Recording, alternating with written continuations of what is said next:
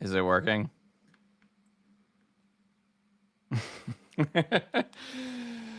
That's annoying. Hi, everybody. So it seems like the NHL has basically put a kibosh on the ability to actually stream that, which is kind of annoying. Hello, everyone. I got, Fed's got my boy.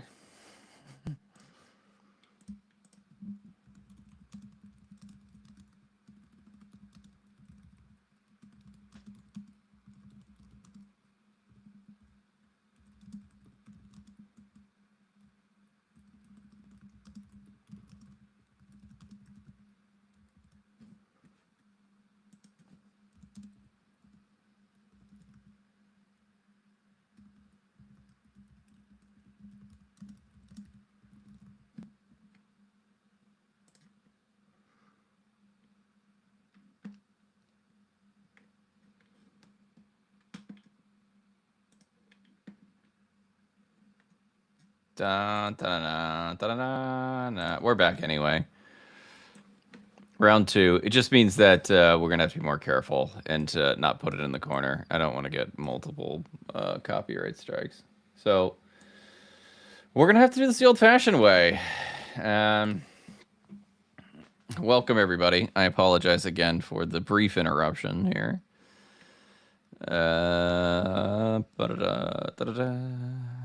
Share it with your friends. Tell people we're still here. We're still here.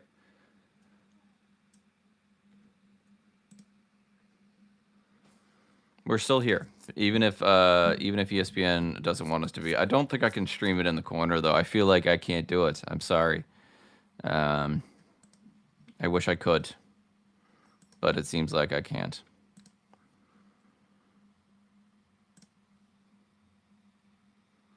ESPN ban any speed run, 100%. How did my? Please tell me we're not trading number 2 for Rensky. I don't know. I hope we're not.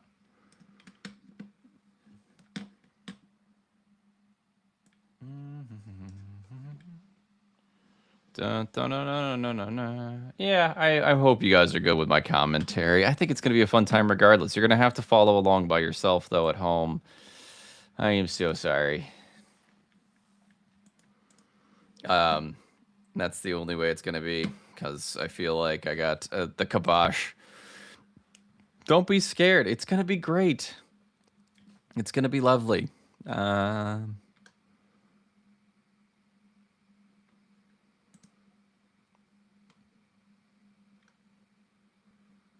Well, why can't I watch the draft? Where is the draft? Where is the draft? It's 7:01. Where can I watch the draft? ESPN.com.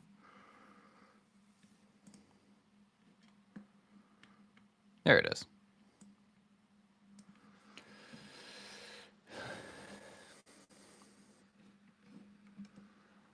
Yes, if you want to see the actual stream in your YouTube channel member, you can see Dylan streaming it in the Discord. So go ahead and watch it in the Discord.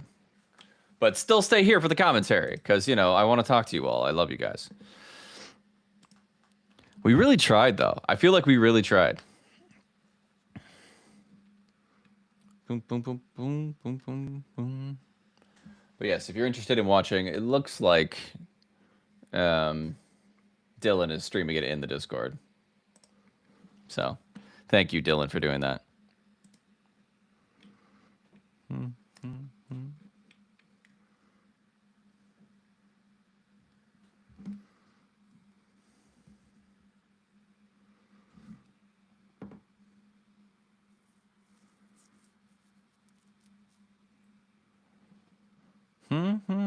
It's 7 a.m. I've been up all night. I'm so sleepy. You gotta stay up, man. Gotta stay up. We're there. We're almost there. We're real close. Brent Clark getting an extension. Good for him. I thought they didn't like him. Paterka's going to Boston.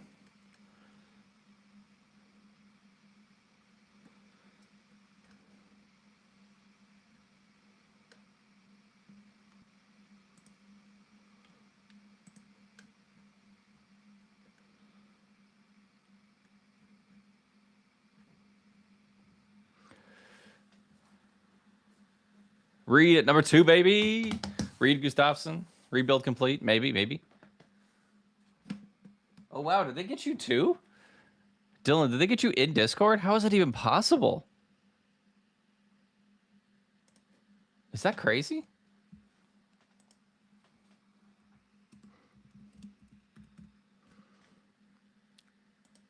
Rocks to Vancouver. I'd love that. I'd be excited.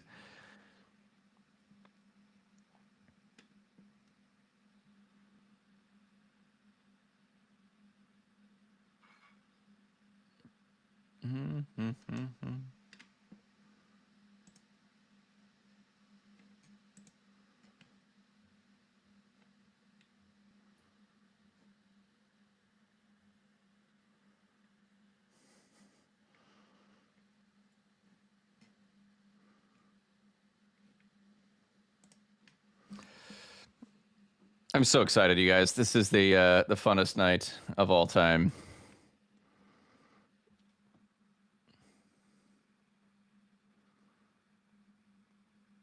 We're picking Reed.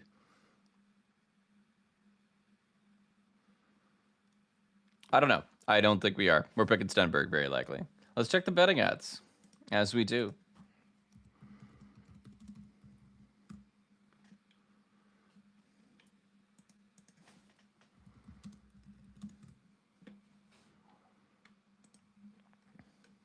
I'm getting excited, you all. You guys.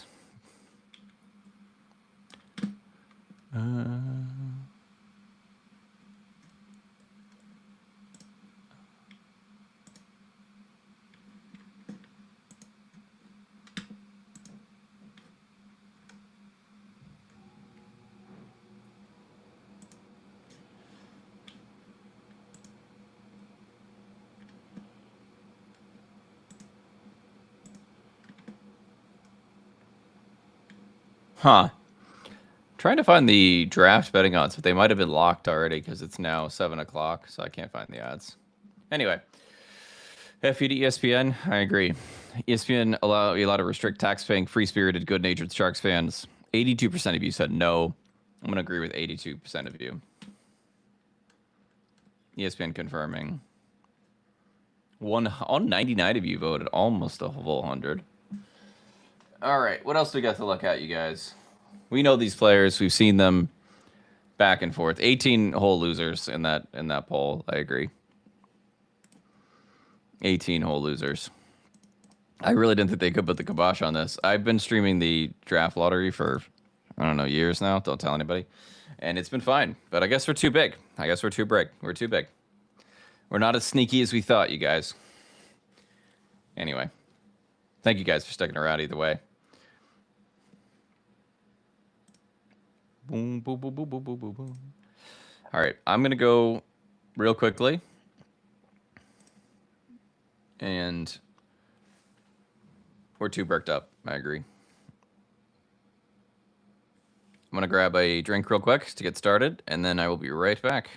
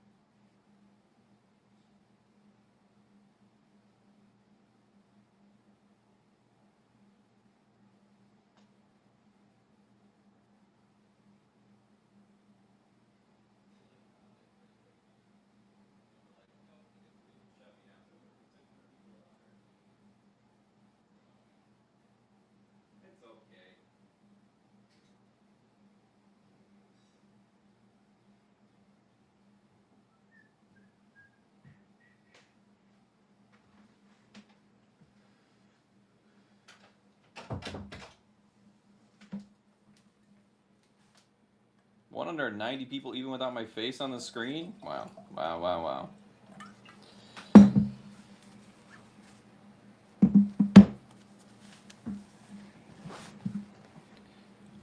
Hello, everybody. We are back.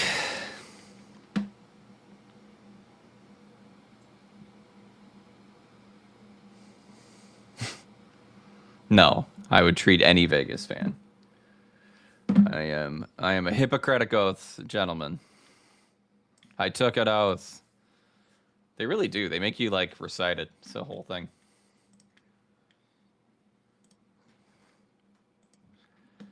It's the whole thing. But every school has their own Hippocratic oath. It's very interesting. Oh, we're getting close, you guys. Oh, there's Gary. We got Gary. We got Gary, you guys. He's being booed.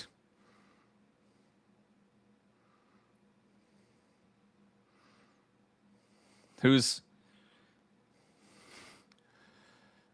I am indeed a doctor.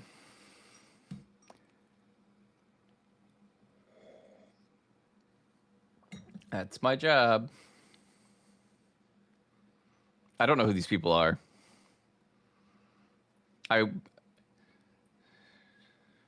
Who are these people? Anybody want to tell me who these people are?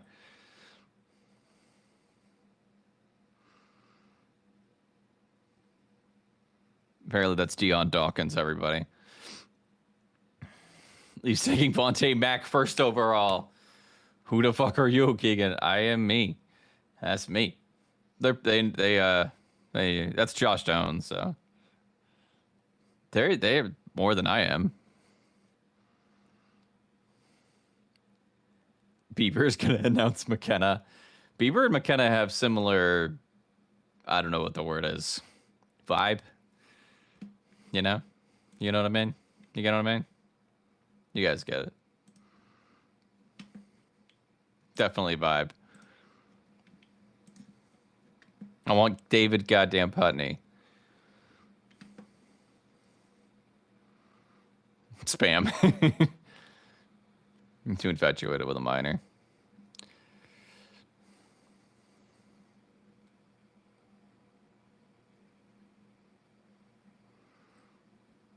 So excited, you guys. We are ready to cook. I love they got Josh Stone out there in a year anniversary when Paterka's getting traded. He was the guy who Paterka was traded for. So he looks like a Val Kilmer. No. Maybe Val Kilmer. Is that who I'm thinking of? Shout it out. Who's that guy look like? How long till draft begins? It's beginning right now, GP 4141. I want to see Dan Boyle roped down for the rafters to make our pick. I'm pretty sure Dan is drunk on a dock right now.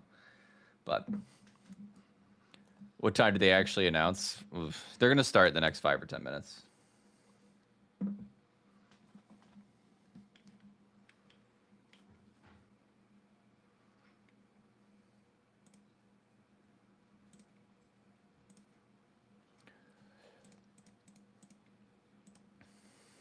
I put those little emotes in there because I want to see what they look like. They're so small. I wish YouTube would make better, bigger emotes for chats. It's so tiny, but you can see myself, Dan, Zubair, Shang.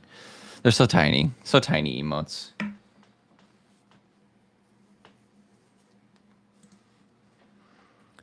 No, that's me.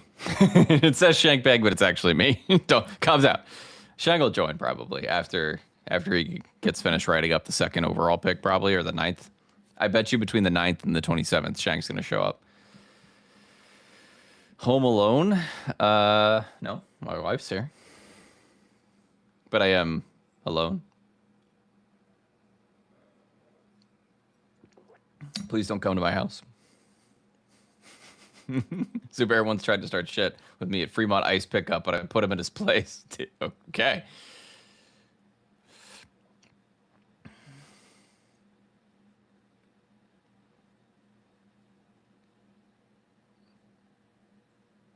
Was he? Shang was on TV?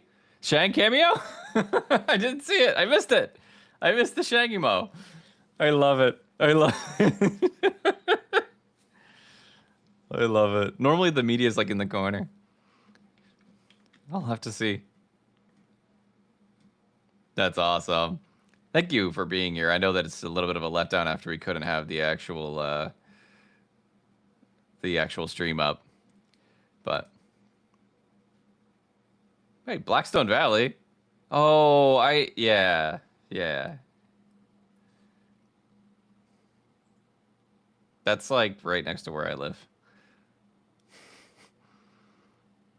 He's typing on his laptop. Yes, he's making trades.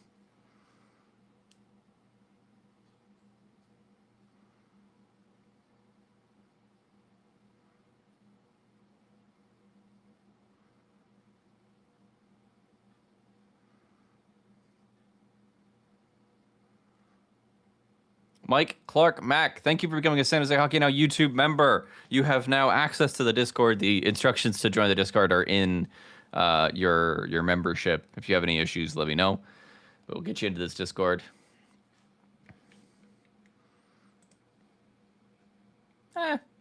He's a little trolly, but he's not so bad.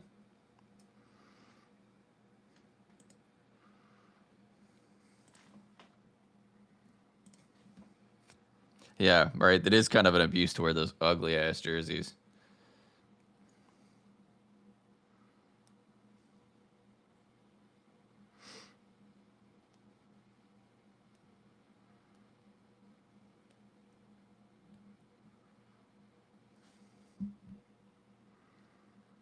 Is Gavin McKenna on the phone?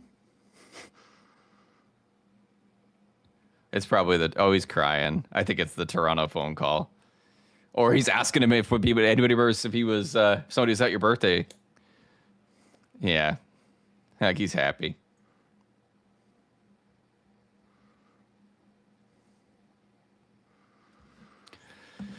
Shanks on Sportsnet. He's on the phone with Kevin Costner. It's like, does anybody go to your birthday party, Gavin? He says, honestly, I don't really remember my 21st birthday. Kevin Costner goes, I don't remember mine either. Hangs up.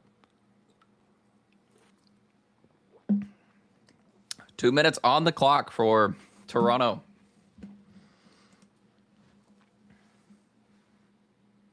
Boston gets Paterka in exchange for a pair of first-round picks, according to Pierre LeBrun. Just trying to ruin the draft for us. McKenna's ridiculous, I would like to say, overall. People slept on him. I slept on him for a minute. But the vision, the dynamism is absolutely insane. He's going to be great. I'm going to put Gavin McKenna 1 selected right here, just because I'm pretty sure no matter what, this is going to be Gavin McKenna. Am I right? Am I right? Like, how can this not be? We'll do this Calibra heading, make a 12. Yeah. We'll bold it. That's going to be McKenna. So if you guys aren't familiar, I make my picks for my own team at the time of the draft before the Sharks make their pick. I've been doing that for, this is my 5th draft since 2022. If you want to read about what team I've created, you can find it at halfwallhockey.net. And this includes when I was at the draft in Nashville and Vegas, when I was in the media room.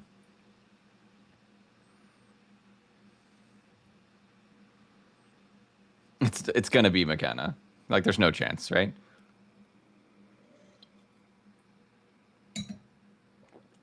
They are passionate.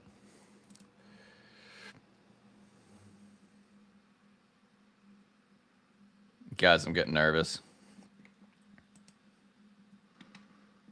I'm getting nervous.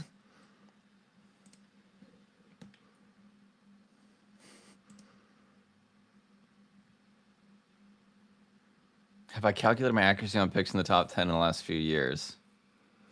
No. Yeah, I think there's a difference between like box and rankings, I think. Is that Justin Bieber? It is definitely Justin Bieber. Fucking Justin Bieber. It's gonna be Stenberg.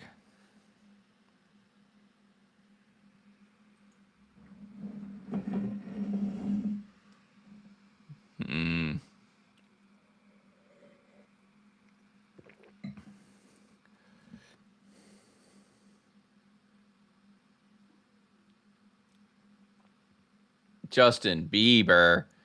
He's looking a little rough. He's had a rough I guess that's not the way to put it. Yes, can you guys just draft him for God's sake?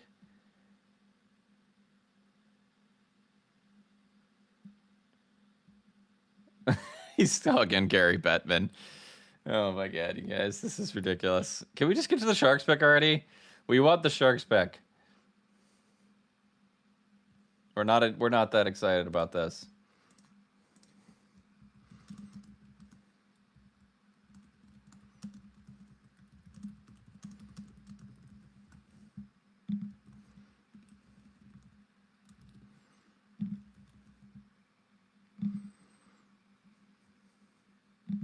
Ken is off the board, you guys. He's gone. We already know it. We know it. We know it. Gavin McKenna, dynamic, electric playmaker with, godly hands, godly vision.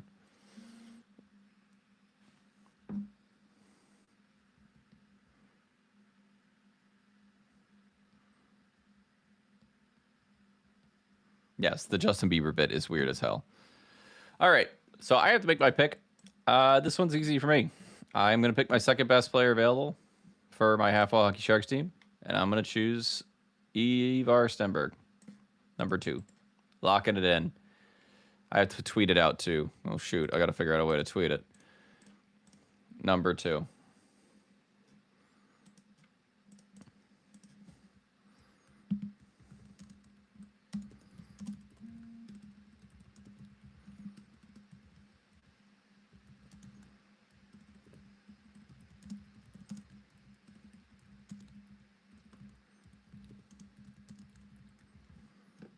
I don't think they're trading it. Picking Stenberg for my pick. In case anybody was curious. Welcome to... You better start learning how to speak San Jose, Stenberg.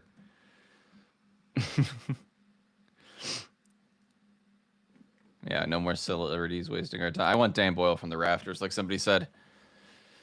Stenberg with the Wenbergs. Ooh. Now you're thinking. Now you're cooking. Or cooking with gas. 246 of you watching. Thank you so much for being here. It's a little bit of a letdown because we can't have the actual stream up, but it is what it is. No announcement yet. I will let you know when they make it, on my end at least. Nobody spoiled the pick. If anything, let me say it first, unless, hopefully I'm as up to date as you all. Austin Matthews.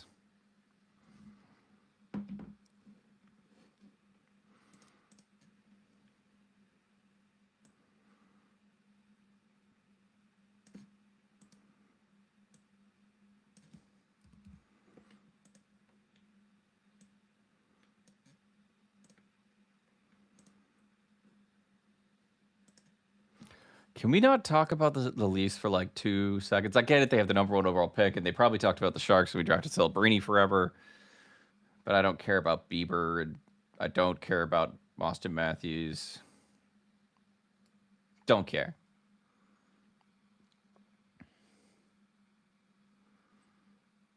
Oh god, they're gonna be on a couch. What the fuck are they doing? It would be awkward if they trade Matthews this offseason. They won't. Sounds like he's fine. Yeah, it's gonna be the same 10 hours. Buckle up, guys. Get your drinks ready.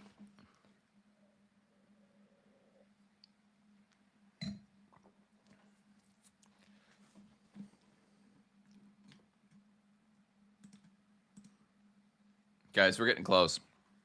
We're getting close.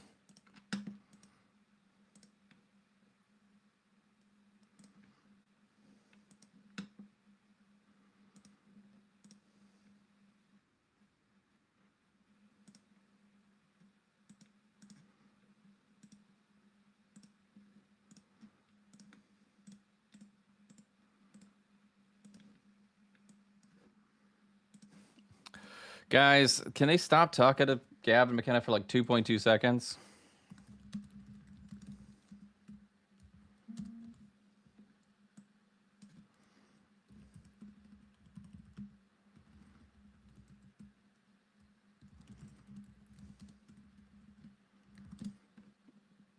I'm getting the sense the draft will be just as awkward as the last one. I think it's less awkward than last time, but it is still pretty awkward. 20 years later. Are the Sharks even on the clock? They just like paused the draft. What the fuck are they doing? They just paused it. It was way cooler when Jumbo was up there on the stage in Vegas and was just like, Macklin Celebrini, buddy. What a cool moment. This is weird. He's got surprises. Is he going to get candy? Is there snacks for Justin Bieber?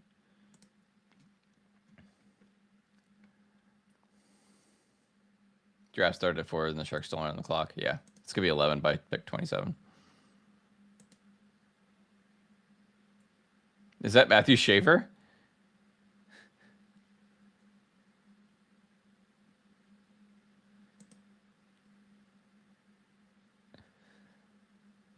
Oh, McKenna. He's a good kid. I mean, he's going to do amazing.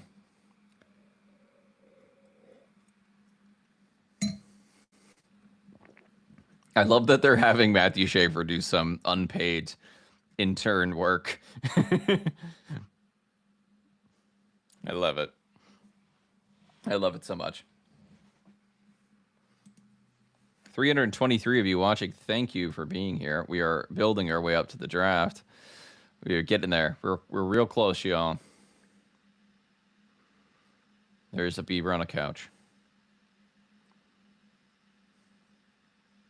Schaefer's like a month older than Stenberg. Yeah, that's true. He is indeed. I love Matthew Schaefer. I wish the Sharks would have got him. He's a great player, great personality.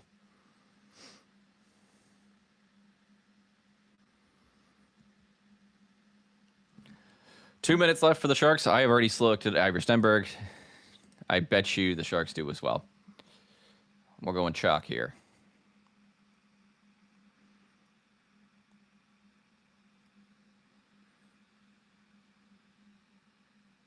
I don't want to hear about Gavin McKenna anymore. Also, Leah Hextall. That hair is impressive.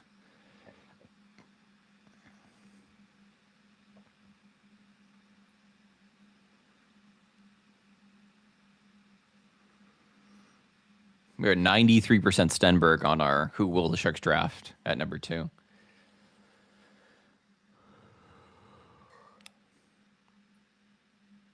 We're getting graded? What are we getting graded by?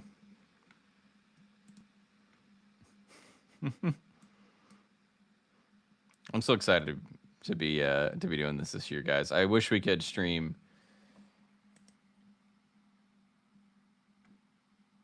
the actual draft, but unfortunately, no. Why isn't our pick in? I don't know.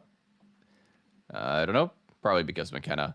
Ryan Bowlby, thank you for giving us San Jose Hockey Now YouTube member. You now get access to our Discord, as well as lots of other perks, including early access videos and content, exclusive prospect clips and videos, all sorts of things. If you want to join the Discord, it should be in the instructions when you join.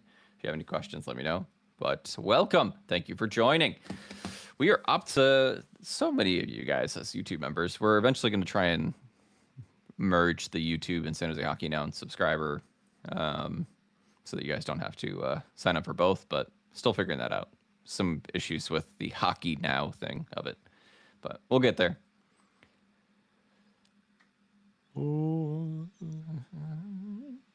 They're going to pick Vontae Mack. The pick is in for the Sharks, everybody. The pick is in.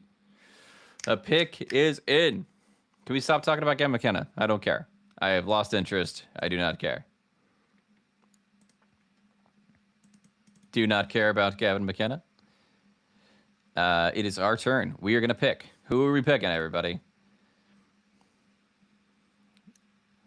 Oh, shut up, Joe Thornton. You're just trolling, Joe Thornton 3852. You are trolling. You trolling.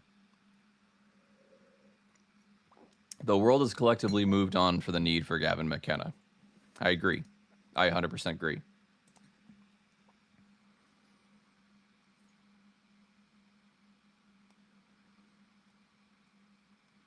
It should cook. Let's talk about Stenberg.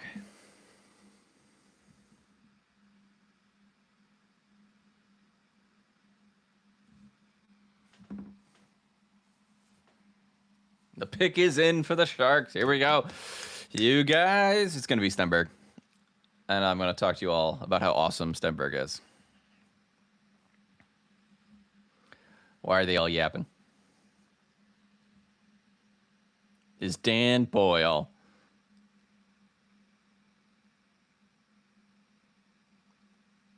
Oh, this is awesome.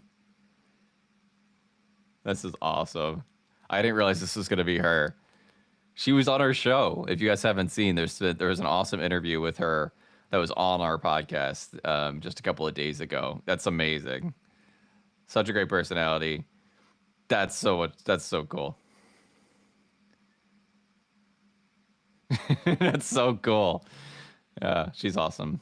Um, she's going to be a great interview. A great person to talk to throughout this. It's awesome. It's awesome.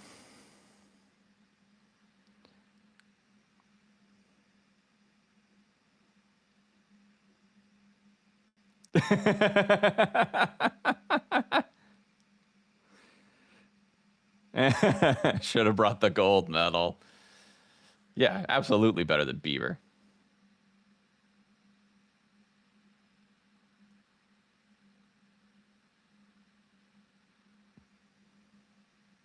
Ivar Stenberg, everybody. Stenberg. Ivar Stenberg. I love it. 93% of you were correct. It is Ivar Stenberg. I love this player. I've loved this player for a very long time. Just a very effective hockey player. Somebody that doesn't really give up any pucks. He is just super good at connecting plays, making sure that his teammates are in better positions to receive the puck. He's excellent. And he's got a great wrist shot. He's also got a lot of skill in him. Can move across the from blue to blue really, really well. So I love this guy. Great pick.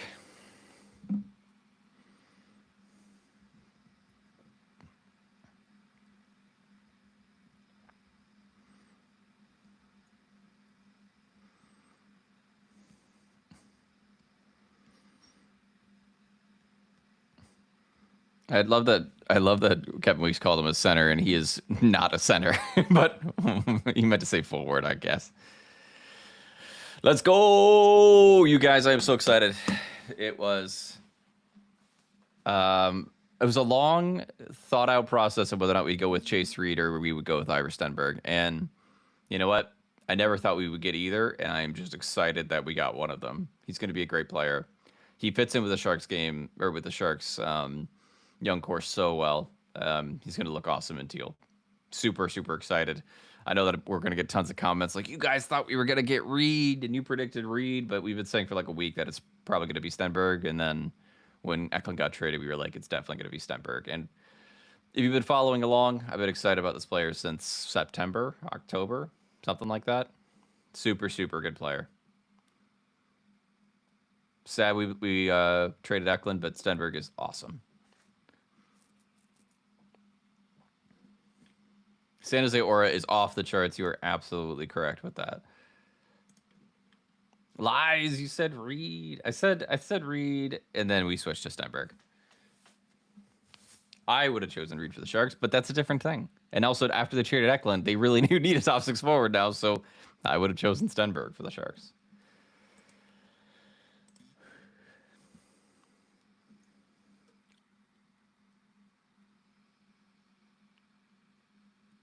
Pavel Dorofeyev to the Rangers. I'm sorry, what? Pavel Dorofeyev to the Rangers? What the hell? What are the Rangers doing? Rangers are like...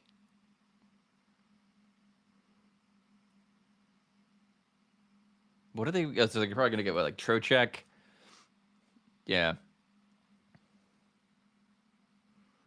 Out of nowhere, Vegas and Rangers are like, well, nobody's talking about us right now. Nobody's talking about us.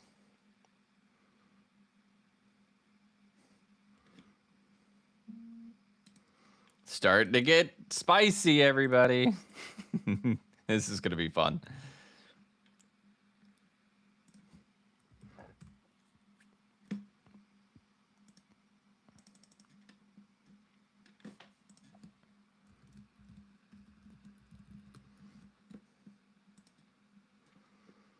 Stenberg.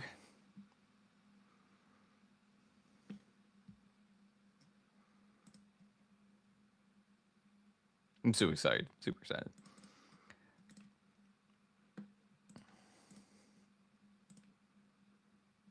Do.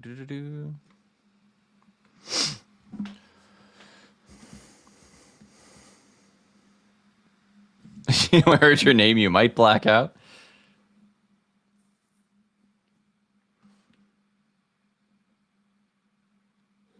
All right, who's going next, guys?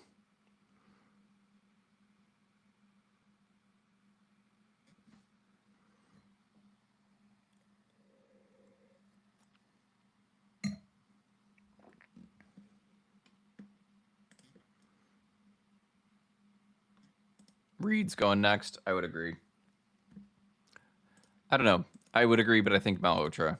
I still think they go with Malhotra.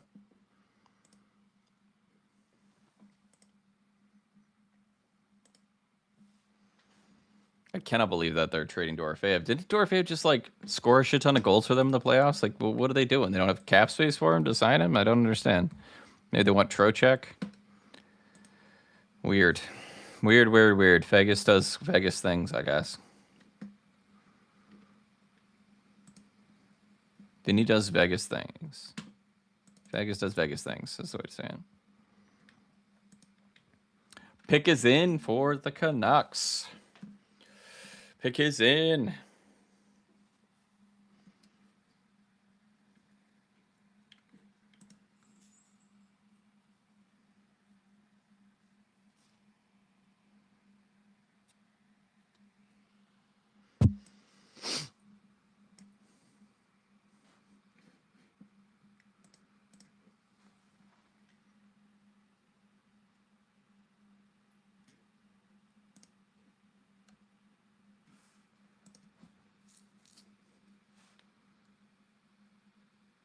It is Malhotra.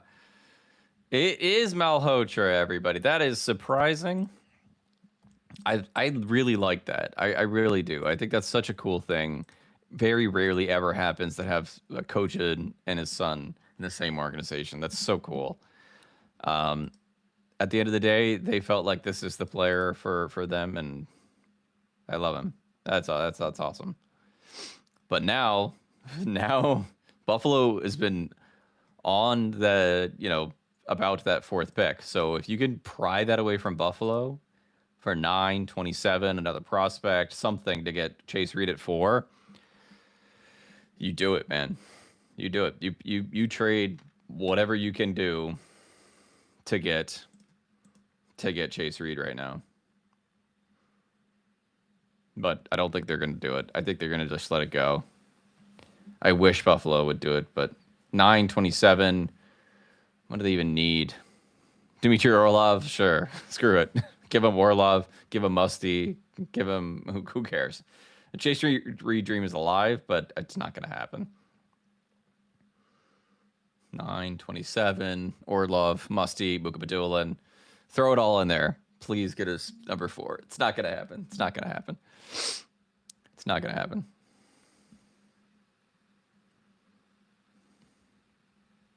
It's not going to happen. Next year first could be added. Yeah. Throw it in there, man. Don't give anyone Musty.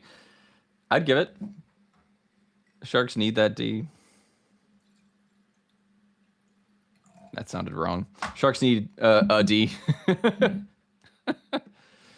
Oh, man. I know they probably don't want any of those players.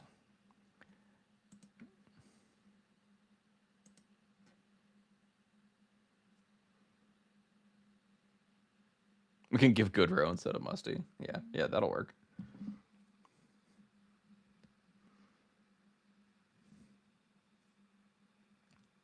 I think the Sharks will trade pick 9. They might trade up.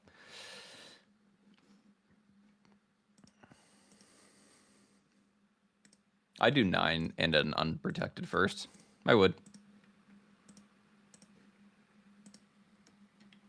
Come on, Vigo, says somebody in the Discord.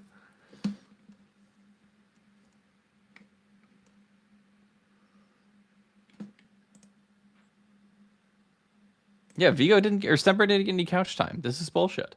This is bullshit.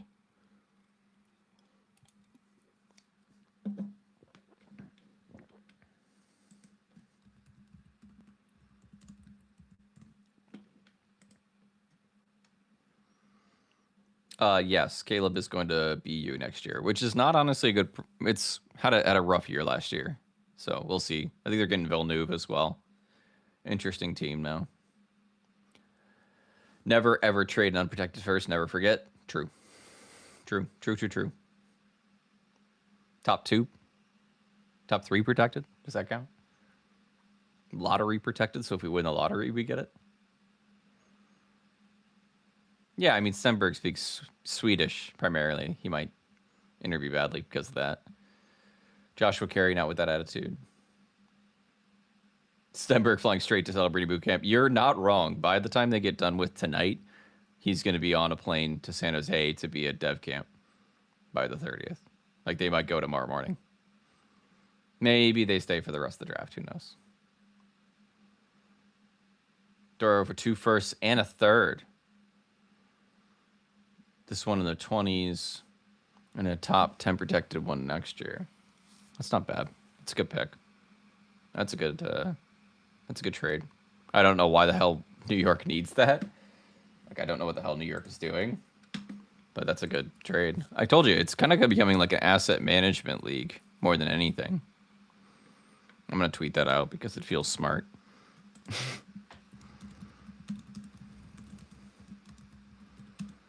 Asset hoarding league, I guess I should say.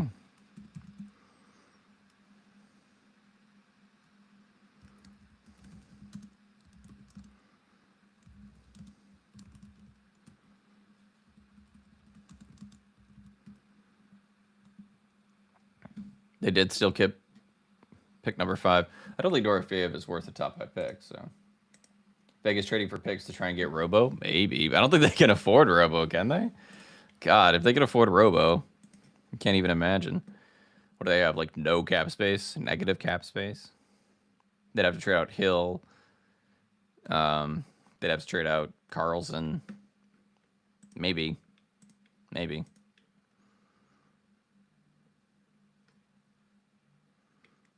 Maybe.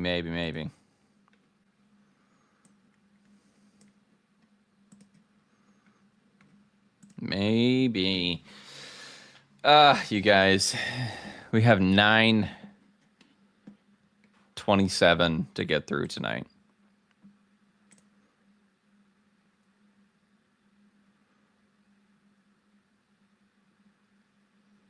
Yeah, 25 minutes for the Toronto pick, 2 minutes for San Jose, 15 minutes for Vancouver. You're absolutely right. I don't know what they're doing. I mean, they're the coolest stories, I guess, but San Jose will be the coolest story soon when we're winning the damn thing.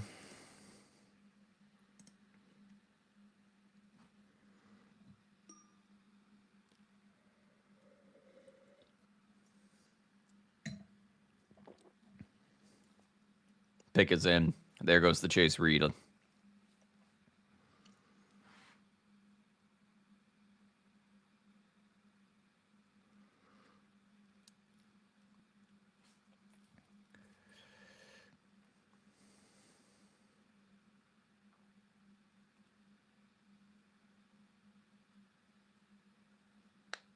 The pick is in. They're probably going to pick Chase Reed.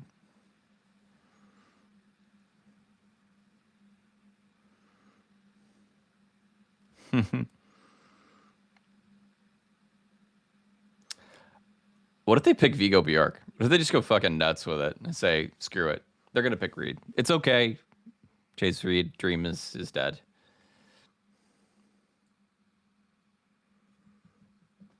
It's okay.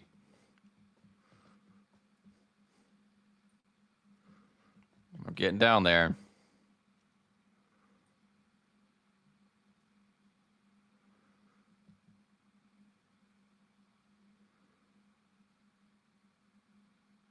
Who?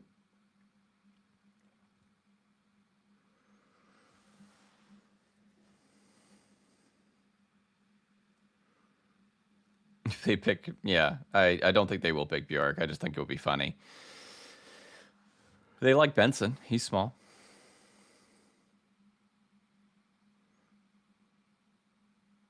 NFL draft. This dude's drunk.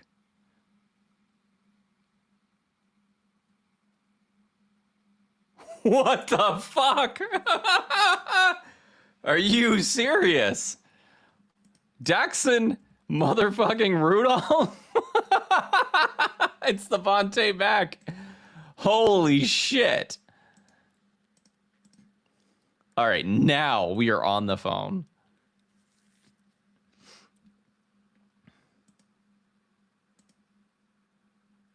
I I love that everybody's compared to Wierenski. It's like the guy who won. Wow.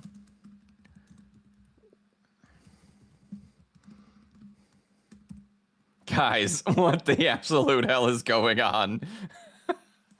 Jackson Rudolph. As soon as they said Prince Albert, I was like, no. Call New York immediately. New York's been on the phone. Call New York. Get 5 for 9 and 20 or 9 and 27. Screw it. Grab Reed. Get it. If they like Smits, you could even go to 6, but because it's there. I don't know. Drury owes us one. Drury does owe us one for Goody.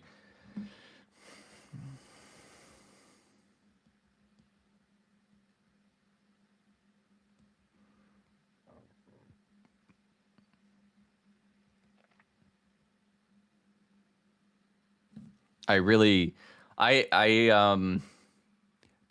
Jackson Rudolph is one of the most divisive prospects in this class. I don't have high opinion of Jackson Rudolph in general, but that's impressive.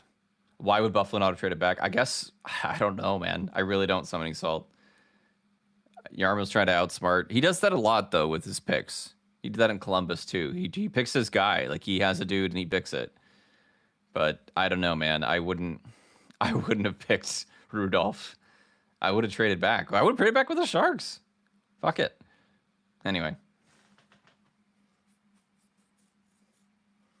Jackson Rudolph is the first defenseman in this draft drafted. That is insane. Insane. Are you kidding me? I I have no words.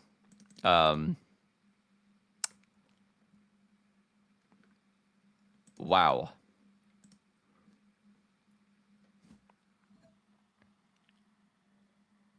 Oh, 100% blue cheese. 100% blue cheese. Always.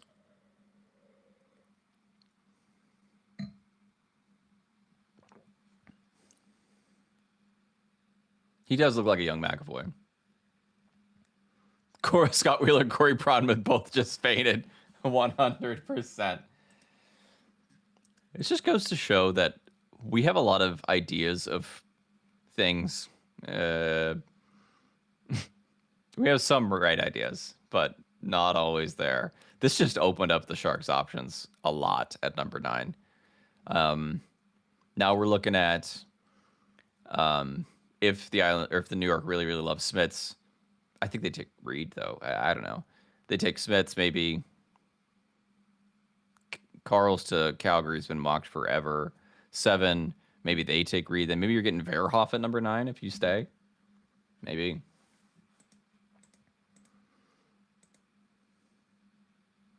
This is crazy.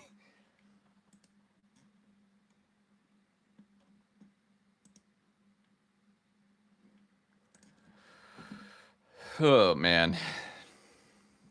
I don't know why he's a Zach Werenski comp. He reminds me of Adam Fox more than he does Werenski. Or maybe not Adam Fox, because he's not as fast. Or Rudolph's a better skater than Fox, but Bouchard?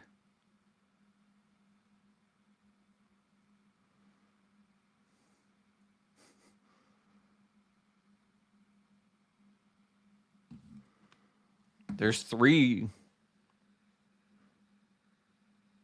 I mean, he's good. Like, I've always liked Rudolph. I've I think he's going to be a good offensive defenseman. I don't think the defensive game is nearly as ready as people think it is. I'm not super high on him. Who knows though? Like Buffalo has a good scouting staff, so maybe they know something we don't. Smits, Reed, Carl's, Rio. We got a shot here to get somebody really, really good at 9. Or if they trade up.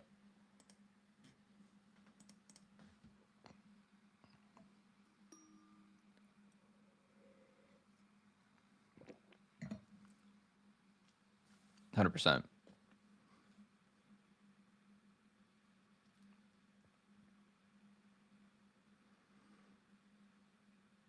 If we get Smits at 9, if somehow Smits falls too, that is the most NHL ready D and the most NHL ready forward in the class for a rebuild that needs that. So I think that would be awesome too.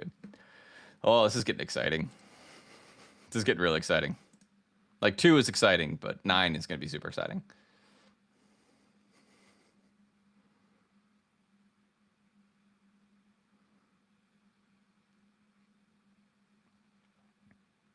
It says Rangers on the clock. They haven't had the pick yet. Greer, pull the trigger. Greer, pull the trigger.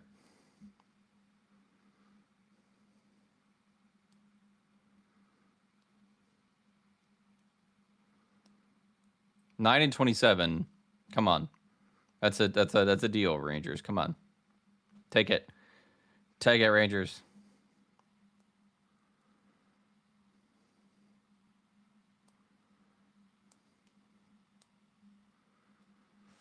Come on. On the clock. 45 seconds left. I don't think it's going to happen.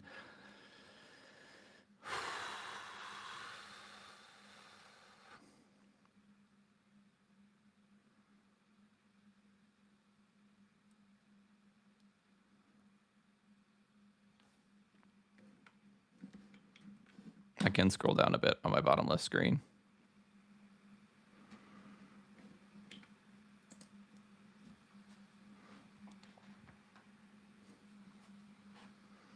Pick us in for Rangers. Guys, the dream is dead.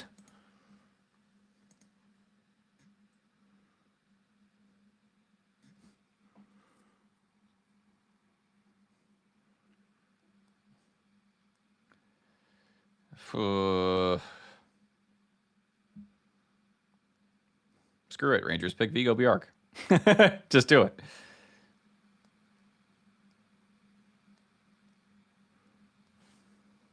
Guys, this is a lot.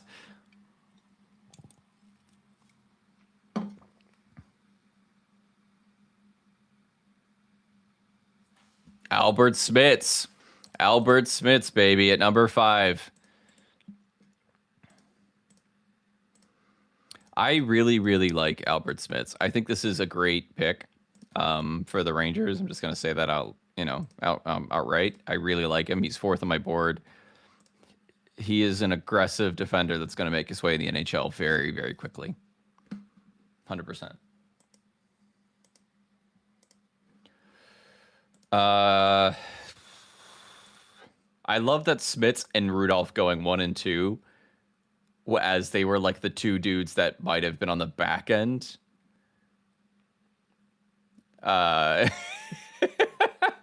Is amazing.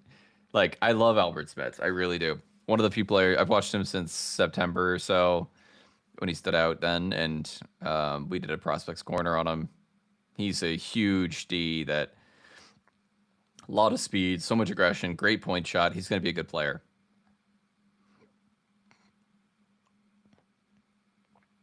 The draft got me pregnant. Guys, we have, what, 4 more picks? And we have Carl's left. We've got Verhoff left. We've got Reed left. Bjork left. One of those 4 could be ours. Calgary's going to take Carl's. Probably. They might take Verhoff, too. I don't know. This draft is weird, man. Everything's backwards. True. Like Dick and William falling. True. Has been traded.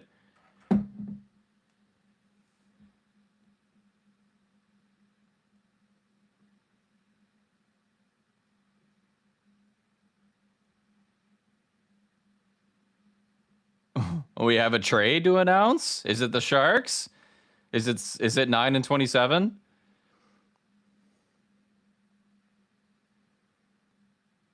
The Utah. Oh. Okay. This is like a tease. It's the Utah and Paterka.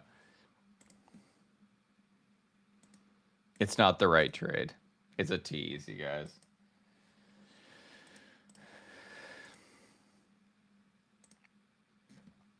That was a tease. I don't know why he did that right now.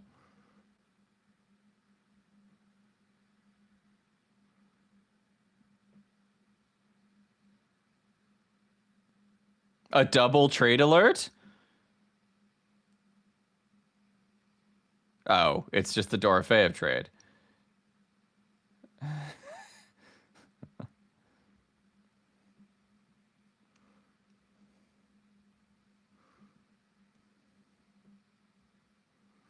It's just the Dorf trade. We need a third alert. 6 for 9 and 27. Come on.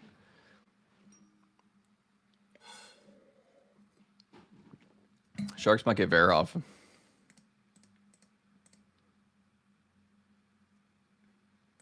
Yeah, I would boo him harder at that point. That's really, really good trolling.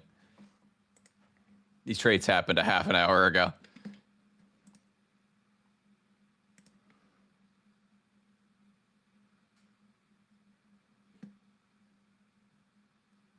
I agree with that, Leah.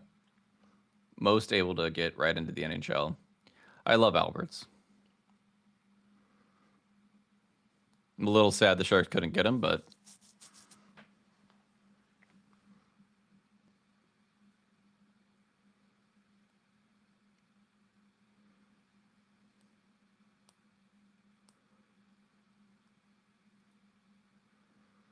basically 0 chance Calgary takes Reed. Yeah, I mean, they've got Nemec, they've got Parekh. It'd be weird, right?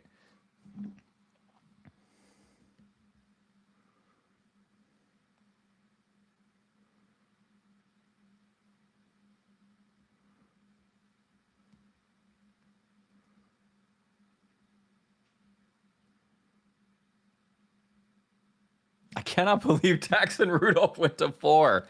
Denver is a good program, though. That's interesting.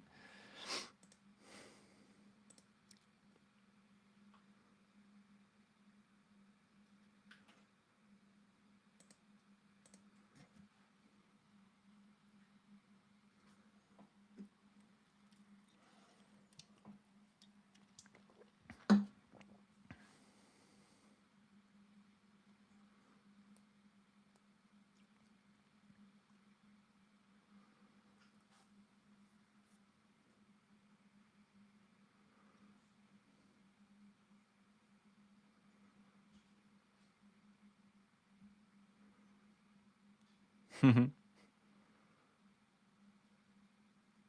feel like anytime Calgary has to be mentioned, they bring up Jerome McGinley or Lanny McDonald, and that's it. That's like kind of sad. You just pull up Lanny with his mustache. Hi, Lanny. I think they're going to get Carson Karls. It feels like they will. It just feels like that's him.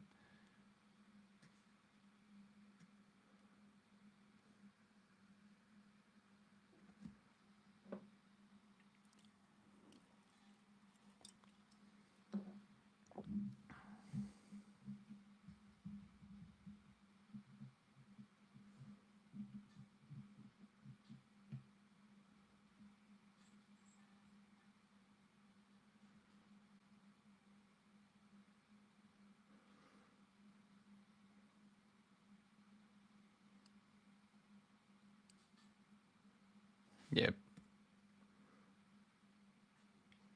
It's Carson Karls for. So Chase Reed is falling, you guys. Chase Reed has now fallen to at least 7. So the Sharks have basically 2 out of 3 to get Verhoff or Reed at number 9, which is wild to me. Absolutely wild.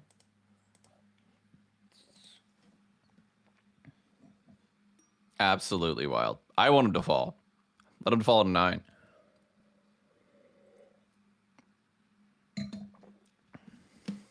This is awesome. This is awesome.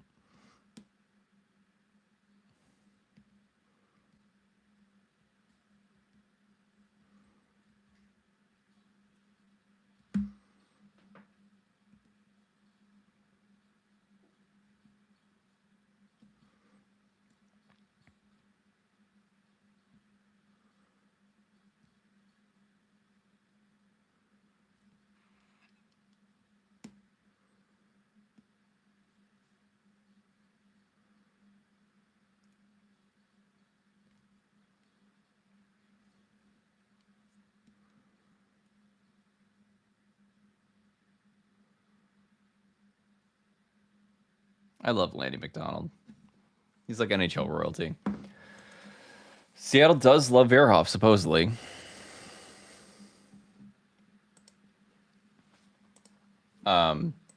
Yes, we still want Chase Reed at 9. Chase Reed at 9 is a dream. I think it's hilarious that everybody who is like anybody was saying things like Albert Smits is going to go last. Daxton Rudolph's going to go last. That's amazing. Including me. Like, I didn't think Daxton Rudolph was going to go 4. I don't think anybody did. But, like, I knew Smits is good. Smits is very good. 6 and 6 for Carl's is pretty fun on my draft ranking. 5 and 4. I'm actually ahead on Albert Smits a little bit. Malhotra. This one is kind of different because we call kind of new Malhotra at 3. What are we going to do, you all? You guys, I think we should all kind of choose for the Sharks as well as choose for me. What am I going to do for my team? You know?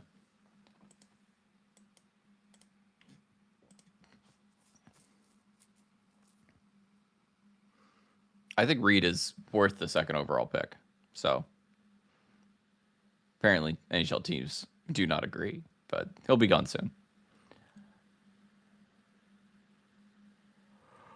Money Mike, go get Reed. I agree. Or Verhoff, whoever falls to us. Yeah, it's going to be Rudolph or Gus. They both might go 7-8, right? They might go like Reed Verhoff right after. I have no idea where Reed is falling so far. Yeah, I don't know. I still believe in him very, very highly.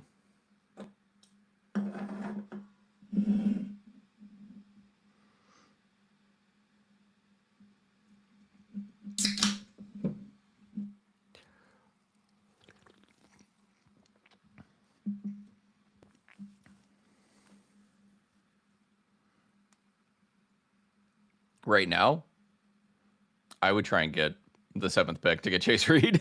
That's 100% what I would do right now. But maybe they had some really bad interviews or something. I don't know. It's tough to say. It could be a thing like on draft day. Nobody went to his birthday party. I don't really know. It never seemed that way to me, but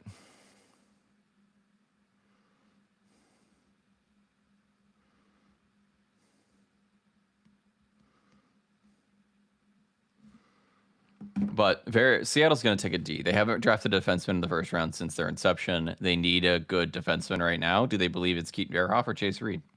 That's the only question. Whew.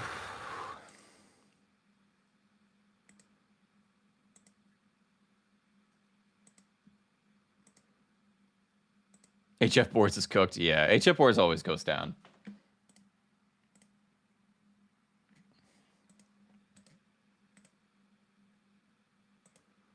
Mo Callahan is just Aaron Rodgers. Yeah, you're right. The pick is in. I don't know. Guys, I'm scared.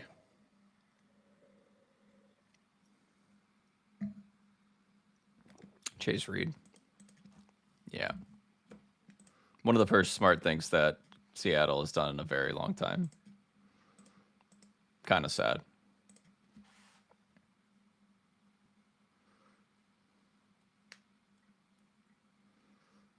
Yeah. There it is. I love Chase Reed. I think he's going to be a great player. One of the first smart things that Seattle's done in a very long time. Maybe they don't love Chase Reed that much. Maybe they like Verhoff better. If they, I mean, I don't know what Winnipeg's going to do right now. Maybe they go with Verhoff and then we're screwed. Then I'm picking Bjork. Cullen could be interesting. Yeah, I wanted Reed too. I really did. I think it would have been interesting. I'm shocked. He's going to be great. He's going to be really great.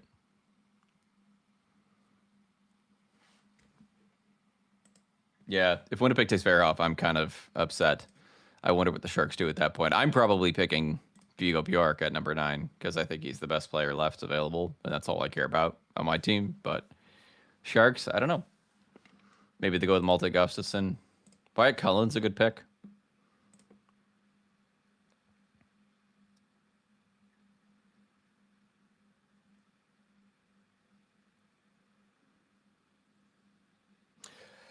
I'm a little sad because it's kind of sad that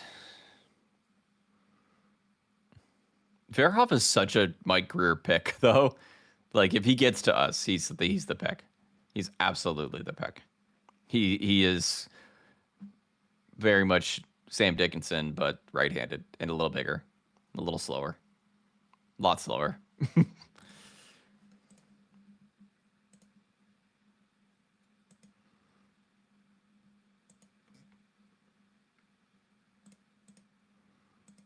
Yeah, too bad we kind of traded Eklund for the 7th pick. I agree. I don't think he thought that it would go that far. I don't think Seattle thought either. I think he called. I mean, maybe. I have no idea. Maybe they don't even like Chase Reed. Like they really might not. I have no idea. Maybe we'll learn after the draft, but I'm sure he called. But once you get that kind of falling value, it's hard to resist.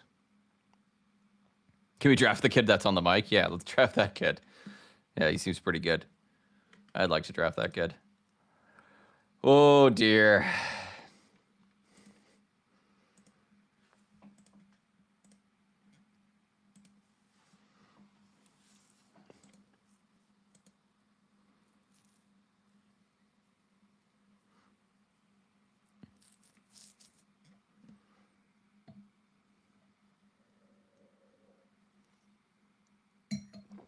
This is crazy. Rudolph first blew everybody's mind.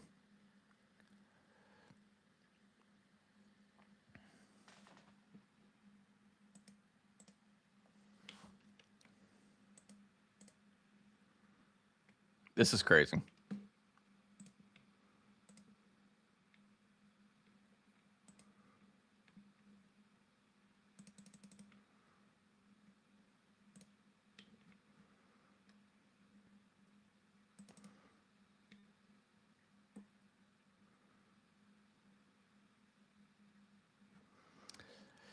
I'm a little sad, you guys. I'm a little sad.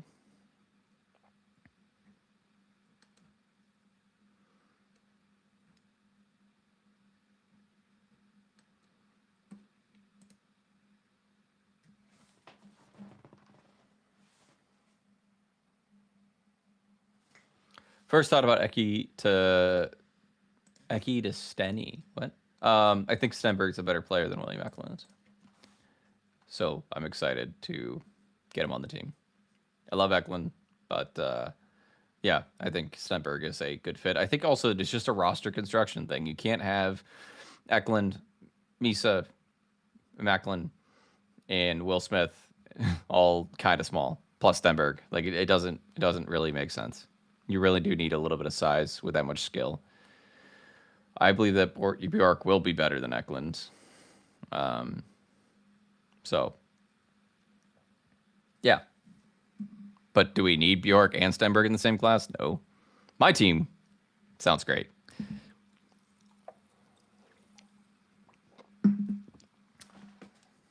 Pick is in for the Winnipeg Jets. I don't know why they didn't trade up to 7. I think Seattle probably didn't want to do it, or maybe San Jose thinks they can get Verhoff.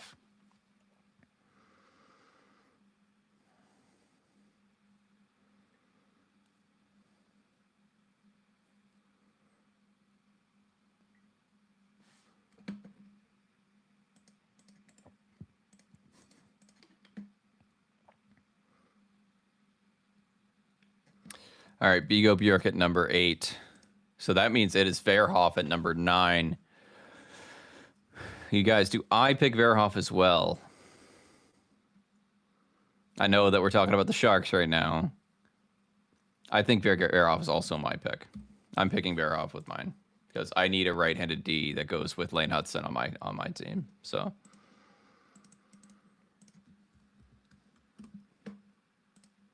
Sharks get the pick if they want it.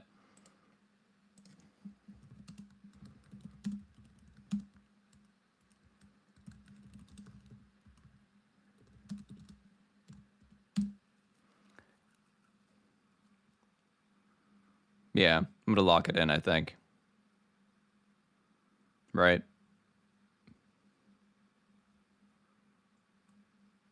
I think I'm going to lock in Keaton Verhoff.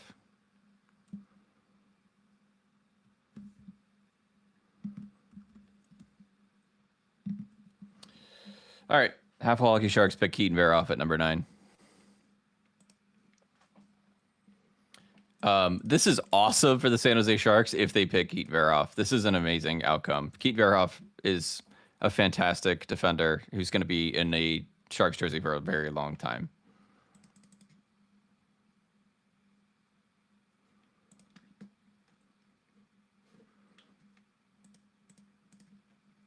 Yeah, the remainder that I've got to choose from, maybe Wyatt Cullen. I'd think about Tynan Lawrence. Maybe I'd consider Malte Gustafsson, but I have left-sided D for days. I don't need Malte. I don't need another center for my third line. Wyatt Cullen would be an interesting swing, but I just got Stenberg. I'm going to pick Keaton Verhoff. I think that's the perfect right-handed D for me. All right, let's see what the Sharks do after I have chosen.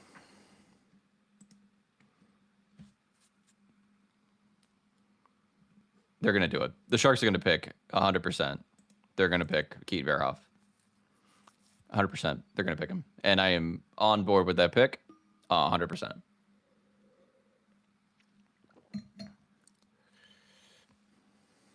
Yeah, they can't not pick Keaton Verhoff right now. You did mock, Verhoff to the Sharks this morning, I think, if I remember right. If it was you.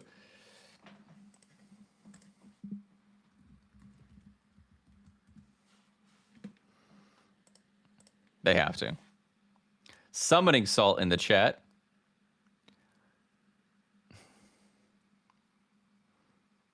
He does need better feet. That's all he needs.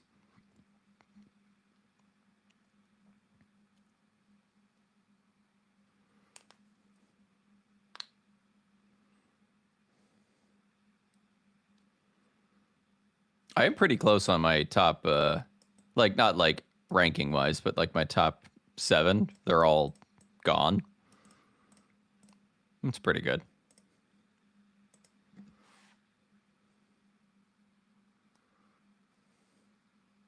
Yeah, I like that too about what Cam Robinson said. Like, I've got to get better feet, and he does. He needs to get better.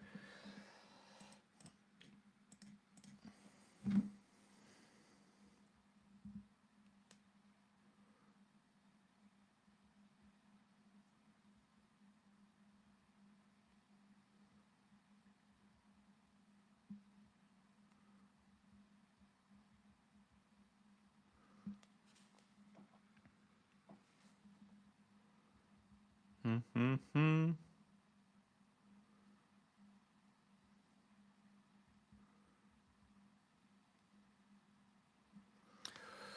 All right. Fairhouse stays at UND. They get a comparison with Reed, Carlsborough, who will also be in the NCAA. Yeah, and we can see who does the best. It's going to be great. I think skating is often one of the things that does improve with prospects. So I think he can do it. And Verhoff, again, I've loved this guy as well for a long time. He just kind of fell off in the end of the year. It's a long season. The pace got caught up to him. And I think with more time, this guy has all the tools to be a top 4, possibly number 2D in the future, and that's good. I've always compared him to like a Noah Hannafin kind of type.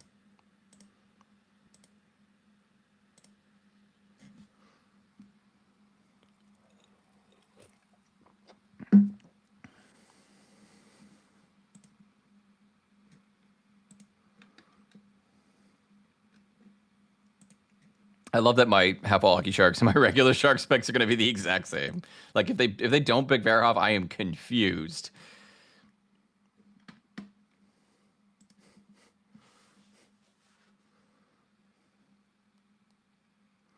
I really do wish they would have gotten Chase Reed, but it's okay. I think Verhoff's a great, great, great D for William Eklund.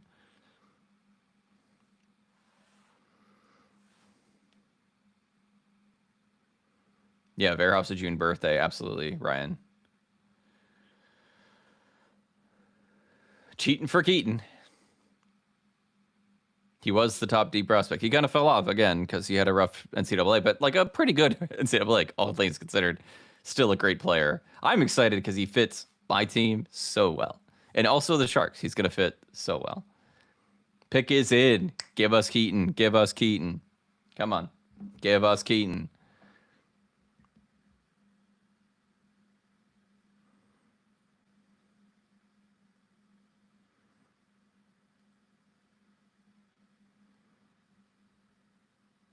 Layla, come on back in. Watch they pick like Adam Novotny. Somebody fucking random. They won't do it. I love Layla so much. I'm so excited for her to be on the podcast. You guys have no idea. She's awesome.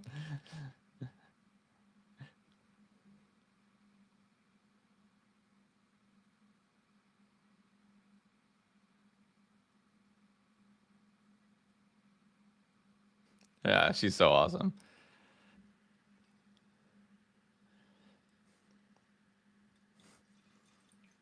There we are. Keaton Verhoff. Woo! What a draft. What a draft, guys.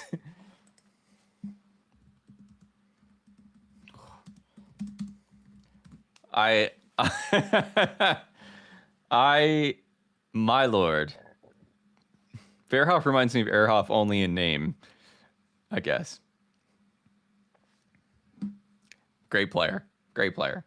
Like again, could be a little he's such a career pick. He reminds me of Dickinson so much that there is the size is there, the raw talent is there, his hands, his offensive ability, his defensive ability. It's all there. There's just the processing has to pick up.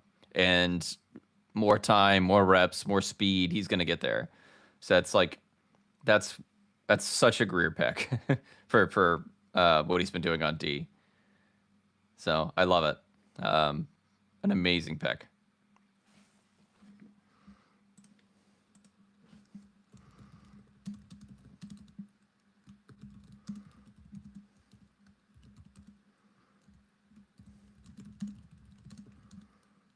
Yeah,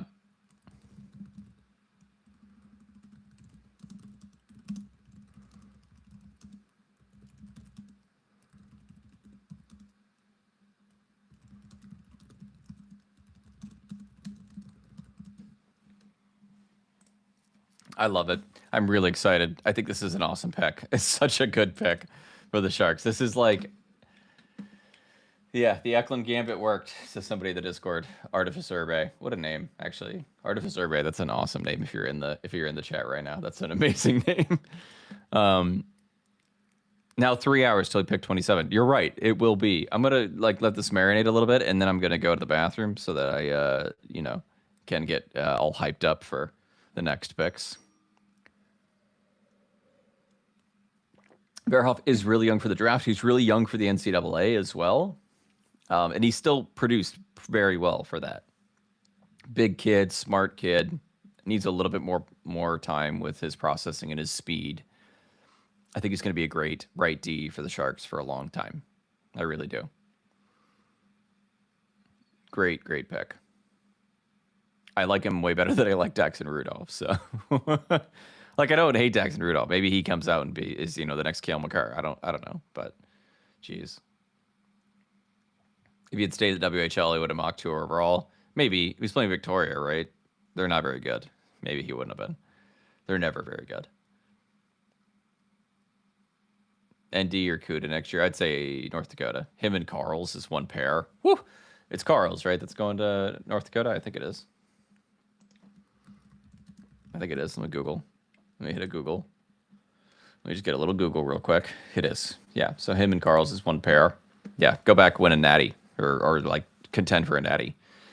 And then go to the CUDA at the end of it. I think you'd be ready at that point.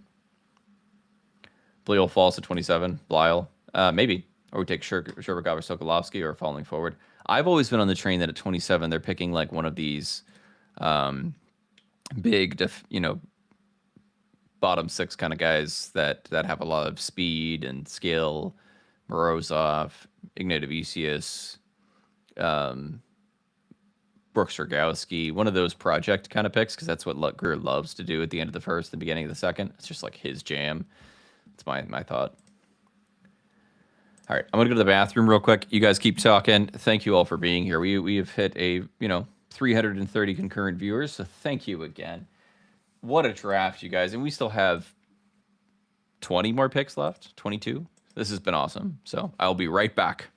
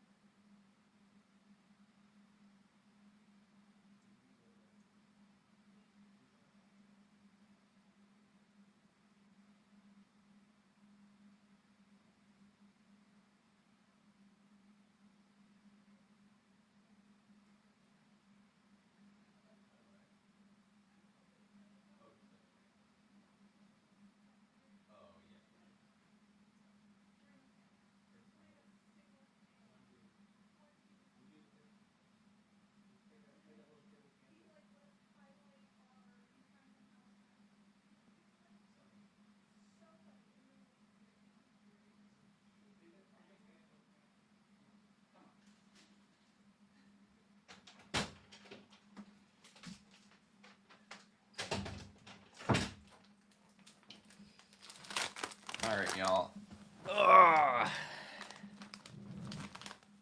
We are back. We are back. Wyatt Cullen going in top 10. I thought he would go pretty early. Wyatt Cullen is very good. Look at that lanky kid. He's got some room to grow. I checked in with Mrs. Half All Hockey as well today, just now, I should say. And her thoughts were, I hate it when teams don't have like someone selecting their pick, when they don't have like Layla Edwards, when they don't have even Justin Bieber, when they just have Gary doing it, because like you could just go pick a random fan that like has cancer, or like a random, behind the scenes staff member of your team that doesn't get any love. Put them on there. So just her thoughts, my thoughts as well. Thank you, Knackley. I just noticed that as well. I put 9 in there for the Sharks as well. Sharks and myself are aligned, and to remind everybody, I pick it before they do. So GM, go get the Ruck Twins. Maybe. Don't think they're first rounders, but maybe. Well, one of them maybe, but it was bothering me too when I noticed it. It just I didn't realize it at first.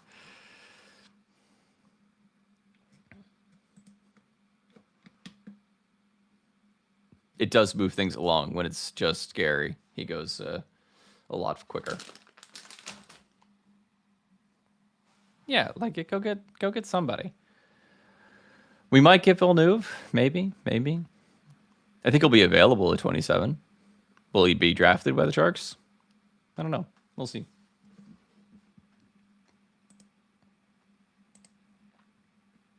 I hope St. Louis makes 4 picks in this draft. That would be amazing.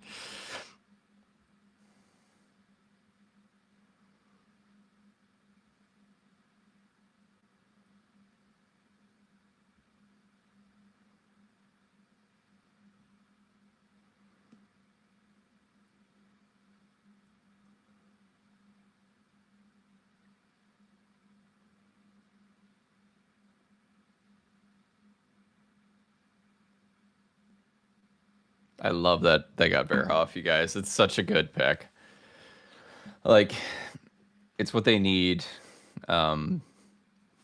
He's farther ahead in his development than a lot of other guys, so I like it a lot.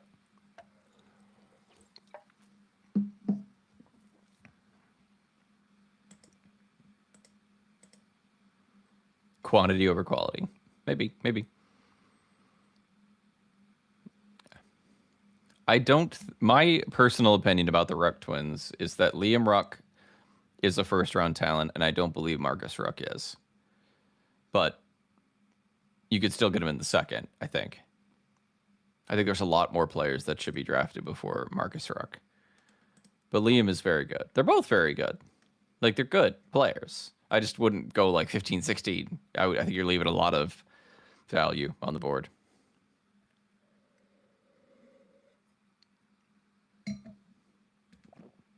I want to give myself a little pat on the back here for my first 11 picks. Like, all of these were selected in my top 11 ranking. This is my personal ranking. Just to kind of give that a little bit of love, because this is pretty good. Like, it's not an order, obviously, but like, man, it's pretty good. We'll see if Tiny Lawrence becomes the next one. He's probably going to go with one of these St. Louis picks if they keep them. I think New Jersey feels like Belchitz for sure. The 11, this feels like Gustafson. I feel like St. Louis is going to go Gustafson.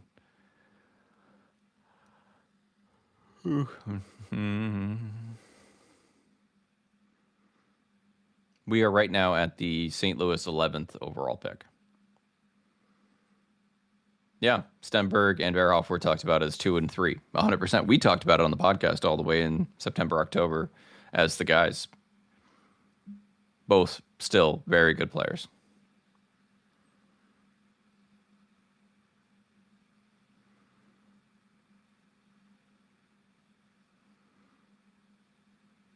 Gleb Pugachev.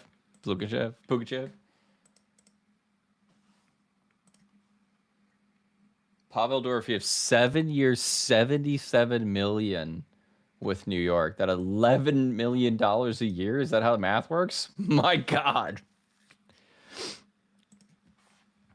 How much was this, like a career year for Pavel Dorofeyev? And he's never scored more than this? Like, what the hell? There's so much money.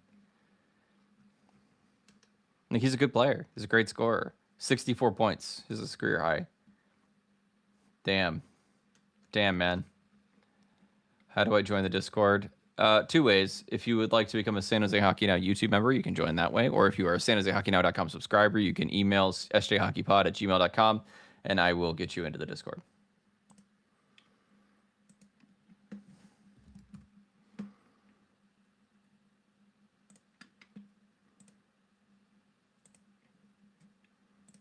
And also, if you've been waiting,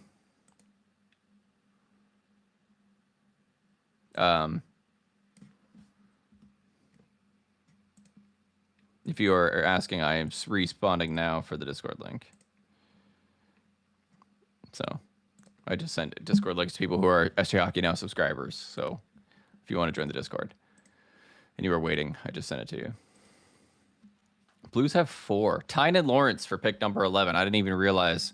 That is 11 for 11 for my top 11, I would like to say. I would like to pat myself on the back. 11 for 11 on my top 11.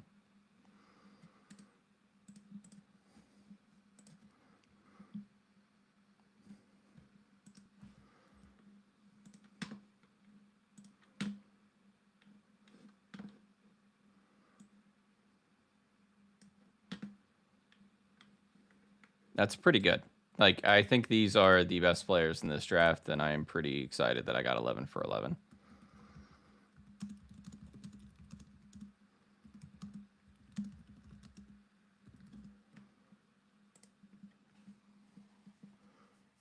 Like, they're not in order, obviously, but like the top 11 players being picked in the top 11. All right, I'm going to stop. I'm about to stop. I promise. I promise. I promise.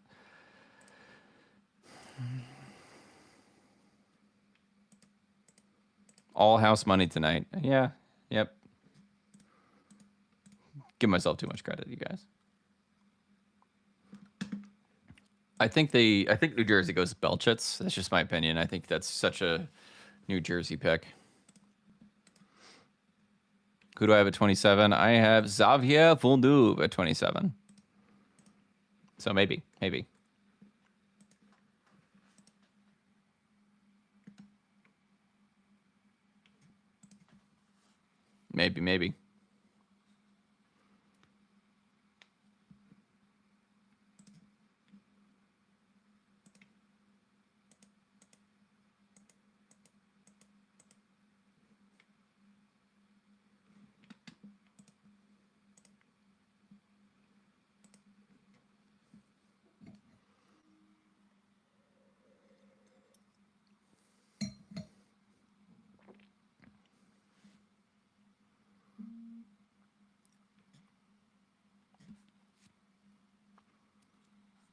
Yeah, it was an amazing coup by the Sharks.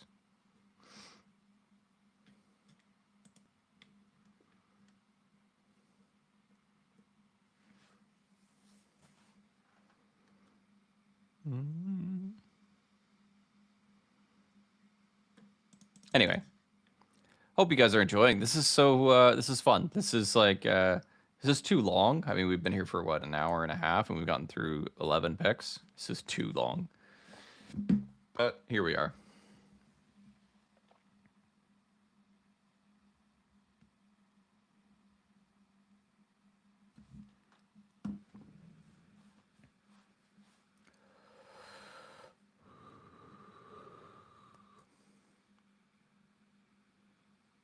I think we should pick D for 27 as well. I think that's a great idea. I think there's going to be a lot of good options around Villeneuve, Blyle if he makes it, but I think he's going quick. I think Blyle's going to go to St. Louis at 16. That's my guess. Piparainen, Sokolovsky, Sherbakov. I can't ever say his name. A lot of guys, for sure. I really like this player, by the way, if anybody's interested for tomorrow when we're going to have another probably less attended live stream of Timofey Runso, who's an overage player. I really like this guy.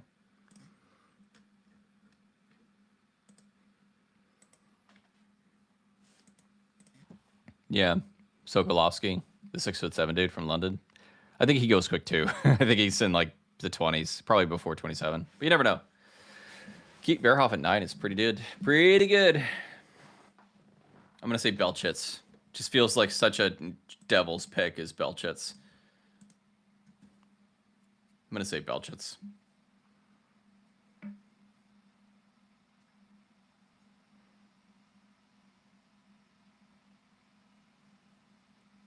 I hope they get Blyle at 27. I really do. I think he's I think he's kind of a good balance to Verhoff. Fast, great skater, great puck mover. I think he's a great option there. That's what I'm hoping for, but we'll see. We could look at left-handed Ds for sure. We have Dickinson and maybe Salabellinius. We don't have a lot of future picks on the left. Mukabadulin, but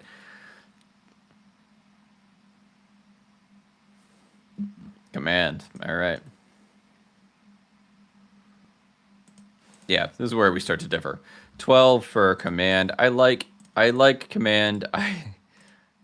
Nico Heischer is like it's a lofty projection. I see him more defensive. I see him as a good third line center. I don't really see that high end offensive creativity with him. So, just my opinion.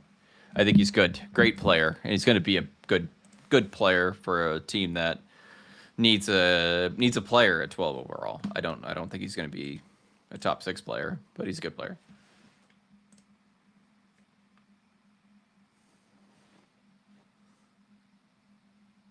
Christian Dvorak's fine, comparable.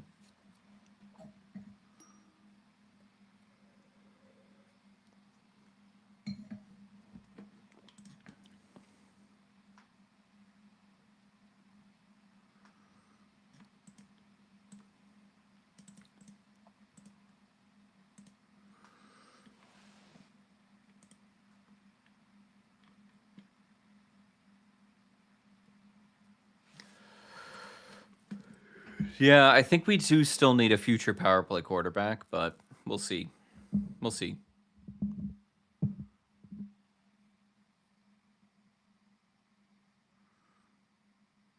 Picks in the teens do get traded. I mean, you can still zone out if you want. Just leave the stream up. Helps with the views. But no, they do get traded.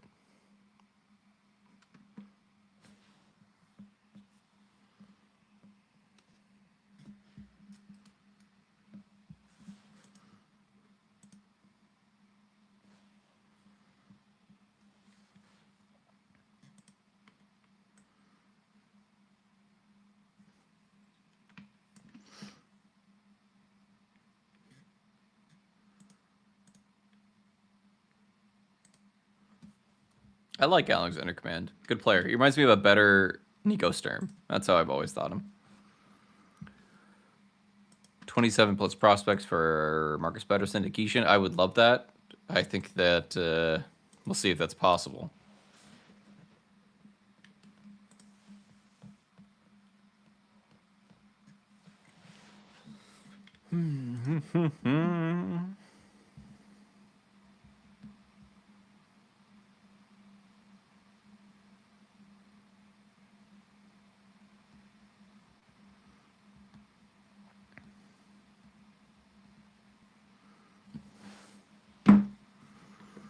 So it turns out that my tier list, I think, was 3 too short. Because I think if I had included 9, 10, 11 in this tier, I think that makes sense.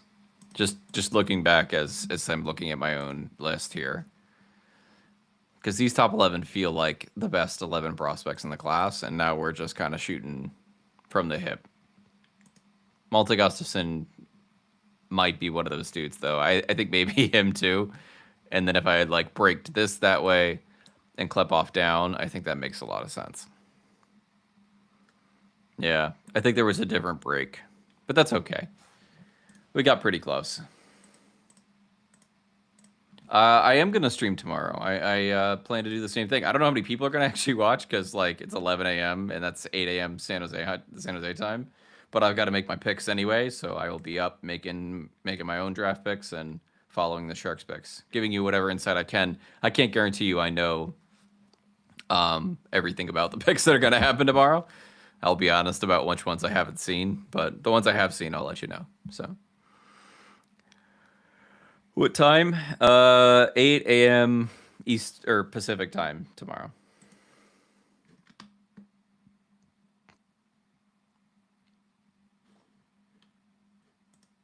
Adam Golsher. Yeah, I like him. I think he's a solid defender. He's kind of like that Juho Piparainen-esque, but a little bit not as solid, I think. I have him at 50. But I do think he's a good player. I think he probably will be a first-round pick in the late 20s. I like him. I don't think there's a lot of offensive upside for him. but I do. I think he's a good player. Big guy. Saw him make a bunch of like weird plays offensively that gave me a lot of pause. Guys like Jakub Dvorak kind of come to mind if you remember that guy from a few years ago. Kind of same thing where he's like big, he's got, some command of the ice, and you're like, oh, this could be something, and then he just kind of doesn't really turn out to be much. He kind of reminds me of that. So he went second round. Jakub Dvorak did in 2023.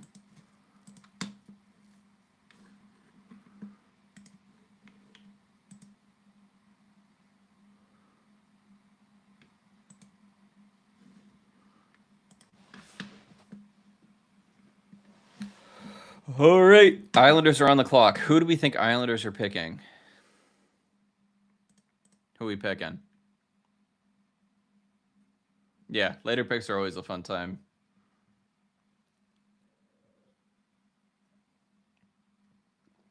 I love Klepoff.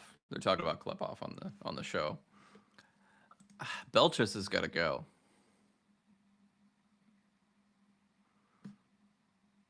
This takes a long time, Ryan Bolby. You are absolutely right. So thank you all for sticking with it because I'm sure we will pick back up as 27 happens.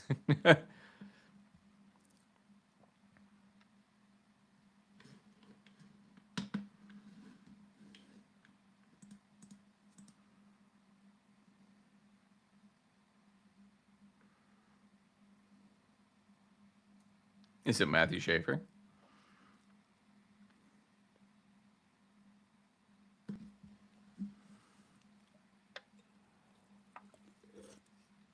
I'm enjoying the afterglow too. Evil Ducks, thank you for being here. I can't believe Keaton Verhoff is a shark. I agree.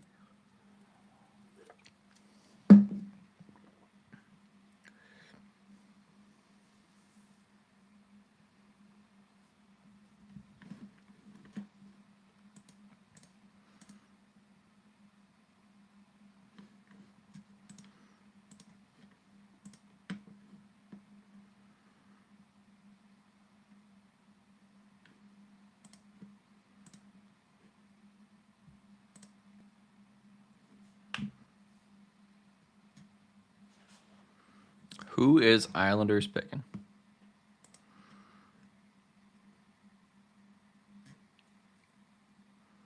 Malte Gustafsson. Great pick for the Islanders.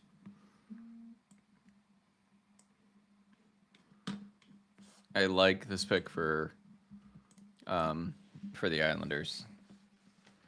I had him ranked 12. He goes 13. Great pick.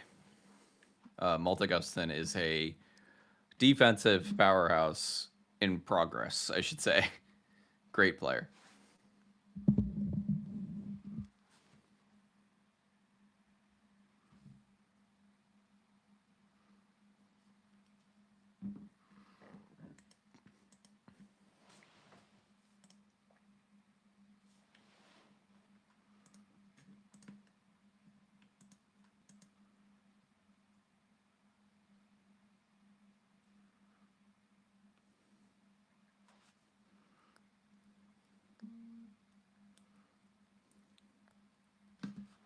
How far did Verhoff fall in the last few years? Just this year. I think he was very high coming into this draft. He played in North Dakota. He was put into every situation, and there were times when he looked behind the play with his feet, with his processing, and that's the reason why he fell. But the skill is there, the shot is there, the defensive acumen is there. He just needs time. Like, he really does. He's going to be one of those guys that, like, when he comes out, is going to be a great top 4 defender, and you really hope he's a number 2 defender at the next level eventually. But all the tools are there, though, like, other than his skating. And if you improve that, I really think that this is a really good player. Verhoff, I thought he was going to Seattle, but that was before Daxton Rudolph went at 4, and Daxton Rudolph honestly threw off everything. Because Buffalo really likes Rudolph. But he was in that range. Like, he's still in that same tier as everybody else that went. So 9 is not a super fall for Verhoff. Chase Reed falling to 7 is a fall, but it's interesting.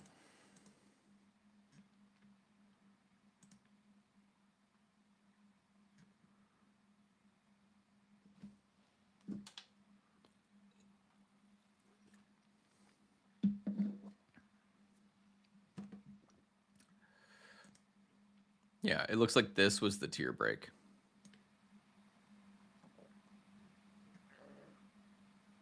Anyway. What a fun time, you guys. I'm having such a good time.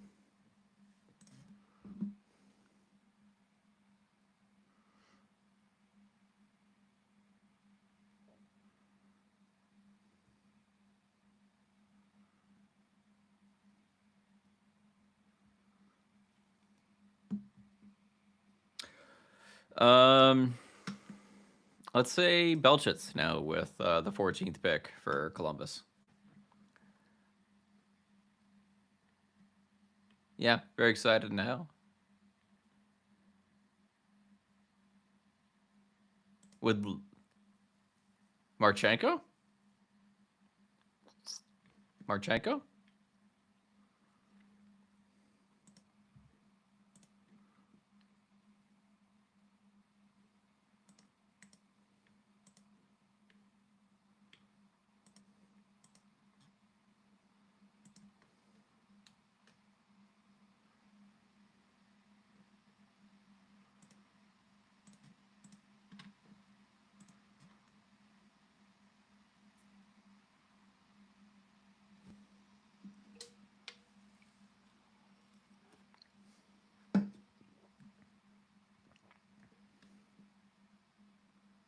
Yeah, I know. I'm looking at all the like Stenberg and Verhoff highlights, Brad Fitz, and yeah, it's awesome that we have two really, really good prospects out of this draft in a year where we were close to making the playoffs. That's amazing. Yeah, somebody who told me Verhoff and Stenberg. Yeah, I'd be like, well, how did we do that? Did we tank and then Edmonton lost a bunch? Like, how did we get 2 and 9? That's the second time that Greer has done something where he's targeted a draft range for a defenseman and gone, there'll be one there, and they were. So that's awesome.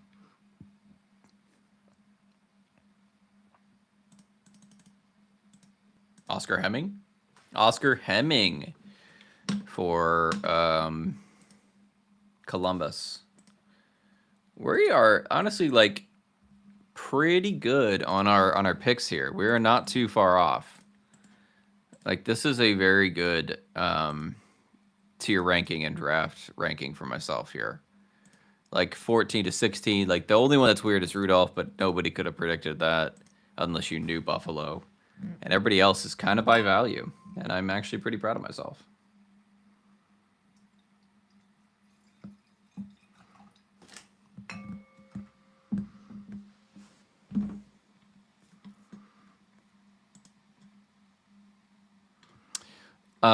Pretty soon Belchitz is gonna go, and Ryan Lynn, I think. I think we're going soon.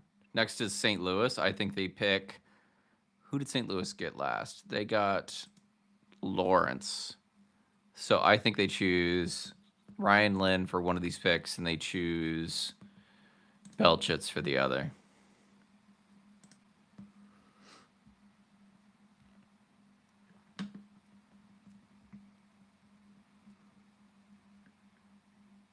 Mike Grier's best GM in the Bay Area? Probably. Ruck Twins time? Somebody saw. I don't think that both of them are that value. Like, I really don't. It'd be cool, but I don't think St. Louis does that. I think they're just gonna pick good players. Like they've been doing forever. Pick Dvorsky, pick Snuggerud. They just pick good, solid players.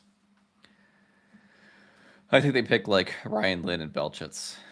If they pick both. I didn't think anybody thought Chaser would make it past like 4. That kid's good. Like 7 is crazy to me. It really is. I think that player is way better than 7th, but we'll see. You never know. Maybe there's something we don't know.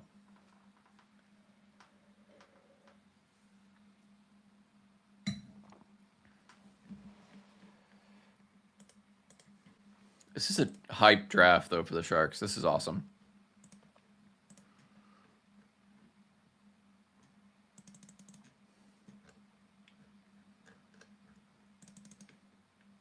Hype, hype, hype.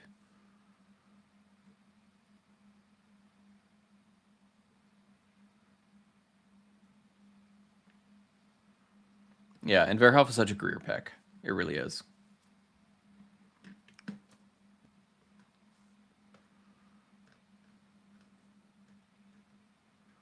It might be. It would be cool if they did the Ruck Twins. I don't know. I could be wrong on my read of the Ruck Twins. I don't think Marcus has the juice, but that's just my opinion. I could be wrong. I'm wrong often. But anyway, I have Liam in my first round. I think. Yeah, I've got Liam at 26. I have Marcus as like 65, maybe 66.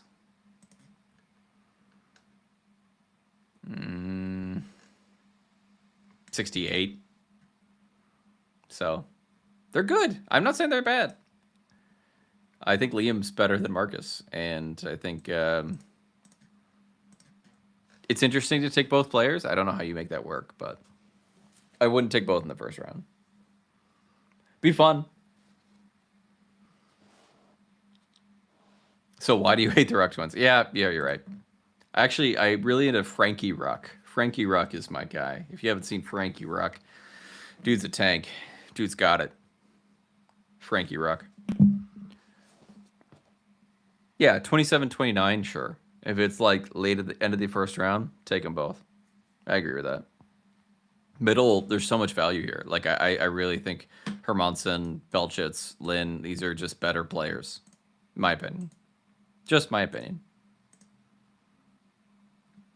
Curry, 100 points in the WHL is not easy. I agree. But end of the first round, yeah. Maybe the Sharks do it somehow. Ryan Lind used to be a lot higher. Ryan Lind used to be in the top 10. And then I kind of moved into the end of this tier here because I felt like the other defenders kind of separated themselves offensively from Lynn with their size as well. So McTavish to Seattle? Or sorry, to St. Louis? No way. No way. Is it happening? Is it happening? Do we have a trade to announce?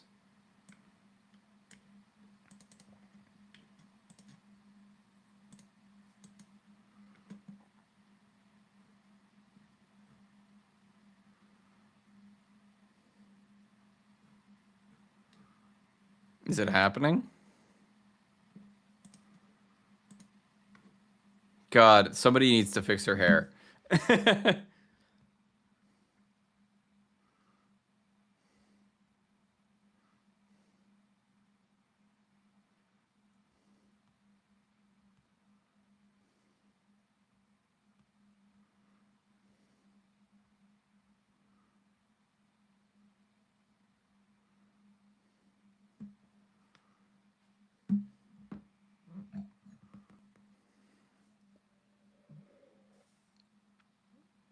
$15 and $29. Okay, okay. Yeah.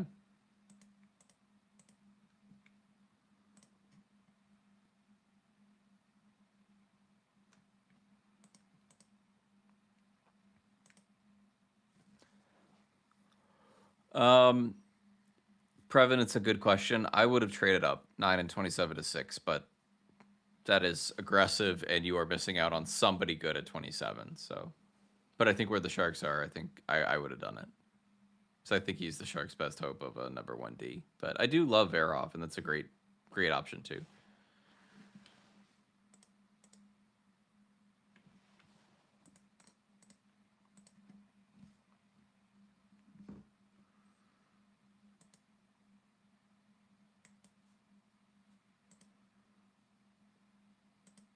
I like Dickinson. I think he improved a lot. Power play one quarterback is a tough position for him, given that that's not what he showed in the NHL yet. He showed in OHL, but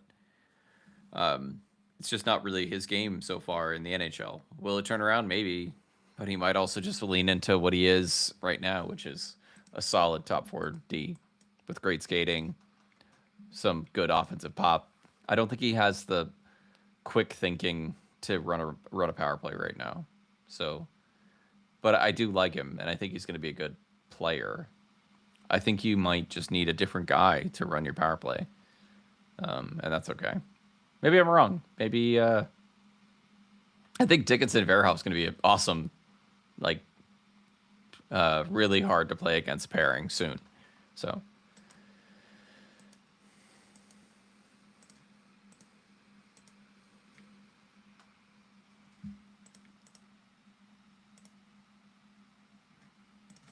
I think if you, yeah, like you're saying, Cags' power play quarterback role, and even Greer said that in his availability was that like you guys can see that Cagnoni can run a power play.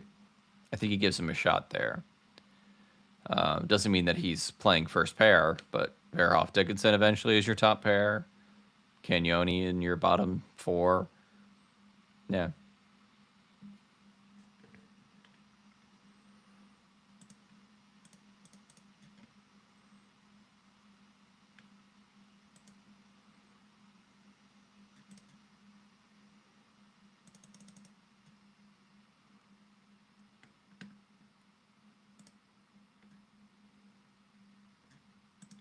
What? Layla Edwards? No.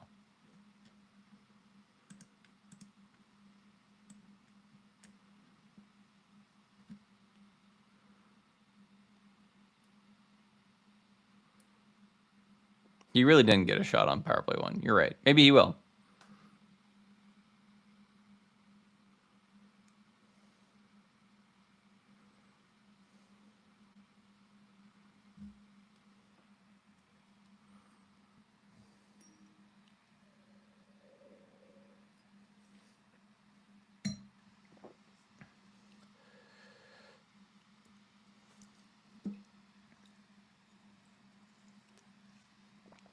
I think so. Yeah.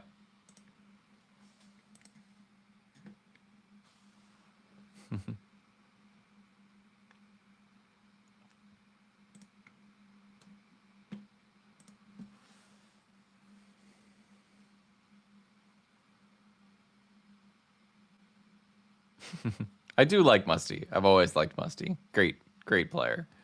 Needs needs to find a spot. Needs to earn a spot. Needs to bully his way into a spot.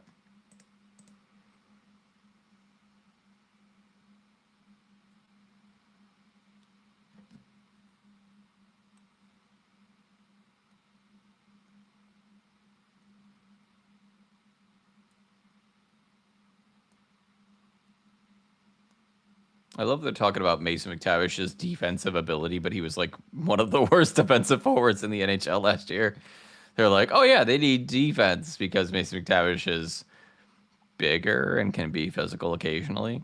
He's not a good defensive player. He's not. Anyway, if you're listening to it, that's just very funny to me.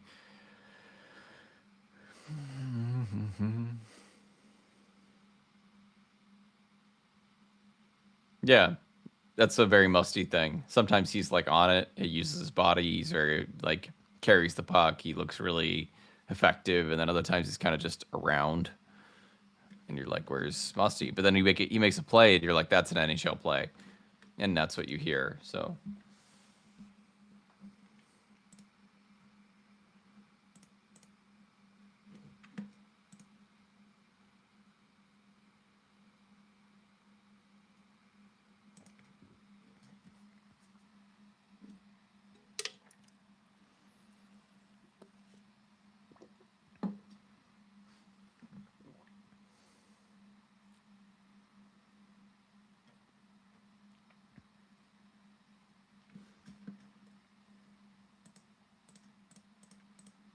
all right, Anaheim, who are you picking at 15? Now that you traded McTavish, I would rather have 9 for Eklund than 15 and 29 at this point right now with the D available. and getting Verhoff. I would much rather have Verhoff than 15 and 29.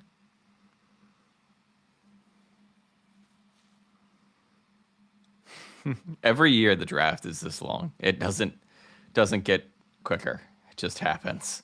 And we keep going.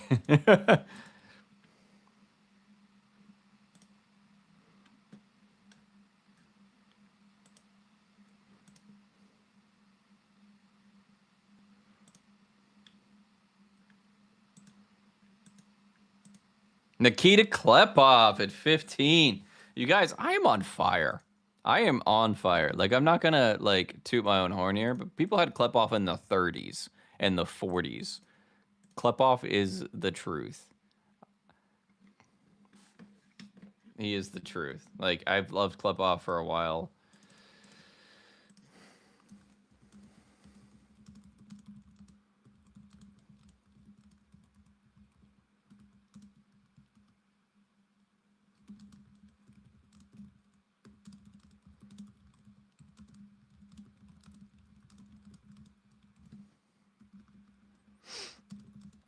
Not to toot my own horn here.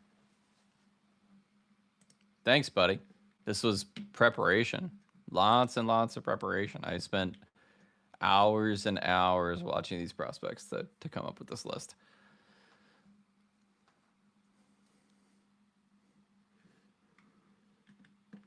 But like, yeah, no, I love Klepov. Klepov is like as soon as Klepov gets faster, he's kind of like in that Verhoff way where if you improve their speed, this person is a top 6, top 4 player. And that's what Klepov and Verhoff remind me of. Like, they just got to get faster. Like, that's it. This guy is good. He has the skill. He has the puck control. He's also just good forechecking as well. Like, you think he'd be just a soft winger, but he's not. He's a great player.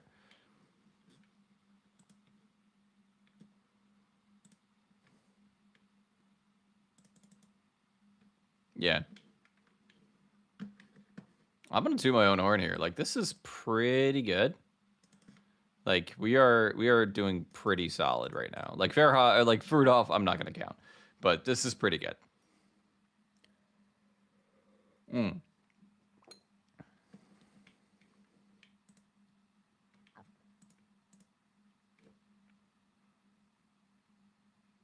This is my guy. This is the guy that like last year with last year with Kendall and the year before that with Hellenius. Like, my guy. Blackhawks fan, bitter beer face. Mm-hmm.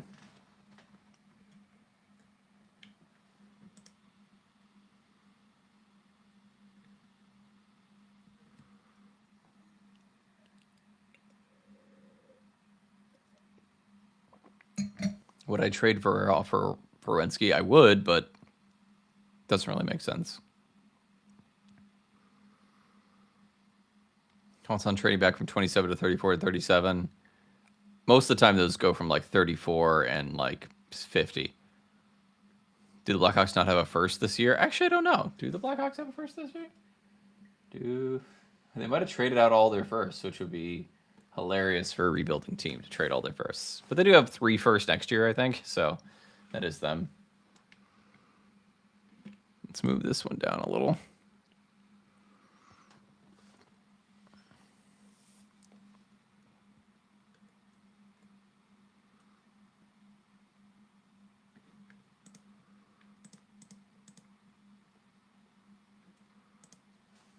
Yeah, I know they traded 4th overall. I didn't know if they had a second one. To brink it as a comp? I don't know.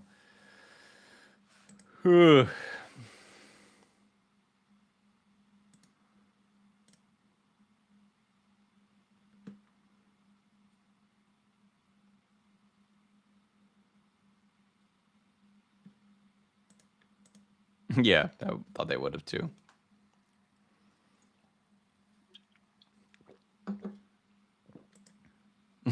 I can't. I mean, yeah.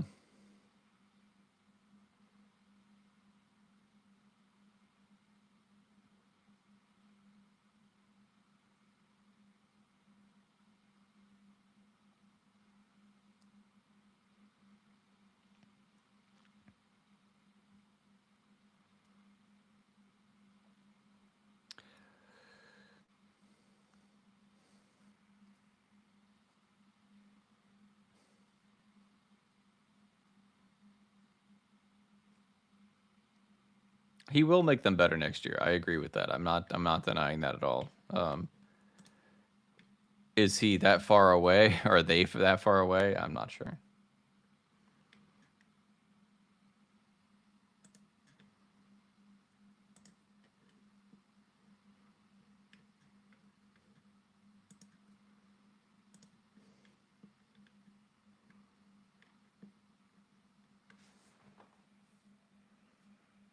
Hmm.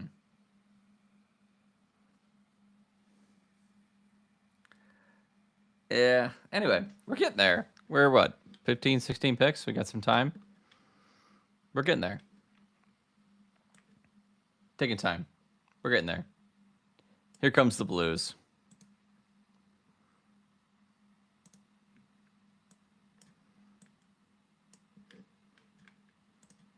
Maddox Dagenais. This is going to be the one where I kind of differ. I have him at 34. Yeah. All right. We did pretty good for a while, but I understand why. I don't love Maddox Dagenais. And I could be wrong on Maddox Dagenais for sure. But that kind of vibes with who they're picking here, Tyler Lawrence. They just got heavy players. But I think I found his like consistency to be a little bit troubling. There were times when I just didn't see his full physical game. God, he's a lanky kid looking. And I think people were expecting like, oh, this is a big, powerful forward, and he can be at times. But there's a lot of times when he's leaning, when he doesn't really use his frame, and I don't know if the skill is that awesome to really be a high pick. But it's a good bet. He's a great size. Owen Tippett's a good comparable, but yeah, I don't hate him. I just didn't have him ranked that high. And I knew that people liked Deschanel too. I didn't.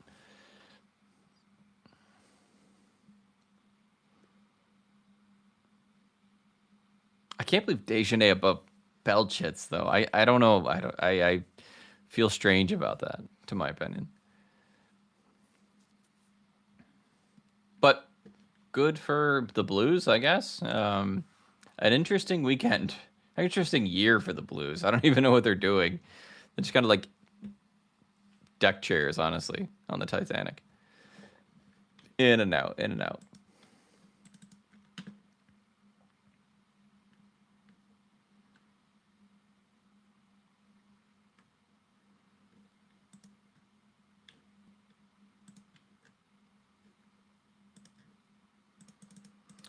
Oh, I'm so excited about the Sharks, guys. Like, it's such an awesome, awesome draft for them.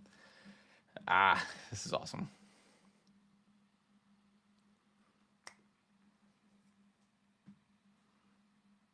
Van Hala's cool.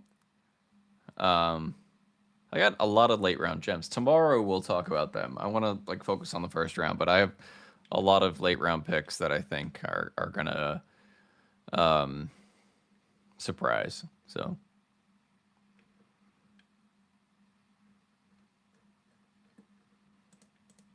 Batman, special announcement by Batman for the Kings at 17.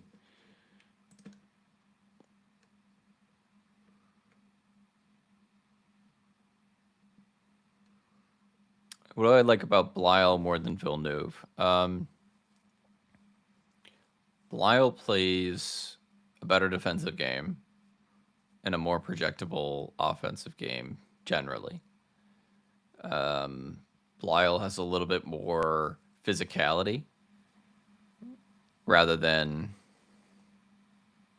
Villeneuve will fade physically a lot. And the way he plays, it just doesn't. Right now, it works, but I worry going forward it might not. He has to get harder to play against, rather than like the only way that he really affects play defensively is by stealing pucks when they come over the blue line. And if he's not doing that, he doesn't do a lot defensively. Blyle is better at in zone defense. He's better at working with his partner to make the play go the other way. He's also an excellent skater like Villeneuve. I just find it to be a little bit more projectable, even if they're both similar size. I like Villeneuve. There's a lot of great skill, but I think there's still some question marks there.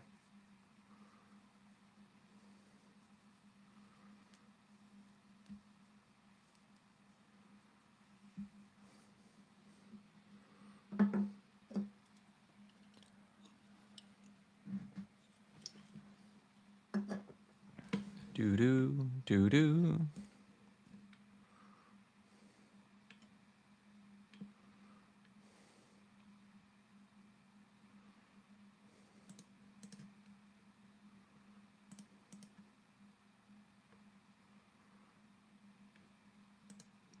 Yeah, I'm surprised that Ryan Lynn is still available, but the small D kind of fall. What would I expect open night to be like? I think we're gonna sign another guy, maybe trade for another guy, so it's hard for me to predict at this moment. But I think it's Orlov first lefty, Dickinson second lefty, Kesselring second right D, Desharnais third right D, Cagnoni third lefty, and then maybe somebody who's going to get into that first right D spot.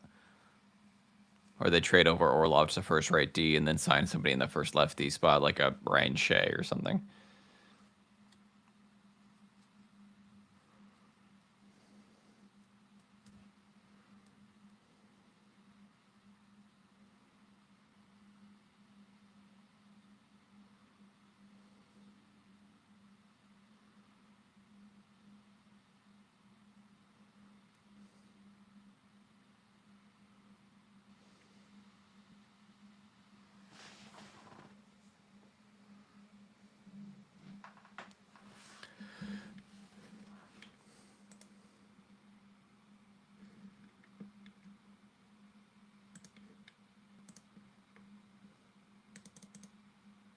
Mm-hmm.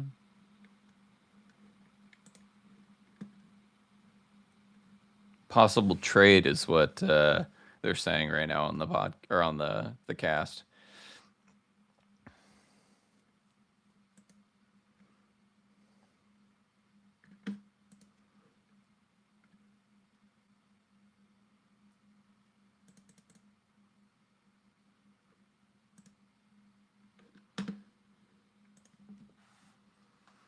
Yeah, I agree. We do have two big holes in first and second pairings right D. I think they start Kesselring at the second right D, and then maybe they move Orlov over to the first right D. It's not great, but just my thought.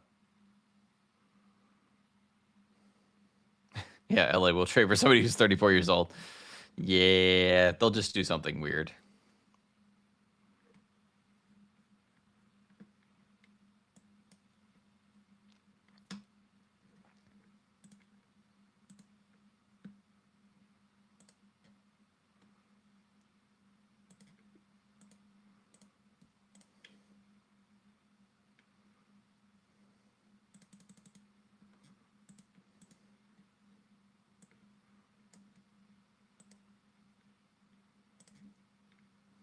Yeah, I love that I had Klepov 13th and he went 15th. Like I've seen Klepov all the way in the 30s, and I'm super happy that somebody like sees what I see with that player.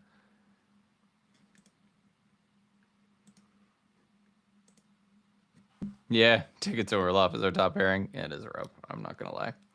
Not lie, India. That is a little rough.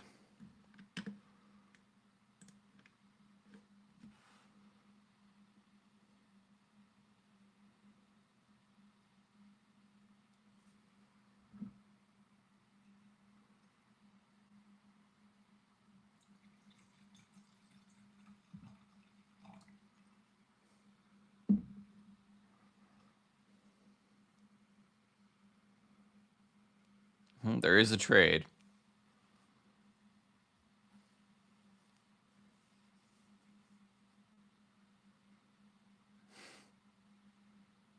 It's a trade alert. Oh man, what are we doing?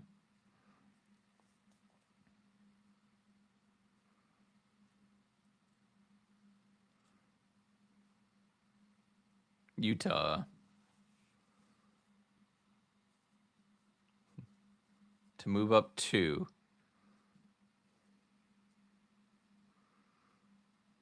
Belchitz makes so much sense. Utah loves big players, and Belchitz is right there.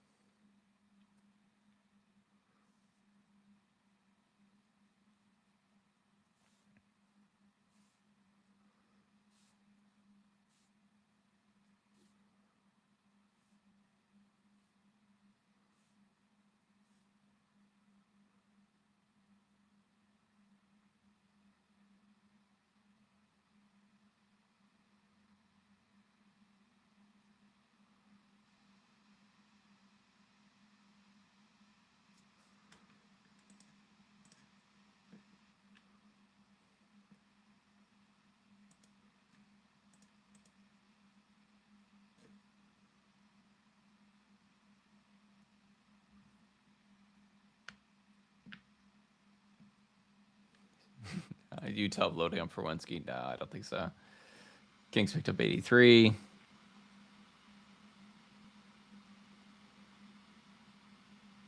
Yeah, Carlson wants to go back east. Oh, man.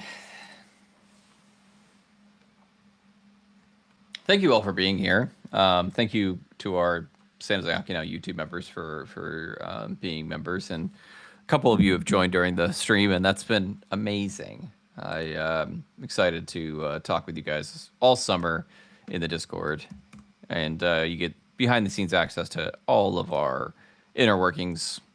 And we are constantly trying to figure out ways to improve the value for you all. So I am super excited that you are all here. There's hundreds of you joining us, as you always do on our live streams, and that just like shows the strength of the Sharks organization. This is awesome. Really want Lamoureux? Lamoureux. Like Maverick Lamoureux? I mean, not opposed. Human Centipede watch party? We could do it. If we planned it out, we could all watch Human Centipede in the Discord together. And we could get Dan to beat on this. So, I'm not against it. I don't think I want to... I don't want to fight the flow here.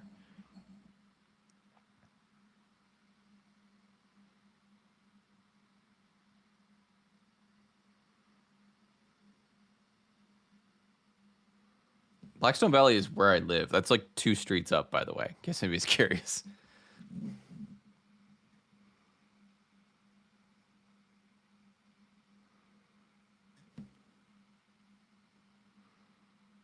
This is where I live, by the way, in case anybody wants to dox me.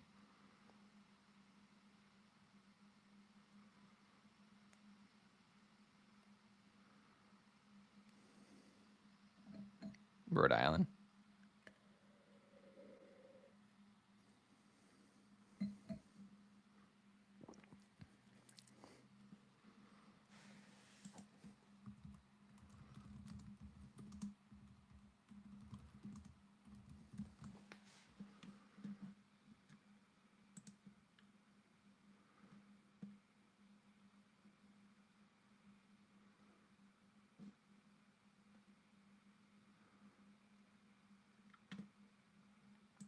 So if you all aren't aware, because they're not really talking about it, which is weird for the NHL to just say like, hey, there's a Rhode Island hockey team that is getting a lot of coverage. There was a mass shooting at one of the rinks in Rhode Island that's like a mile from my house, where one of the players' family members took their own life and shot 2 other family members and tried to shoot at the hockey players on the ice as well.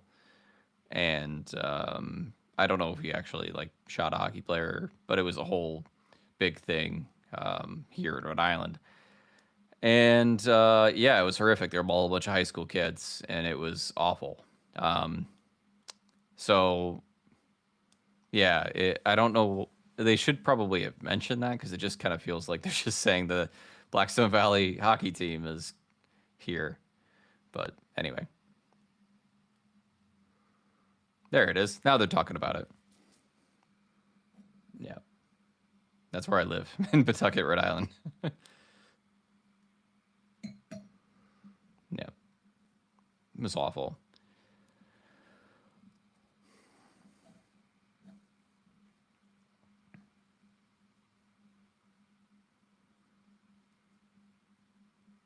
Yeah, it was bad. Um, I'm not going to get into details about the ER aspect of it, but yeah, it was bad. How did I become a Sharks fan? Kind of a very long story.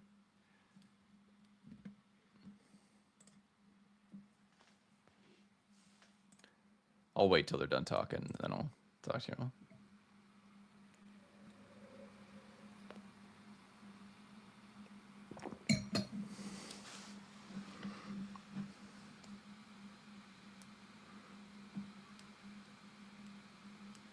Yeah, that's true. I have time.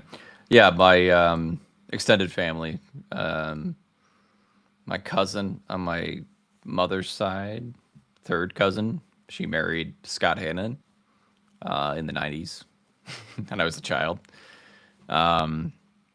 And so when I was a kid, I was growing up playing sports and stuff. It was really cool that one of my like distant family members got drafted into a Sharks team or doing to an NHL team.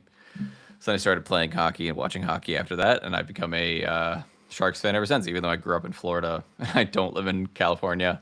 I've been a Sharks fan ever since the '90s because he was part of our extended family. So they would come over to Florida, play at Tampa Bay or whatever. We would go see them. So that's how I became a Sharks fan. It's kind of a weird story. We had Scott on our podcast a couple of years ago, and it was pretty awesome. He's doing great things. So just kind of full circle. But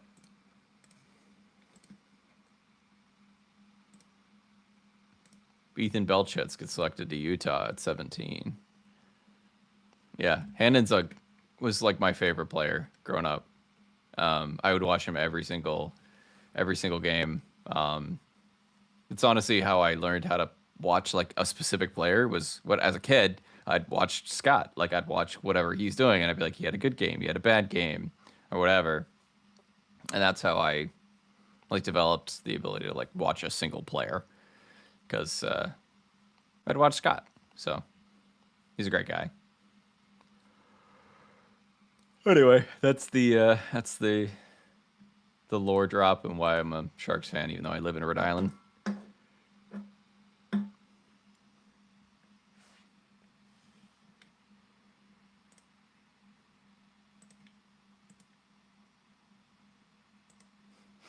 Yeah. Scott was a great player, great defensive player. What at the time, like in the 2000s, was one of the best defensive players in the league, regarded as that among peers and stuff like that. I thought that was very cool. It's hard to really gauge defensive play, but he's like was the epitome of it. Then had some clutch and grab stuff that changed his style of play, but great defense. How do I practice? How do I watch so much hockey and practice medicine? I don't know. I don't know. Because I pretty much that's what I do.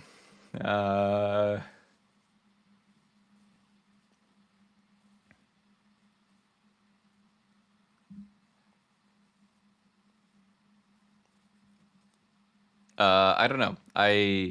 Because I'm not a resident. When I was a resident and when I was a medical student, I had so much more time devoted to learning medicine that I wouldn't. I would do this like as it goes, but I wouldn't have the time or whatever. Now that I've been attending, I have time. So this is like um my hobby. So I didn't know Ethan Belchetz was a dad's a doctor. That's pretty cool.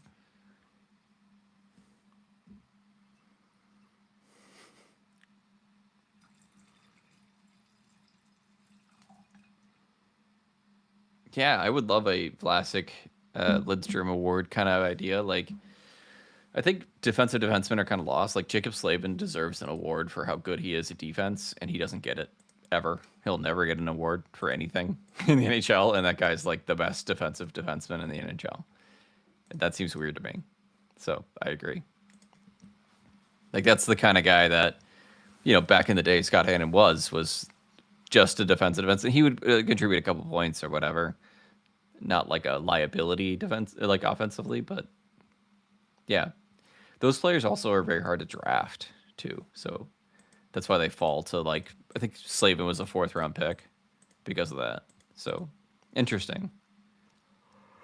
Gio Pantelis is my defensive defenseman draft pick for this year. I love this kid. At 33 is what I got him ranked. I think he's got a great mind for defense that hopefully he's available, that I can pick him. Absolutely. I think a best defensive D would make so much sense. Pickles was like, amazing, and he never really got the credit he deserved either. So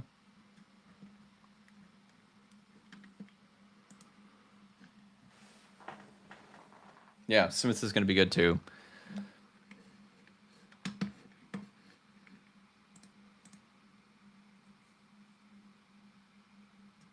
Drinking wine tonight. Wine is my draft drink of choice.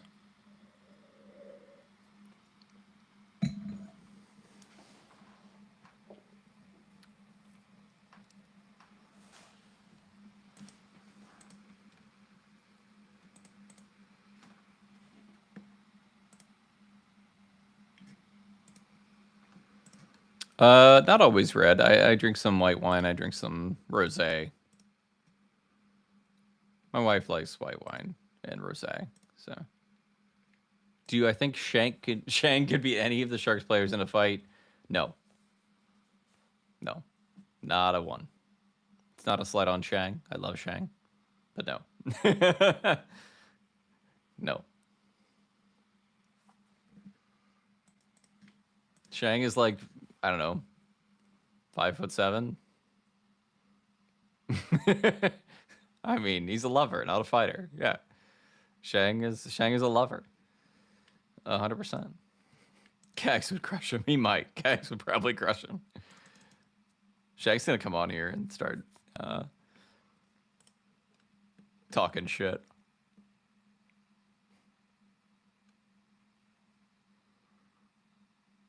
Nobody on this Discord or on this, yeah, none of us could beat a Sharks player in a fight. Probably true. Very true. This draft is going so slow. 18th for Washington. Who do they take? Who does? I think they take Oliver Savanto. I think they go Oliver Savanto.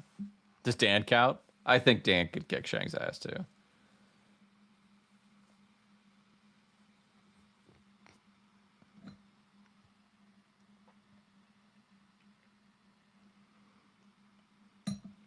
Single malt for the win. It's a Friday night. It's the draft. We're having a good time. I got one more pick to make this round.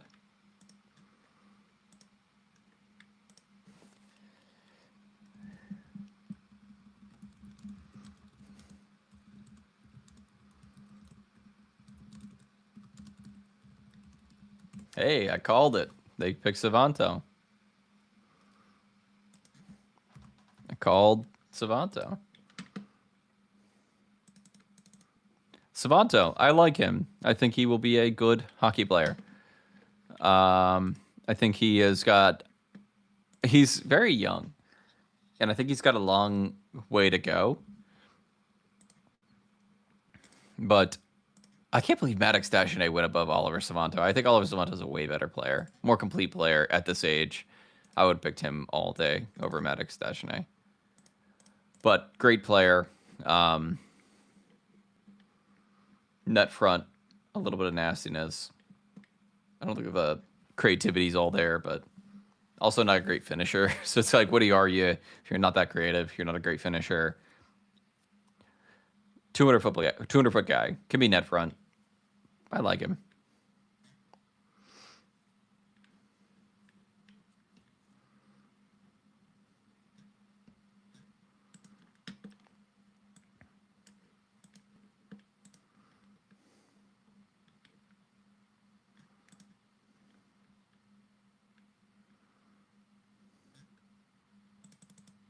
Eight more picks.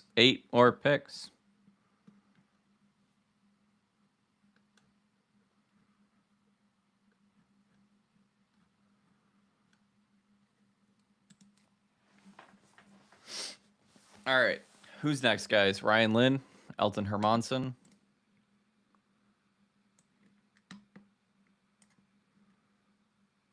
LA has another pick. Oh, this is LA's trade back pick. That's right.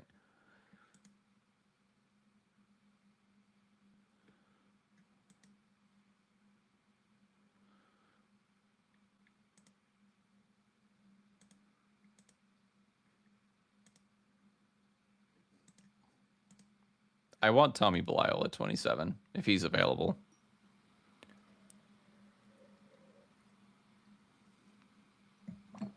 Savant Tones finish league. We always live defense. Absolutely.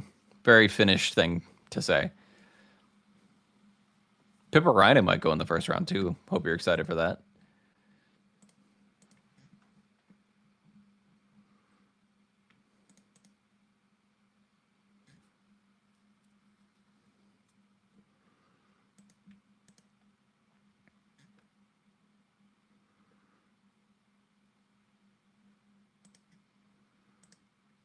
Sharks have the best pipeline of prospects in the NHL by a massive margin. Yeah, absolutely. I mean, we gave away a top 6 forward in Willie Meckin, but recap, please. Who did the Sharks take? They took Ivar Stenberg from Sweden, and they took Keaton Verhoff from North Dakota in the NCAA. They filled their top 6 winger hole and their right D hole in 2 top 10 picks, which was an amazing coup for the first round. Yeah, Blyle or Piperinen will be a good pick.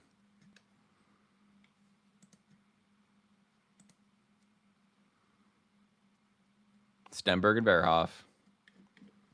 You guys, I'm so excited. This was a great draft. I'm so excited.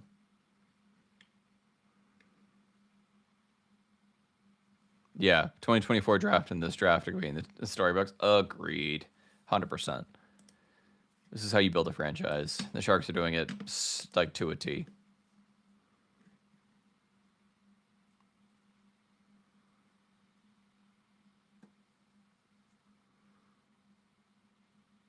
All right, I'll be right back.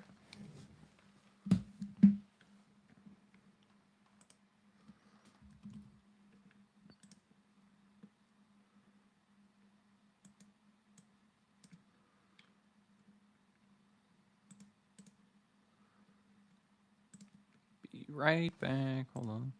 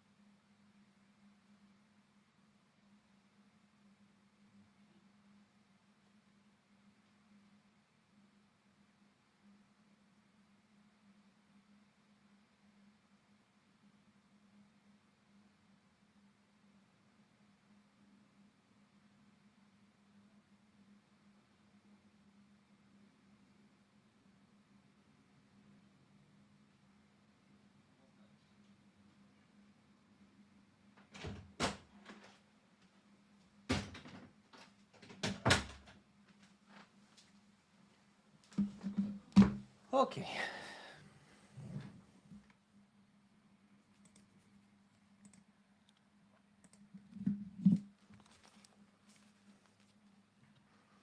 Hermanson, he's gone.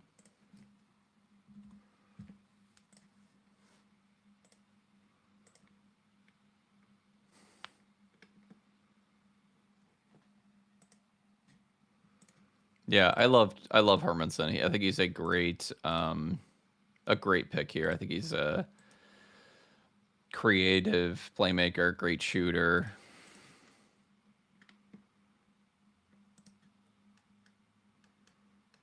I think, yeah, I've got Maddox Dashane maybe too low, or maybe I don't, but this is pretty good.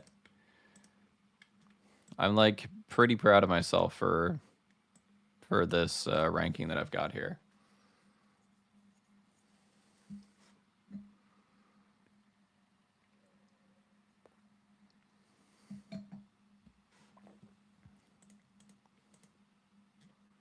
Yeah, I'm surprised Lynn is still on the board, although he's my next player to be picked. So Buffalo at 20, they just picked who at they picked Rudolph. They're not going to pick Lynn.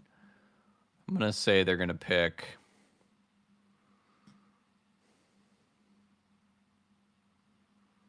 somebody weird. Brooks Rogowski. Fuck it. They got Tage Thompson. He's like Tage Thompson-ish. That's who I say. This is where it opens up, for sure. Like, right after this tier is where we're going to be all over the board.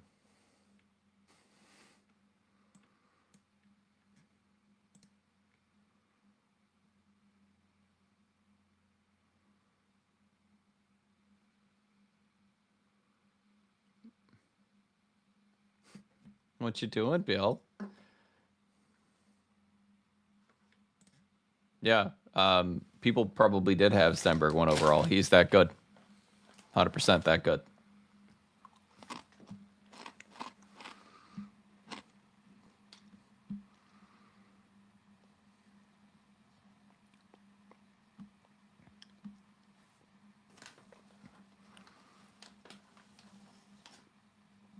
Why is Bill Guerin here at the Buffalo's 20th pick? I don't understand what's happening.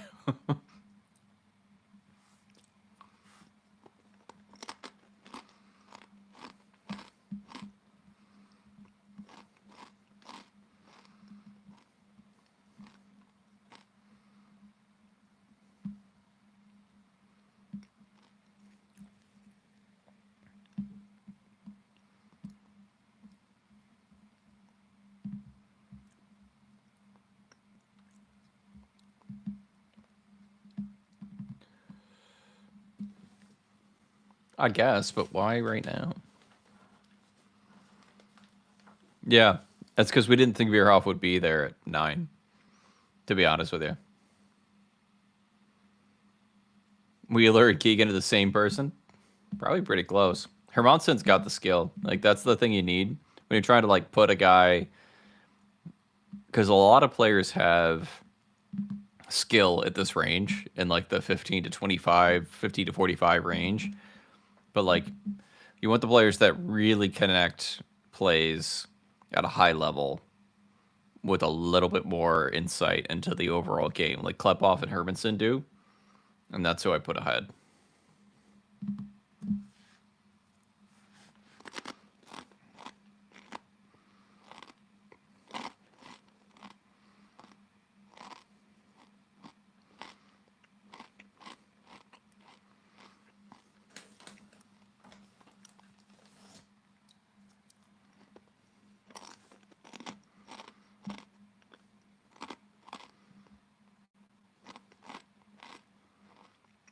I think Verhoff's going back to college.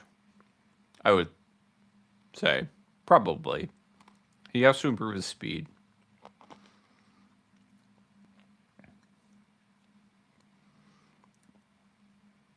I'm pulling for Blyle or Lynn. Yeah, Blyle or Lynn would be awesome. We'll see who comes in. I'm going to say it's Brooks Rogowski, just for whatever reason.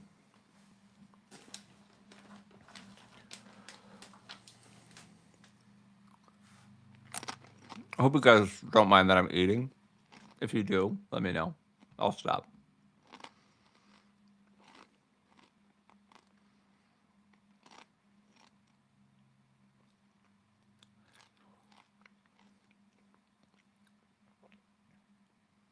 Morozov. I'm coming up aces right now. I had Morozov as 19. He went 20. Coming up fucking aces right now, to be honest with you guys. I love this player. This is like an extremely high defensive work rate. Really, really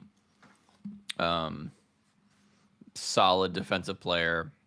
He back checks on every single skate. He knows where to go back, where to go back. He's also very good at breakouts, so he can open himself up for getting his defenders to break out to him. Just a very good. He's got a base to him too. Like I think there's some offense there, but I think he's the ideal 3C. I'd pick him at. I don't love Dagenet. I don't know. I don't know how to say that. It's not my favorite guy.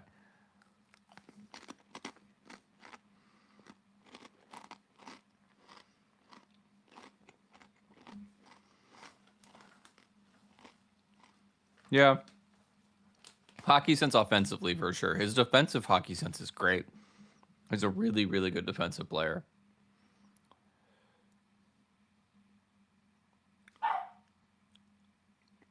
This is just my list in the top left. That's why I've got it there. This is how I see it and how I saw the tiers. And I'm pretty proud of myself. The Miami of Ohio of Dan Boyle fame. I wanted this pick at 27 because I think the Miami of Ohio of Dan Boyle fame.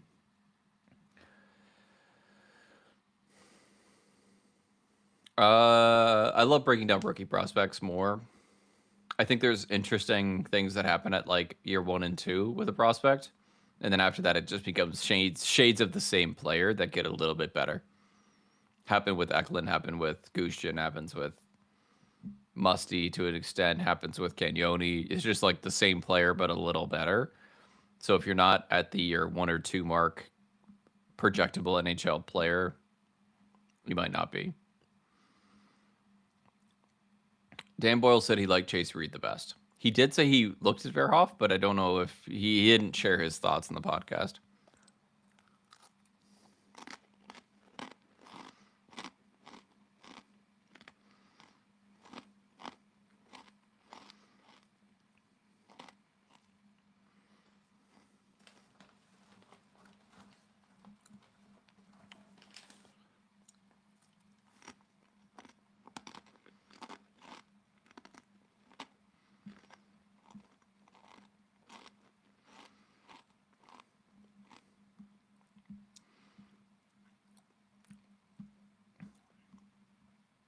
Pretty proud of this ranking.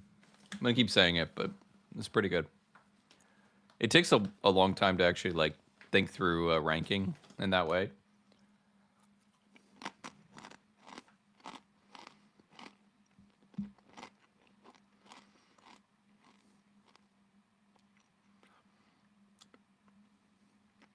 Anyway, we'll see who turns out.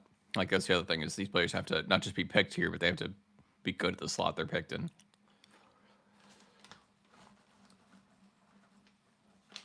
Yeah, strength, stability on his skates, absolutely. Reed is one of the better skaters. Verhoff is not.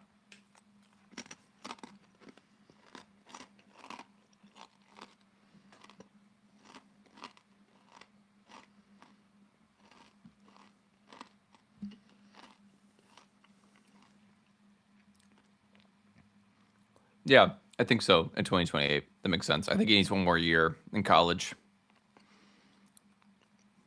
Higher upside, Lyle versus Villeneuve.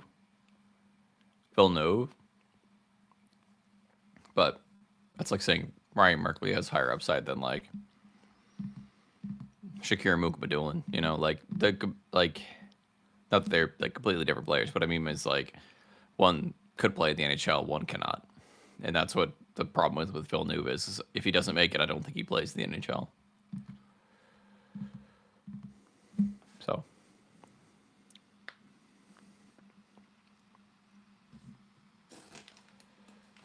Good old Ryan Merkley. Ryan Merkley.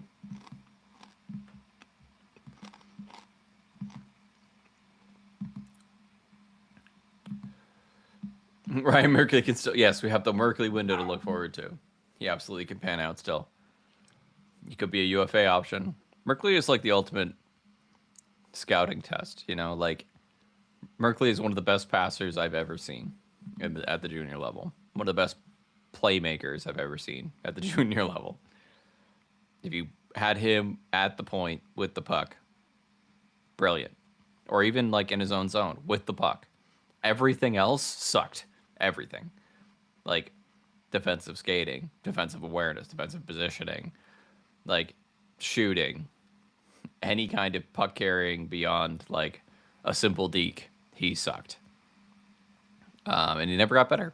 So, yeah, he was either going to be an amazing D-man or never make the league. And he just never actually rounded any of his game out. So,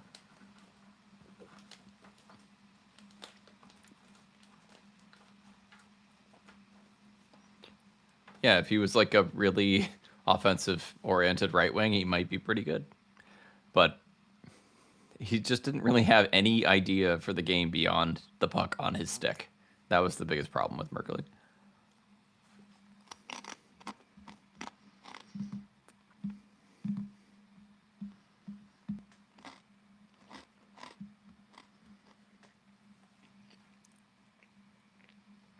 JP Hurlburt, just for the name. Do I think Haltonen pans out for the Ottawa? Maybe. Not too high on Haltonen. Any major shocks happen? They traded McTavish to the Blues, which is pretty cool. Other than that, no. Pretty chalk. How do you think the Sharks feel their defense? They sign a guy and they trade for one guy. That's my thing. Redropping was pretty shocking, to be honest. Especially because I had him very high.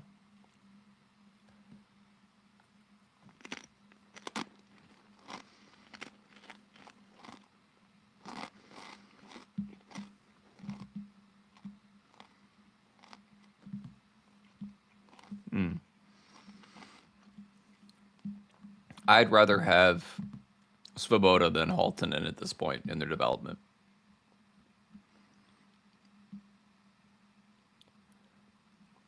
Not that Svoboda's going to really turn into too much, but is there a trade? Is there a trade?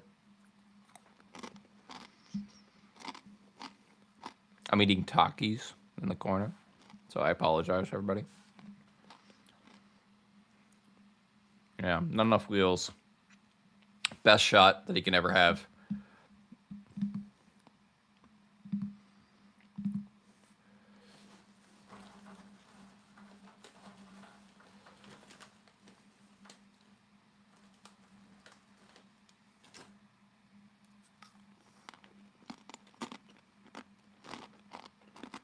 I would.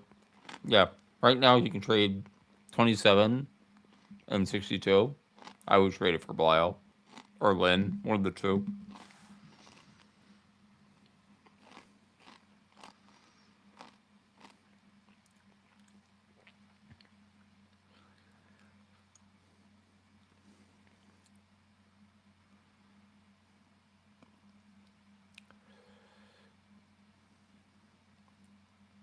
Carolina? Oh, who's in the first round here?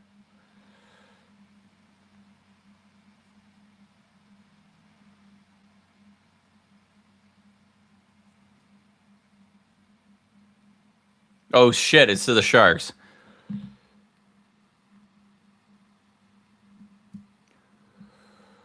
Oh fuck! I gotta make a decision, guys. My best pick available is Ryan Lynn at 17, but I really want Tommy Blyle.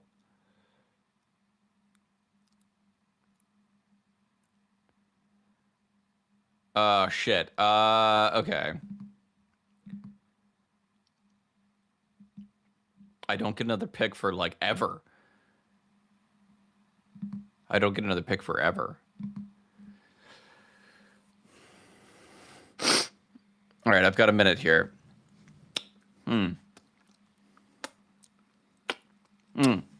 got talkie fingers, guys. We think Lynn or Blyle.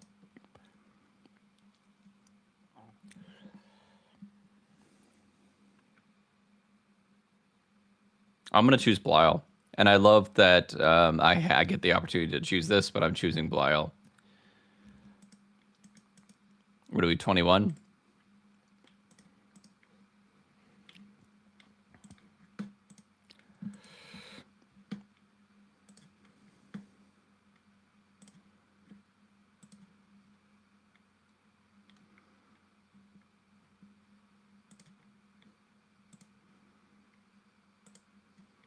I'm going Blyle.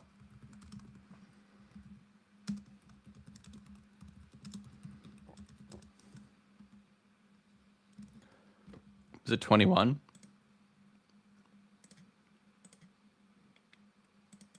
All right. Oh God, guys, if it's got to be. I think it's gonna be Lynn. I think they like Lynn a lot. I like Blyle. I should have ranked Blyle ahead, but I think I don't know. We'll see.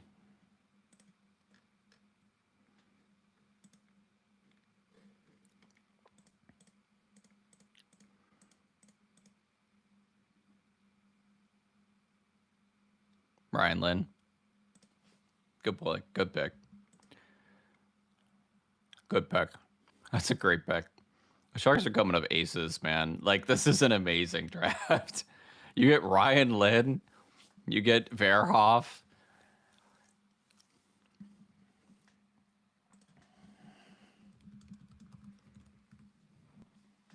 This is amazing. The Sharks win the draft. This is amazing.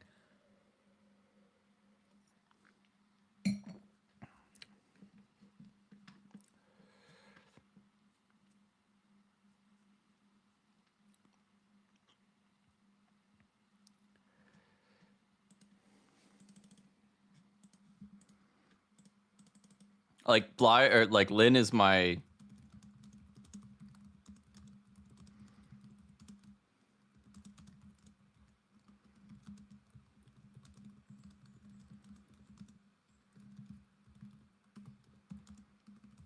This is such a good draft for the Sharks. I'm gonna be honest.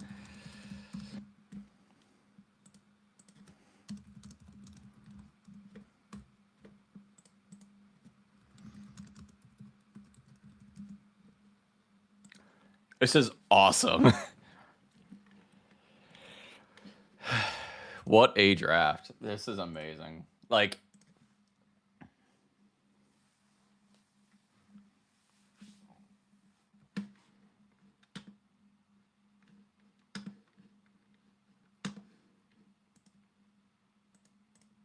Lynn is awesome. Sharks absolutely killed this draft. They really did. This is an amazing draft. This is awesome.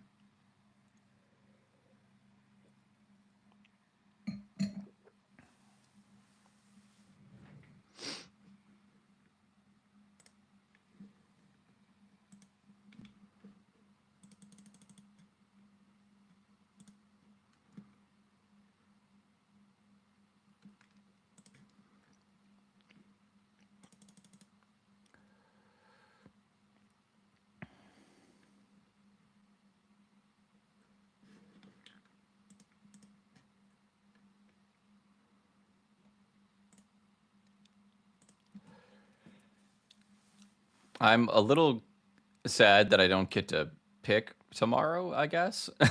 Like, I might not stream if we don't get to pick. I might join at the fourth round, I guess. I don't know. That's a little shitty, but whatevs. Lynn and Blyle are gonna go soon, so there you are.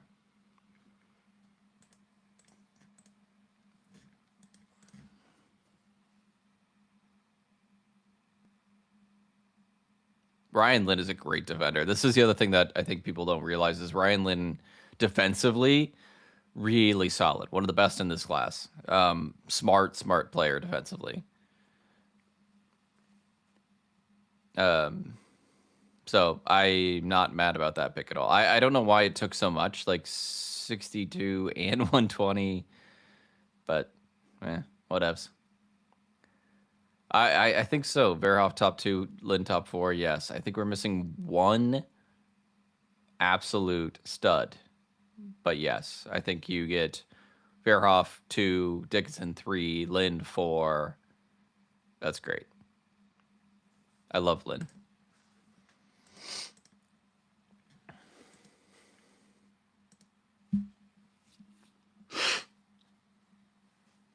But I couldn't also, like, for my team, I couldn't just, like, mirror the Sharks again and pick Lynn before they did, right? Like, I couldn't do that again. I had to pick Blyle. They were very close for me, though. The upside with Blyle on offensively just gives me a little bit more. I think people are worried about his development path, whereas Lynn is there's no worry with where he's going. What a draft, you guys. This is awesome. I mean, I think we're kind of running out of runway for what the Sharks could do here, but yes.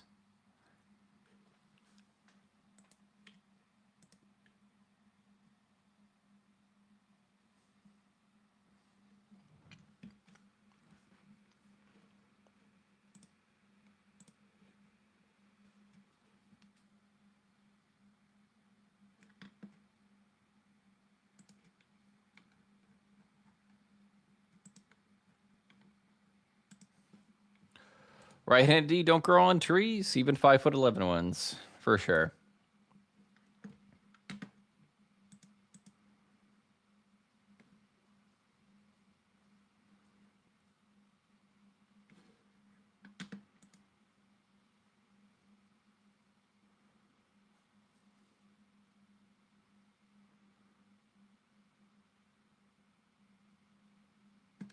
Liam Ruck at 22.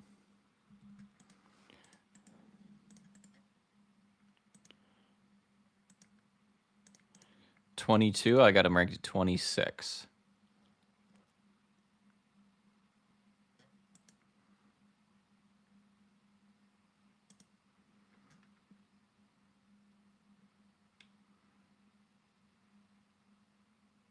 I do love Ryan Lynn. I think this draft is amazing for the Sharks.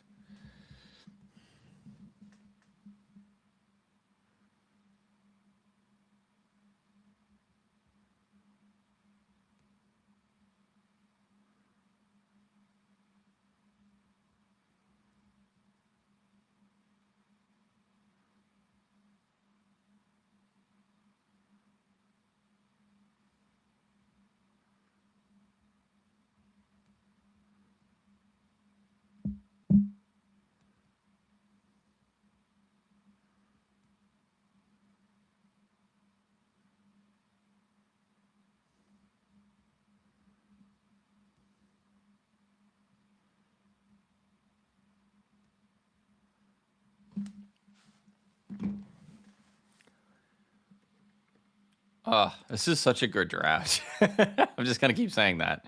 This is awesome. We don't get the 62 overall pick anymore, Semcast. We traded that for Ryan Lynn. So we don't pick until 127, I think. Which means my entire draft is blown up, but I do get Tommy Blyle, Keaton Verhoff, and Stenberg, so I don't really care. In my opinion. And I don't think they care either. Those are 3 of the best players in this draft. Like 3 of the best players, top 20, top 15 players in this draft. 100%. Ryan Lynn, Keaton Verhoff, Stenberg. Why do so many guys go to college instead of go to the AHL? Because they recently changed the rule where junior players could go to college instead of having to return to juniors. And they also, before that, couldn't go because of the AHL, NHL, and CHL like rule, basically, where they couldn't go until they were age 20. So it's kind of just like a holdover thing. Some players will now because they've changed that rule, but that's why.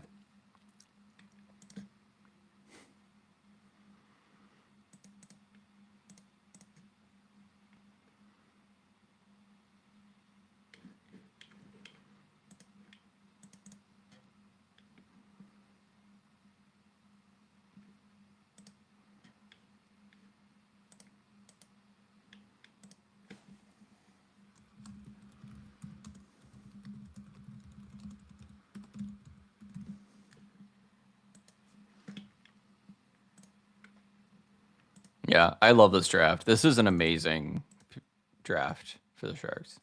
Like, I, they get it. They really do.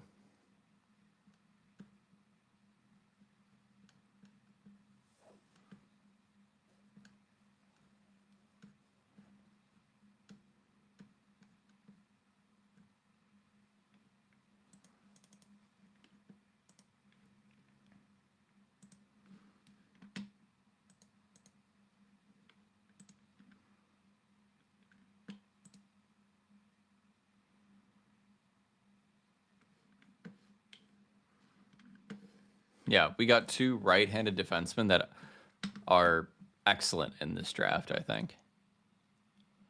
I really don't think this could have gone any better. Like, to be honest, yeah, this is amazing.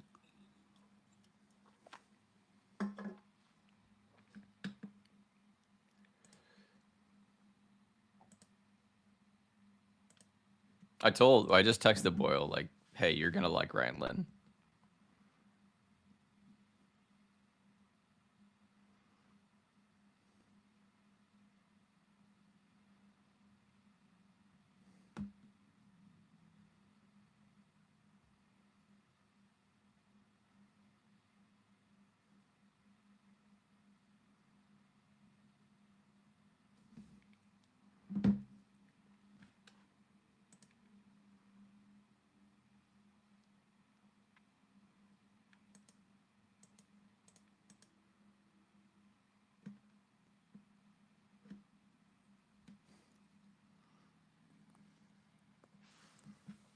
Is Lynn similar to Boyle in style?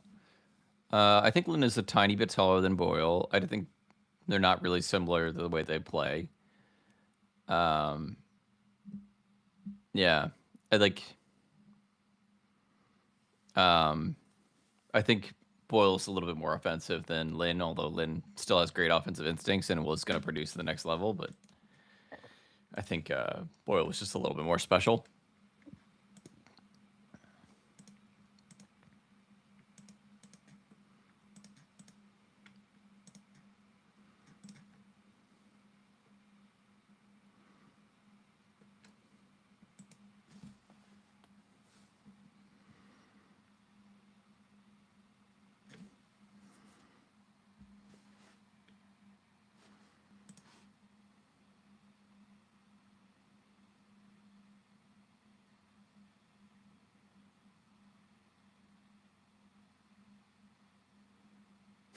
Give us a watch along with Boiler.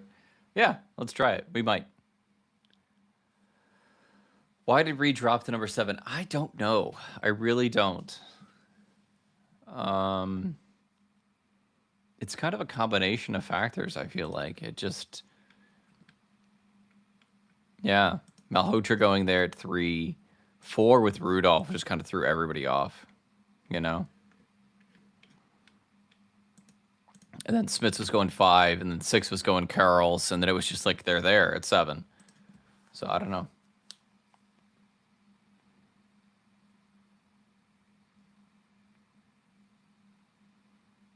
What? Okay, so Detroit traded straight up 23 overall for Sebastian Kosa.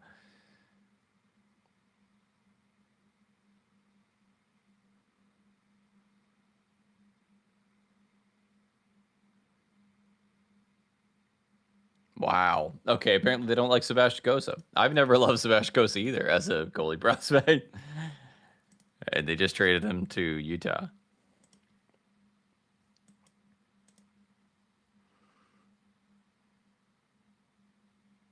What a mistake. Absolute mistake. Stevie Y just continues to make mistakes as a GM and continues to just be allowed to be GM. Like he went up and chose Sebastian Kosa instead of choosing Wallstat, and then now has to trade him for a lower value pick later on because they don't believe in him and they have too many goalies. He just continues to make mistakes. Like they should have just chosen Wallstat with their pick instead of Kosa in the first place. Like, I do not understand how he continues to be a general manager. No, I agree. I don't disagree. Stevie Y just continues to just be whatever he is for Detroit. Maybe they got a guy here at 23 that they really like. I'm going to say JP Hurlburt. Why not? That's what I'm saying at 23.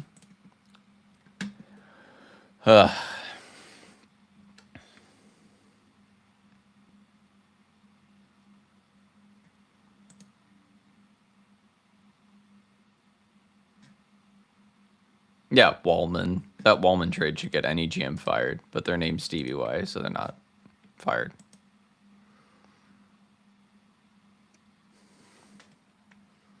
Dylan Larkin walking.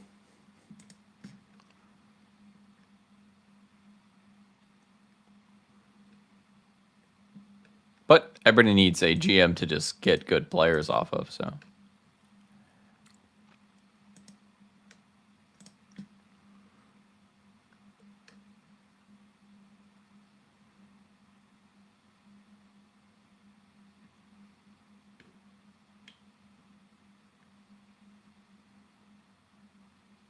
I mean, Eklund got them the 9th overall pick. Kosa got them the 23rd overall pick, so I think Eklund was a better pick than Wallstedt. In that case. I better pick them Kosa, I should say. JP Hurlburt? Called it. I called it. My God, you guys, I'm good at this. 23 for JP Hurlburt. Just feels like such a Detroit pick.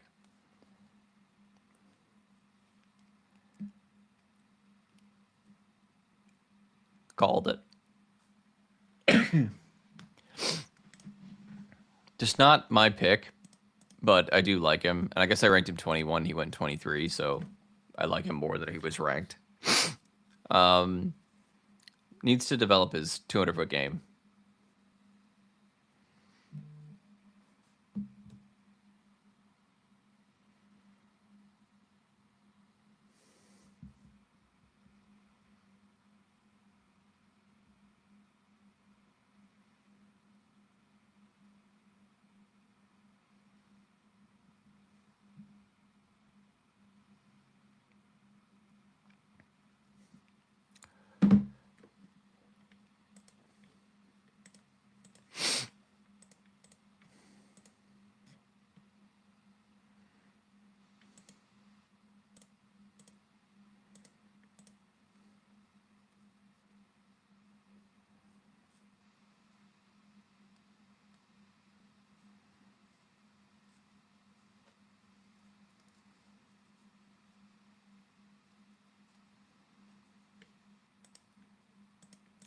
All right, we are at 24, Vancouver.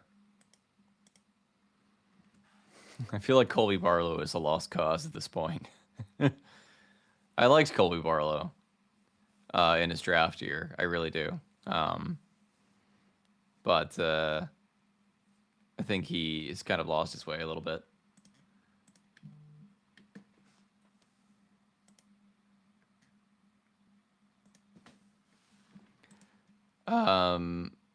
Would I be sad if Lyle is there at 27? A little, but honestly, them picking Lynn is a great pick. I think he's going to be a great player down the line for them. Good player. Villeneuve is not gone. Villeneuve is still here. The Sharks don't have another pick for a long time. I don't know what I'm going to do tomorrow. I might not stream in the morning just because they don't have a pick unless they get one. But they don't have a pick for a while. I might not pick till like the 3rd round or whatever, basically.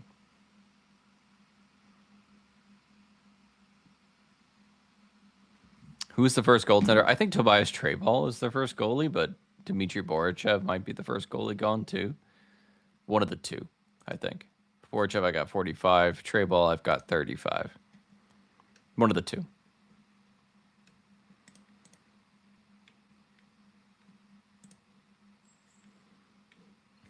I gotta undo that. No. Hold on. How do I undo? Delete. Delete. Who was the 20th overall pick? Oh, Morozov was the 20th overall.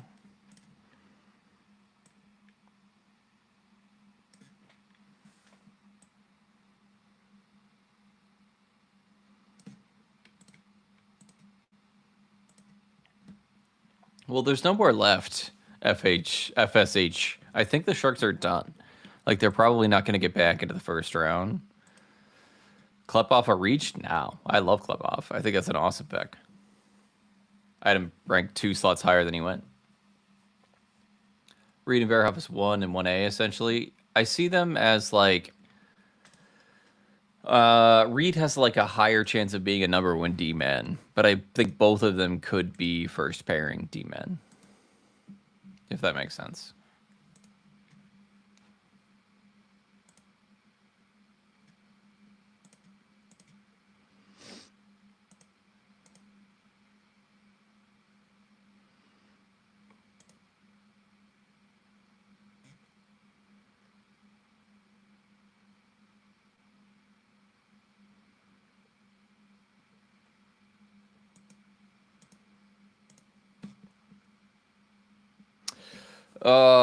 We'll see what happens.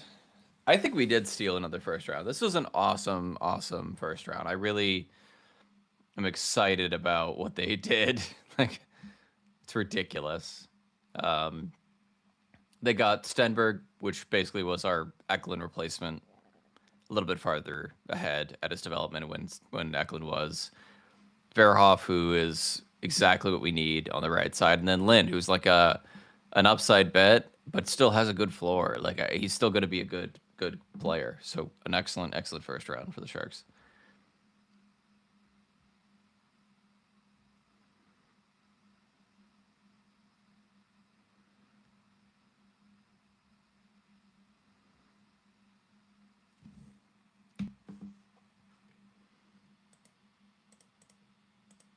I think we signed somebody. I think we signed like Ryan Shea in free agency, and then maybe one more guy we trade for. I can't believe Sebastian Kosa got traded for JP Earlbert. That's a weird trade.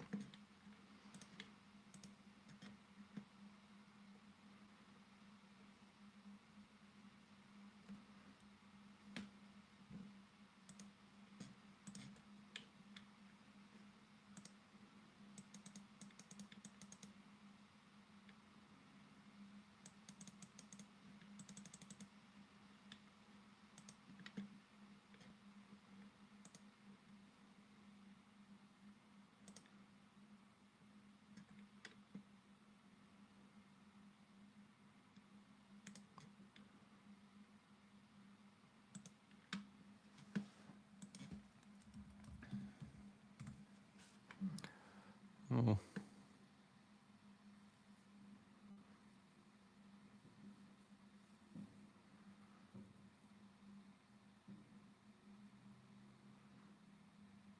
We have such a awesome, like, next year with Stenberg playing.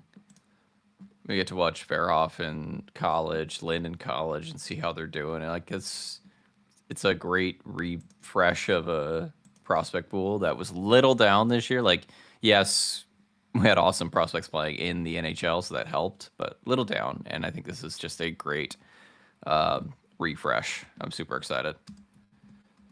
Super excited. This is exactly what the Sharks should do.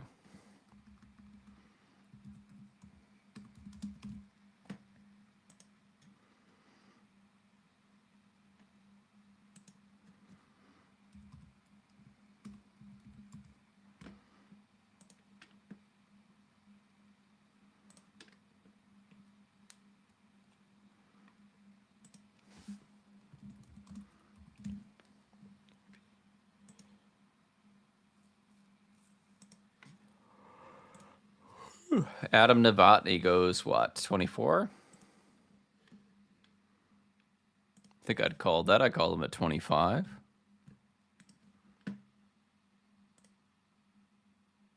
I'm so wasted. Love you all, Sharks Nation. I'm not that wasted, but I love you too.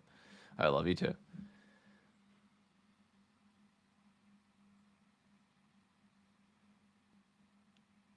I think they liked Lin. Good defensive player. I don't know if like they were really thinking they were going to trade up for him or down for him, but they see him at 21 and they grab him.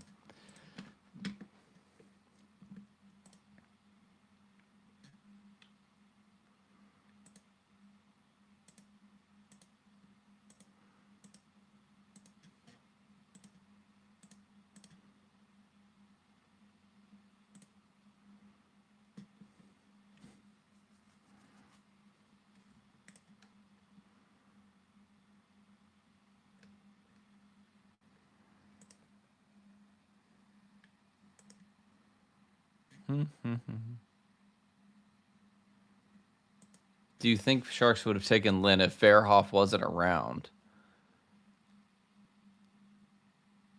We don't have 27 anymore. We can't even get, they're not going to get Belial. Somebody else will. Probably maybe in the second round, honestly. We're getting out of the end of it here. I don't know what you mean by that. Do you think they would have taken Lin if Verhoff wasn't around? I think they liked both players. They're just in different ranges, so they might have taken Malte and then still taken Lin if they took Malte instead of Verhoff. I don't think they'd really kind of affected each other. Good night, Semcast. Thank you for joining. Thank you for being here. It's been a great, great, great day.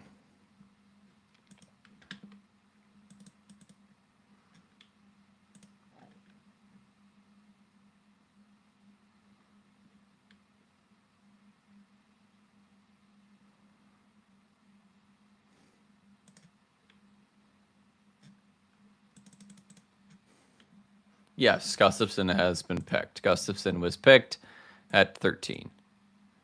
Taken Lin if Verhoff wasn't available at 9. Would they have gone Malte or Lin at 9? Oh, they would have gone Malte, 100%. I don't think that Lin was in that same tier for them or for any real franchise if they fell to 21. I think that it would have been Malte, or they would have chosen a different player, maybe not a D, but they still liked Lin, clearly, because they went back up to 21 for him. And they didn't like the 62 and 120 to do that. So essentially, we've traded like 62 and 120 for Michael Kesselring, basically, is what we did. And then we got Lin at 21. So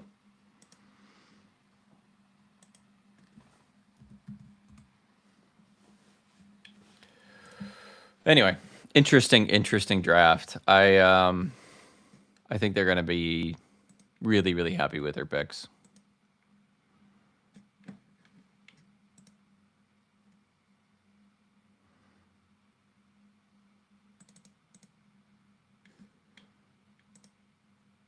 Yeah, the Sharks' defensive pipeline is so much better. Verhoff, Lin, Leo Salamolenius, Polkamp, Cagnoni, Hoshi Wong, 100%.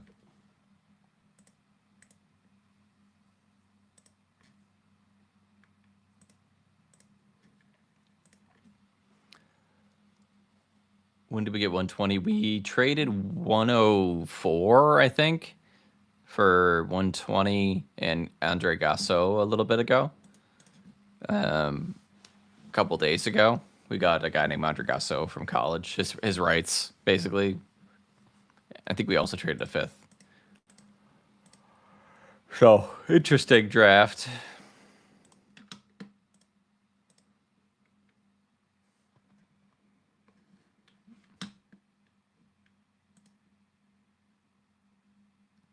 Pick is in for Ottawa 25.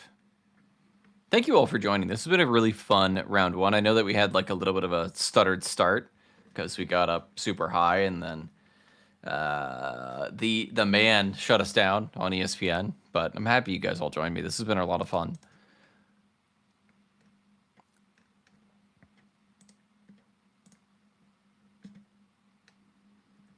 This is when I think it will open up as well.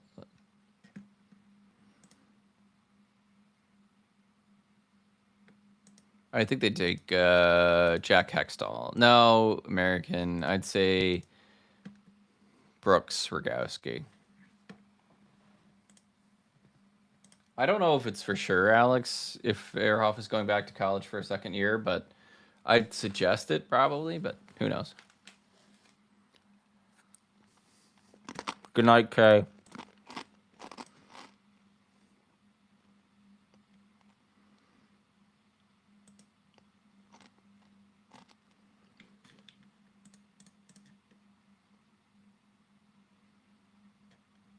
This is a good pick as well. This is an interesting one. 25.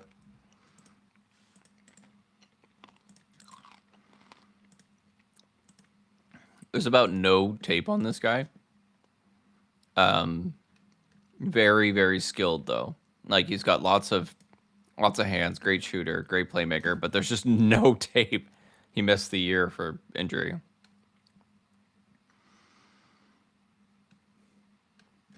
Really, really good skill though. Great scorer. Could be a steal. They want to pick him above everybody else. It's interesting, at least.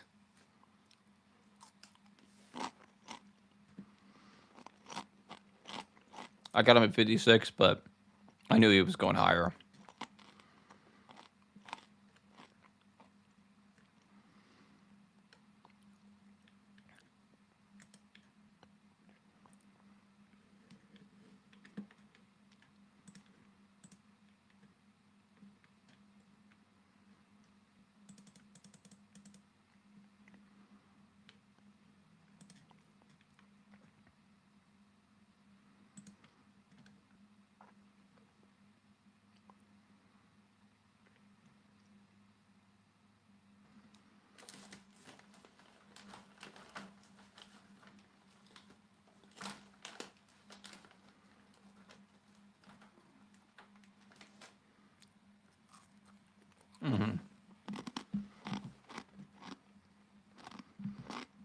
What a fun draft, you all. This is awesome. 6 more picks and we're done. Why does Vegas have a first round pick?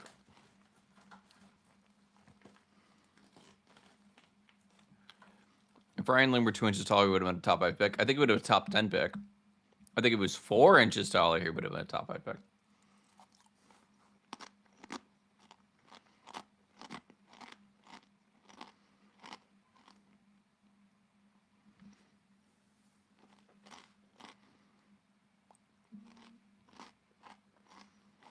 Vegas goes.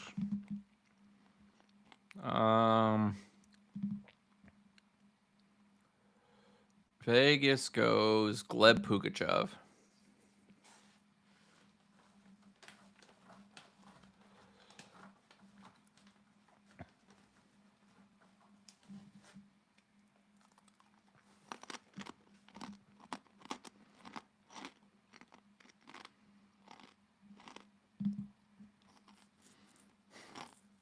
If Lynn were 4 inches taller, would I prefer him or Verhoff?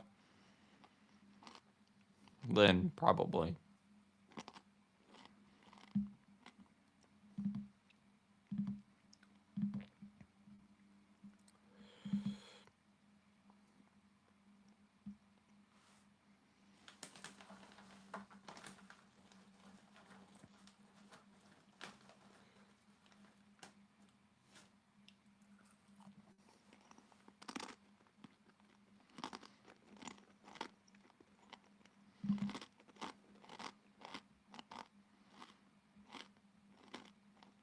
Lynn is an April birthday, so middle.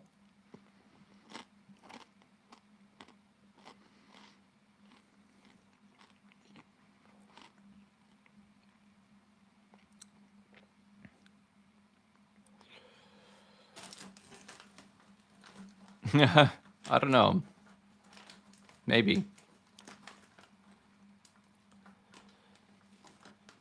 Yeah, I cannot believe that they got Lynn and Verhoff. That is so good.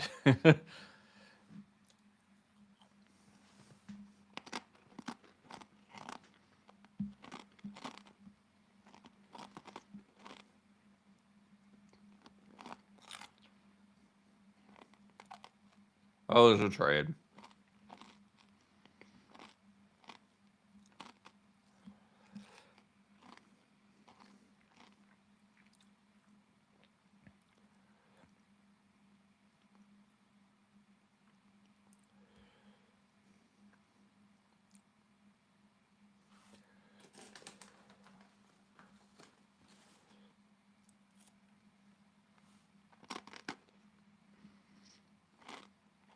Villeneuve. Be funny.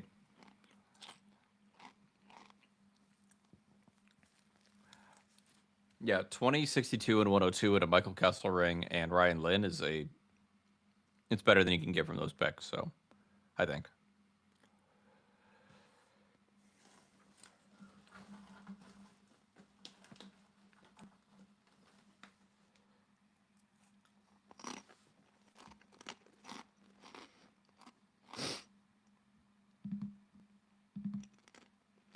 I have no idea. Villeneuve, like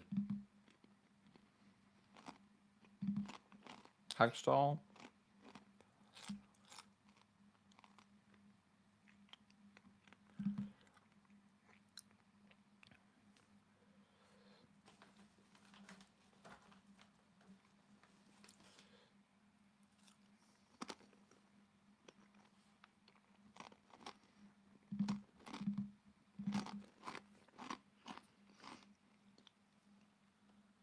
Oh, that's right.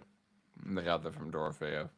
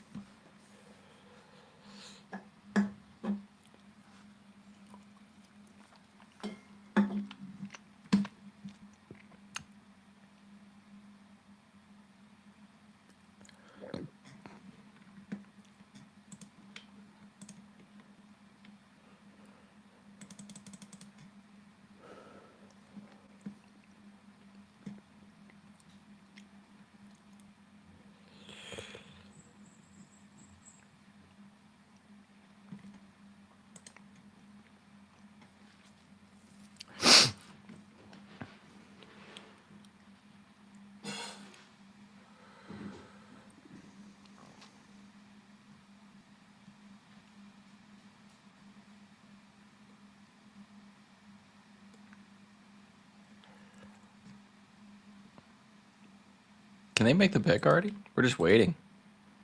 Make the pick. We were almost done, y'all. Y'all. Thank you for being here. Thank you for watching, hundreds of you. We've done pretty well. Simas? Let's see.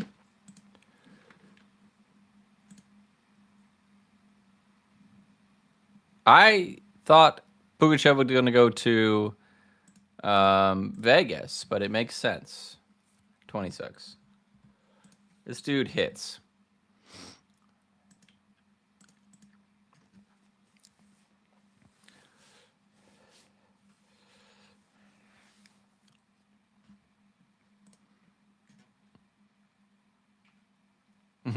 I think we have like pick 127, 174, and 201 maybe or something like that. We don't have a lot.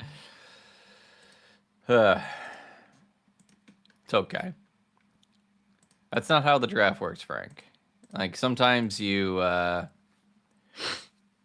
know who's going to be there, and they like Lynn better than they like Blyle, and that's okay. Or different players. Like Lynn is a more solid defensive bet. Blyle is a more upside offensive bet, and Lynn is a more projectable defender, for sure. I probably should have chosen Lynn with mine, but I have so much D that it doesn't matter. I thought both of these players were pretty close, and I think I like Blyle's upside more. So I don't really need just safe, dependable D at this moment. I think Lynn will be a good D, but I think Blyle has a little more upside. Either way.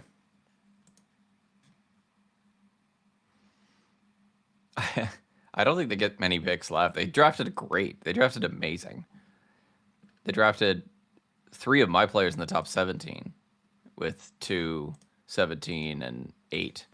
So they did awesome.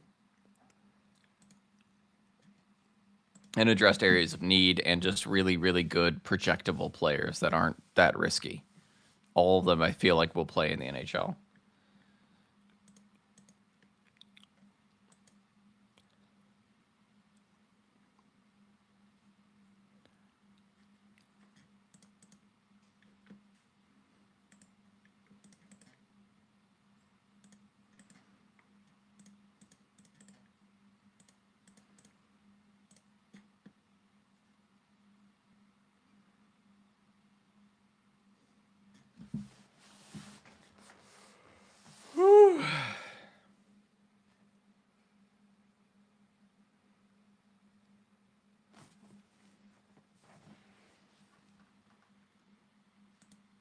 Yeah, got great prospects.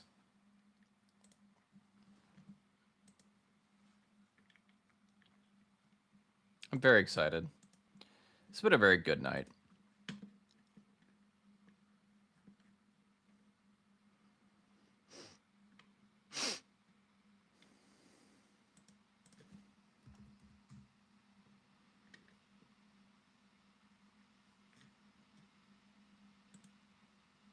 %. Back up the #1 prospect pool and also in the future.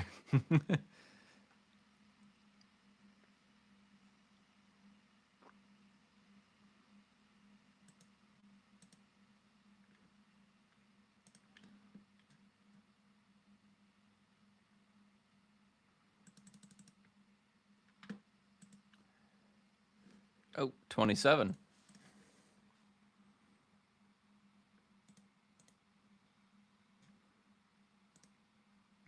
Sokolowski? Yeah. What a Flyers pick. What a pick.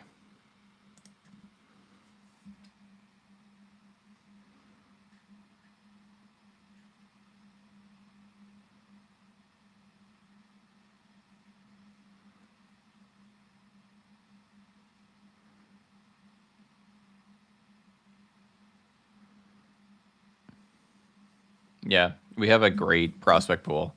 Oh my god, Sokolowski is so big. He is very big. He hits very hard. What a guy.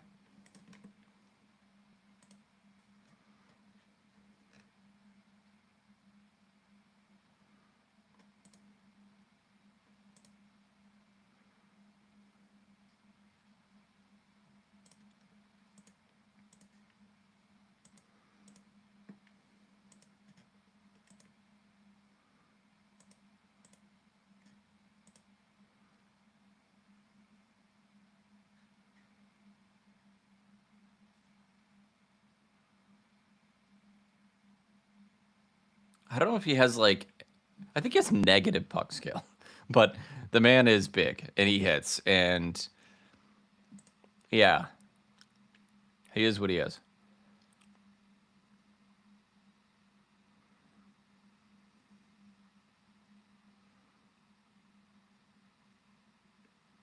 The man does hit. The man is big. We got 5 picks left, I think. 28, 29, 30, 31, 32. Yeah.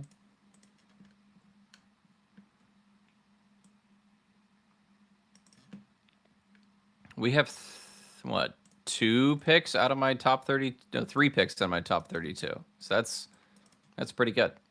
134, and then we've got 2 other Flyers guys. These are like absolute, what do you call it? Like, they're Flyers, right? They're like Flyers, not like Philadelphia Flyers, but they are risks where they're picked. So I just kind of had them ranked a little lower, but that's the 2 guys that are outside my first round that were picked. But they're there.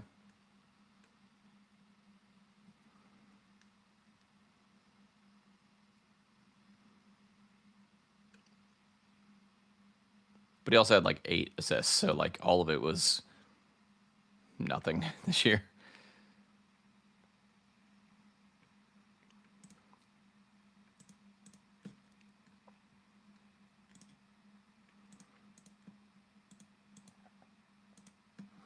We're gonna see. We're gonna open up a little bit here. Is he even done growing? God knows.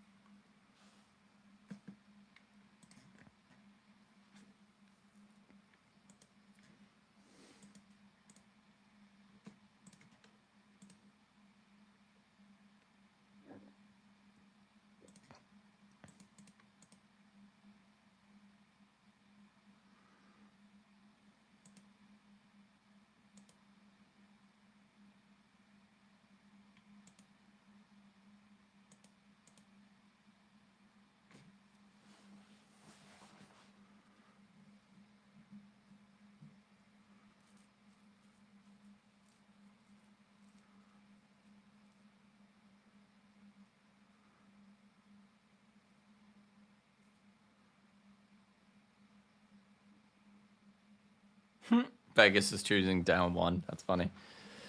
Who does Anaheim want?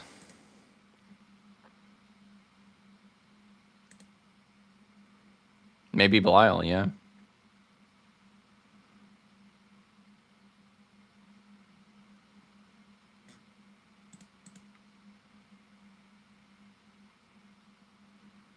Ducks are going up by 1.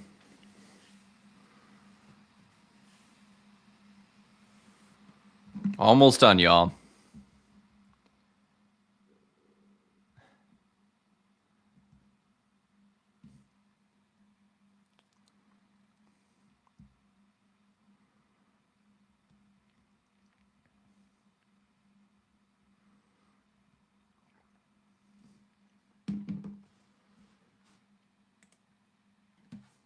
They're afraid to pick. They didn't do any work. Yeah, that's fair. Chase Reed's teammates didn't go to his birthday party. I love that everybody's using that analogy after we did it on the podcast. I think we've sparked something there. I think we made a thing happen with that.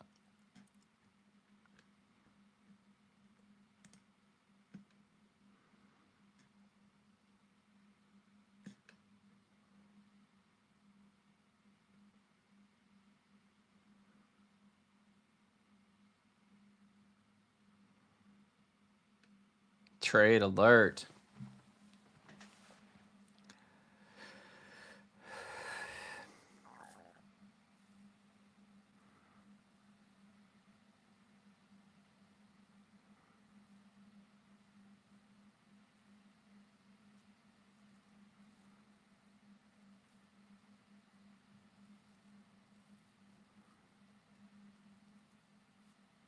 I wonder if Anaheim gets Tommy Belial.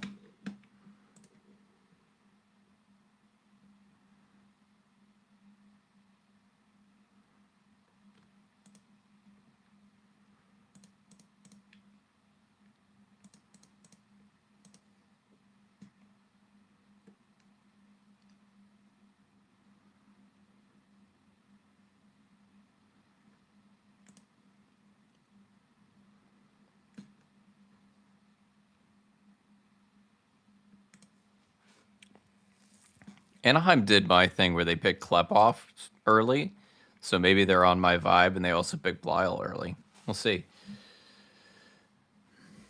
They just traded Zellweger, so maybe they got a room for a smaller D. Interesting. They've picked out of the queue before too. I just want Tommy Belial to get in there. I love this kid.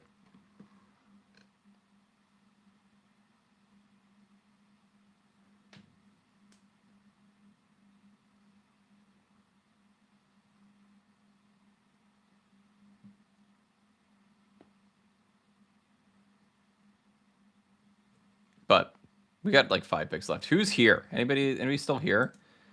117 of you somehow. Thank you all for watching. It's been a very fun draft. I have been so excited to share it with you. I'll just keep repeating that, but it's been super fun.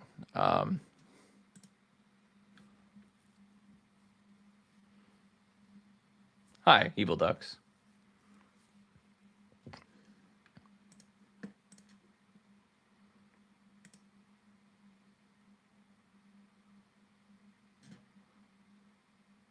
They went with Nordmark.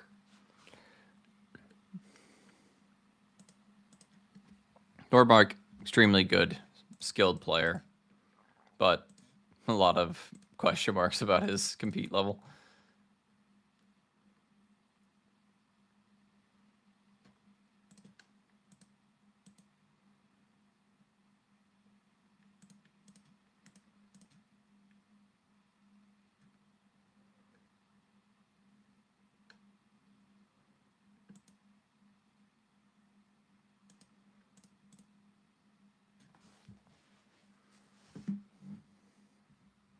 Nordmark's a great skill player.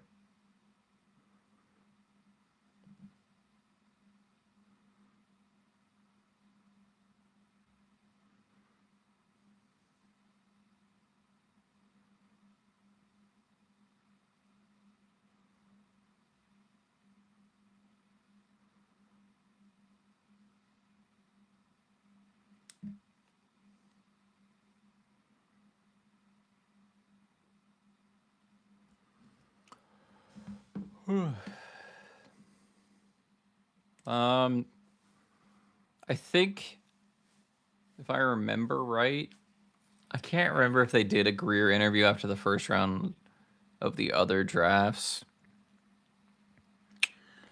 or not. I know they'll do one at the end of tomorrow, but I can't remember if they're gonna do.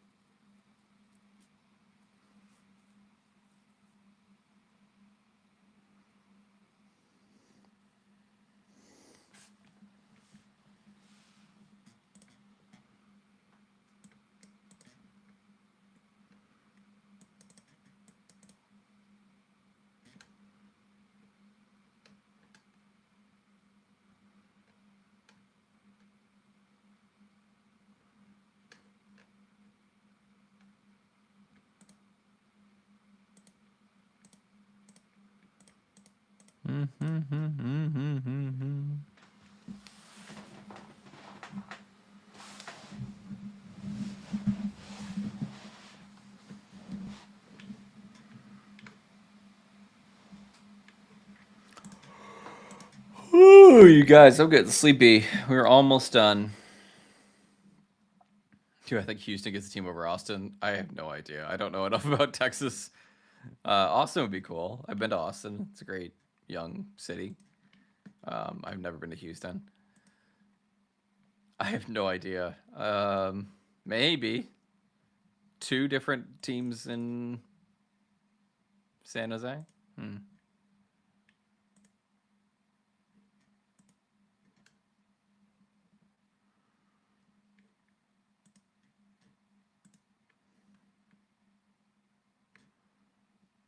Pipa Ryan, they went with the safe right-handed D.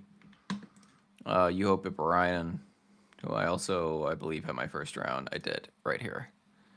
At 29 is what it is.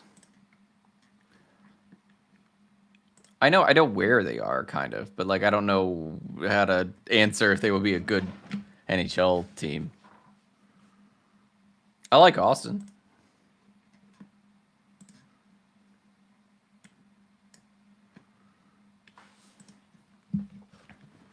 We are getting up to the end of the first round, and I predicted almost all of the first round except for 1, 2, 3, 4 guys who were picked out of the first. One of them was 34th, so pretty close. And then a couple 28th went to 37, 27, 49 is what I got, 25, 56. So pretty good. Pretty good. A couple of my guys, Blyle, Ignatavicius, have not been picked yet. We'll see if they get picked. Kind of doubtful at this point, but we'll see. I think Brooks Rogowski gets picked in the first, and I think maybe Jack Hextall. I would say those two out of the next four, but the other two, I don't know.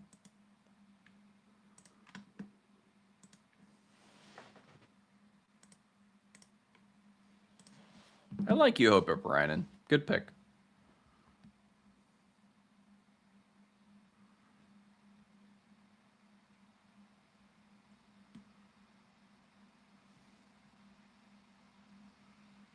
All right, so Calgary's next.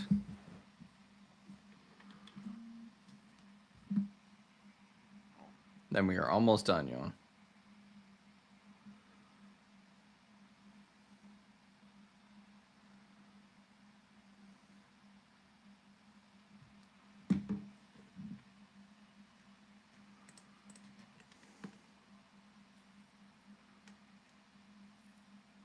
Have a good night, and I will see you guys tomorrow. We're going to be ending here soon.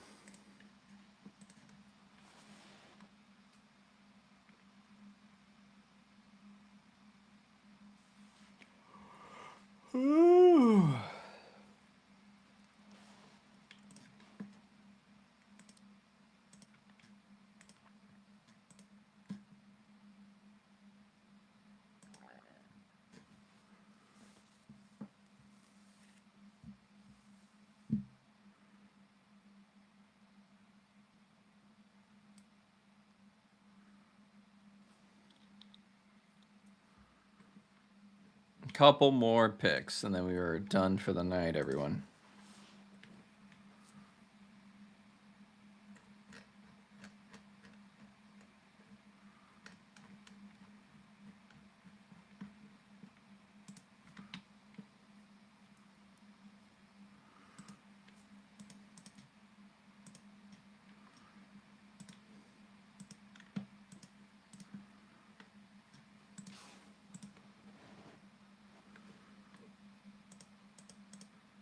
Yeah, we're gonna try and get Dan to break down Verhoff and Lynn. I know he looked at Verhoff because he mentioned it, but we never got him to actually say anything.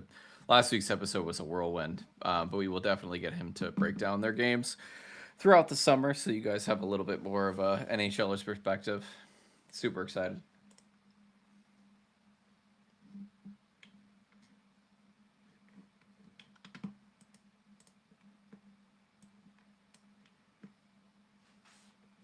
Lanny McDonald's back.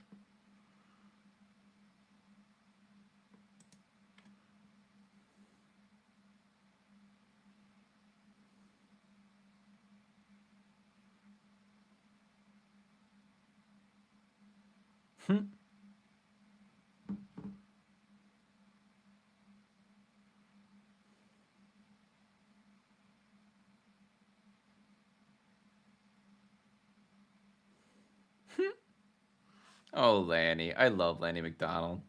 What would you have taken to give up number 9 pick? Draft picks only, no players.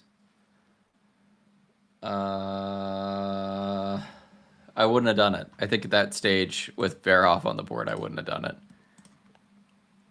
Like, unless it was absolutely overpaid.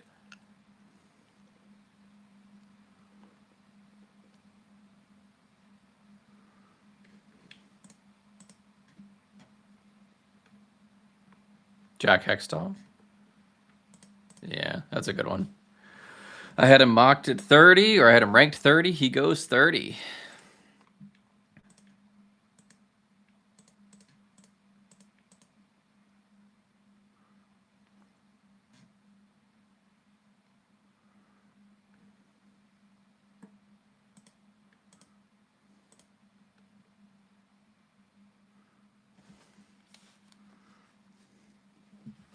Maybe Verhoff joins the Sharks. That'd be amazing.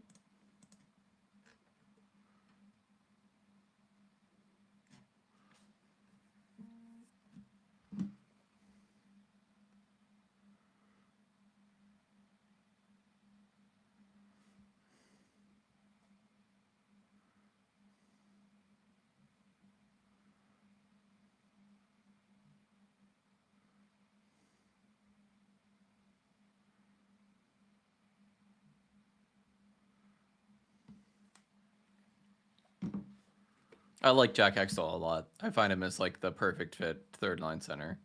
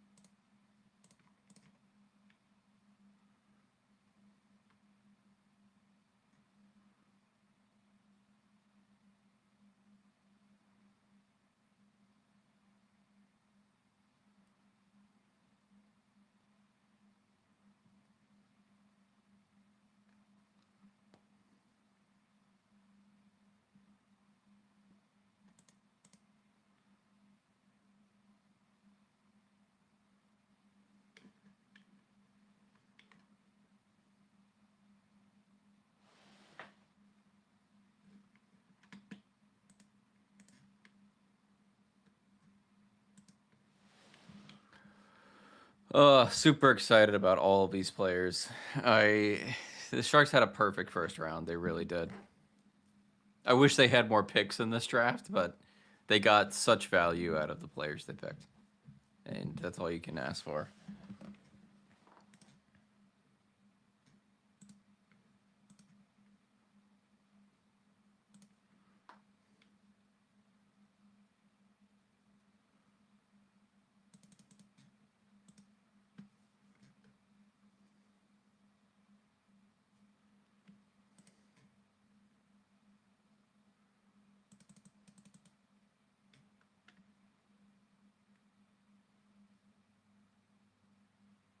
Anyway, getting tired, you all. So that's why I'm not talking a lot. Got 2 more picks left, and then we are out of here for tomorrow.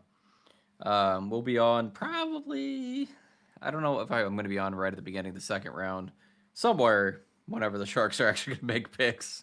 I'll be on. So if you guys want to get some late draft content, I'll be on. So, but 2 more picks, everybody. Who do we think goes? I think it's weird if Brooks Rogowski isn't a first round pick. I think it's weird if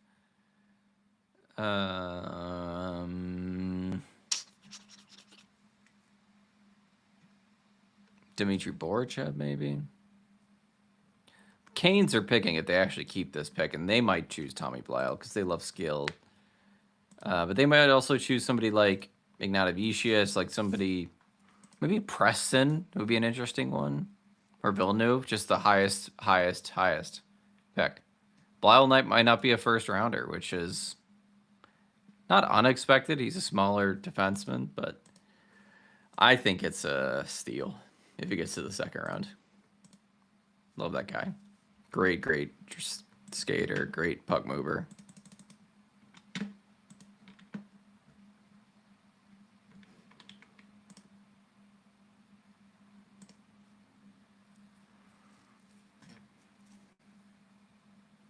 If there's not a chance that he's there for the 4th round pick. I think he might be dropping due to his decision not to go to MSU. Yeah, for sure. It might be. Like, he's going back to Moncton. Maybe they don't like that for him. It is a concern, for sure.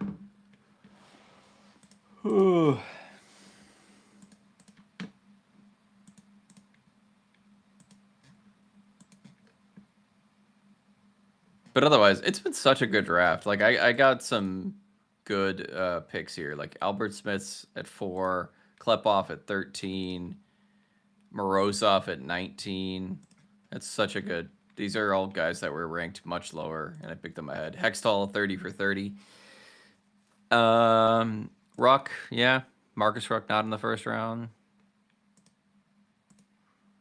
Pipparainen, Savanto at 18. That's pretty close. So really good. Hurlbird's really close. I'm proud of myself. Like, I think this is the correct way to rank them as well, not just like what I predicted they would do. But I don't see the Sharks trading for more picks. I think they trade like a third and a 5th for a late 3rd or something like that, and get a guy they like in the 3rd. But that's it. like a third in a couple years and a fifth or something. But I don't see them getting another pick.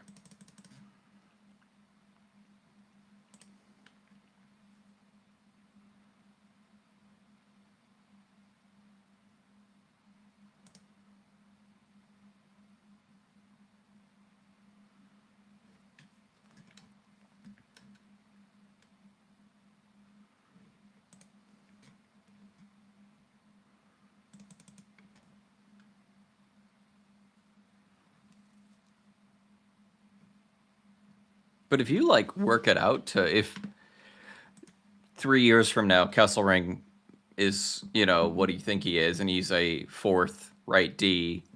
Lin is a number 5D but playing on your third pair, and Verhoff is a number 2D playing on your first pair. Then you've fixed your right-handed D in one draft, and that's awesome. That's amazing. Oh, of course, Carolina trades down. No shit. Carolina always trades down. Yeah.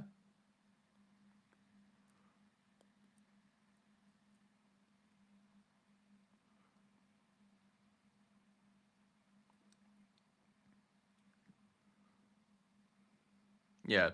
Carolina loves doing this. Is like their favorite thing in the world is to trade down.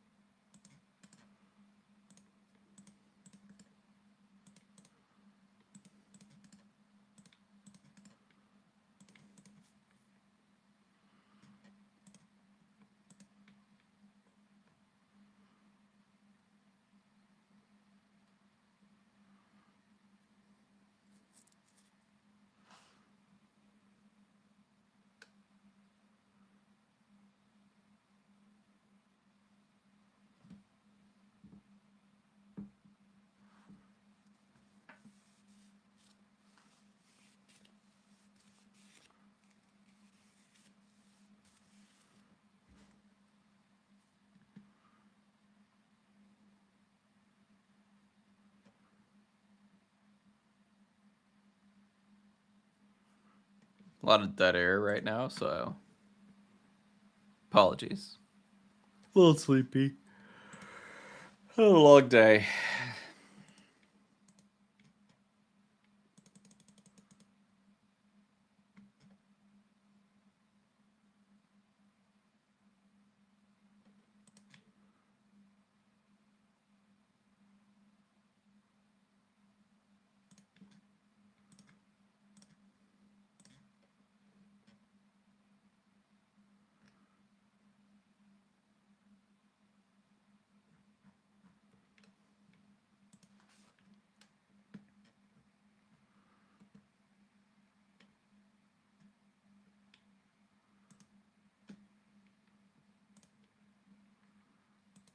We got 2 more picks. Come on, make the picks.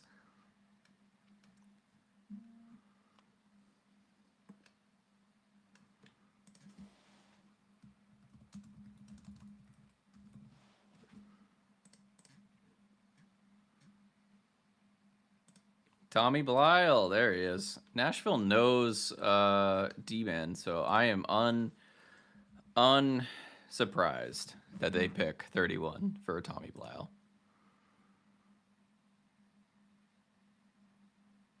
Give him time. This kid's gonna be a stud. He's small, but he needs time. I still can't believe we got Verhoff and Lin. I agree. Like, what a fucking draft. What a draft.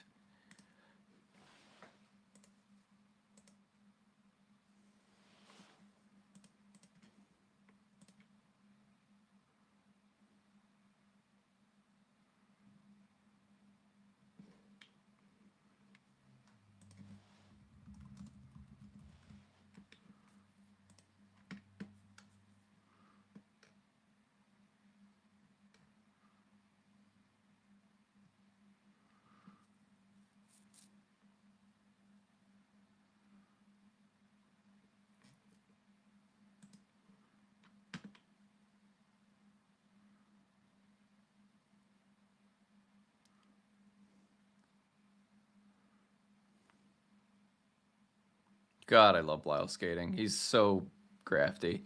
I'm really happy he got picked as a first rounder. I thought he was a first rounder all day, and I'm excited that I got him at 21. I think he's got a little bit more offensive upside than Ryan Lynn, and I think there's a little bit more um, of a chance that he's a star at the next level than Lynn. But could be wrong. Could be Lynn, and I think that's awesome too.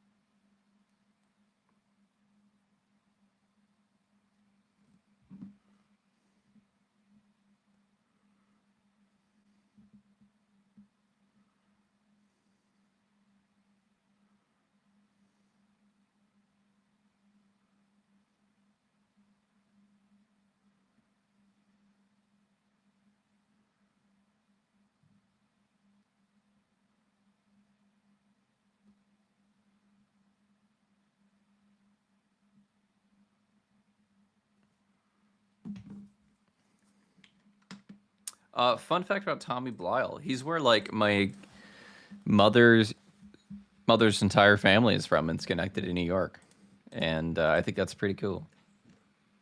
So that's also why I chose him at 21 because I think that's kind of cool. Guys, we are almost done. We have one pick. One pick. Everybody shout in the chat who you think the last pick of the draft, first round is. Last pick of the first round. Who do we got? Shout it out. Xavier Villeneuve, Mathis Prestons, Brooks Grigowski, Casey Mutrin, Nikita Sherbakov. Shout it out. Shout it out.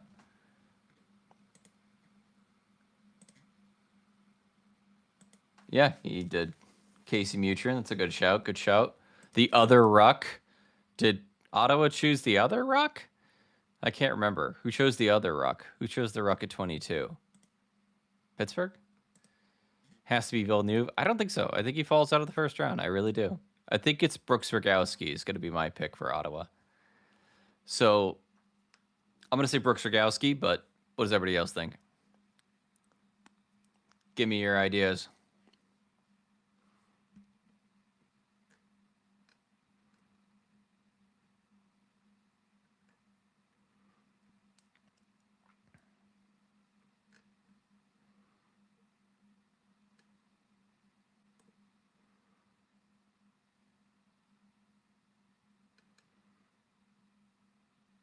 Second round has such good picks in it, and I'm a little sad the Sharks don't have a pick because there's some good players here that could be picked. Guys like Ryder Cali is super interesting. Adam Valentini, Pierce Bowie, all the goalies. I really wish the Sharks had a second. Nicholas Armrolson's a good one. Balecki, Collier, Philip Ruzicka. Nikita, I can't believe Sherbakov isn't a first round pick either. I'd say him or Brooks Rogowski is going to be Ottawa's pick. One of the big guys. Give me a big guy. Give me Brooks.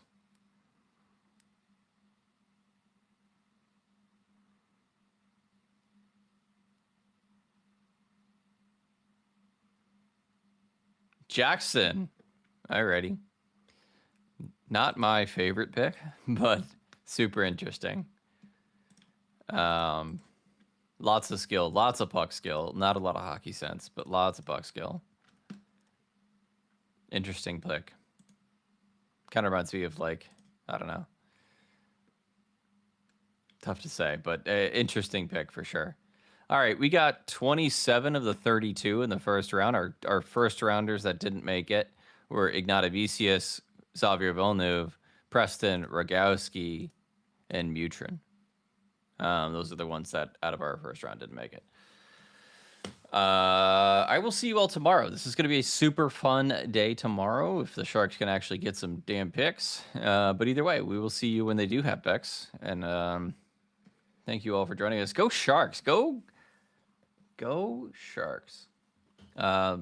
What a draft. I am super excited for my team, for the Sharks.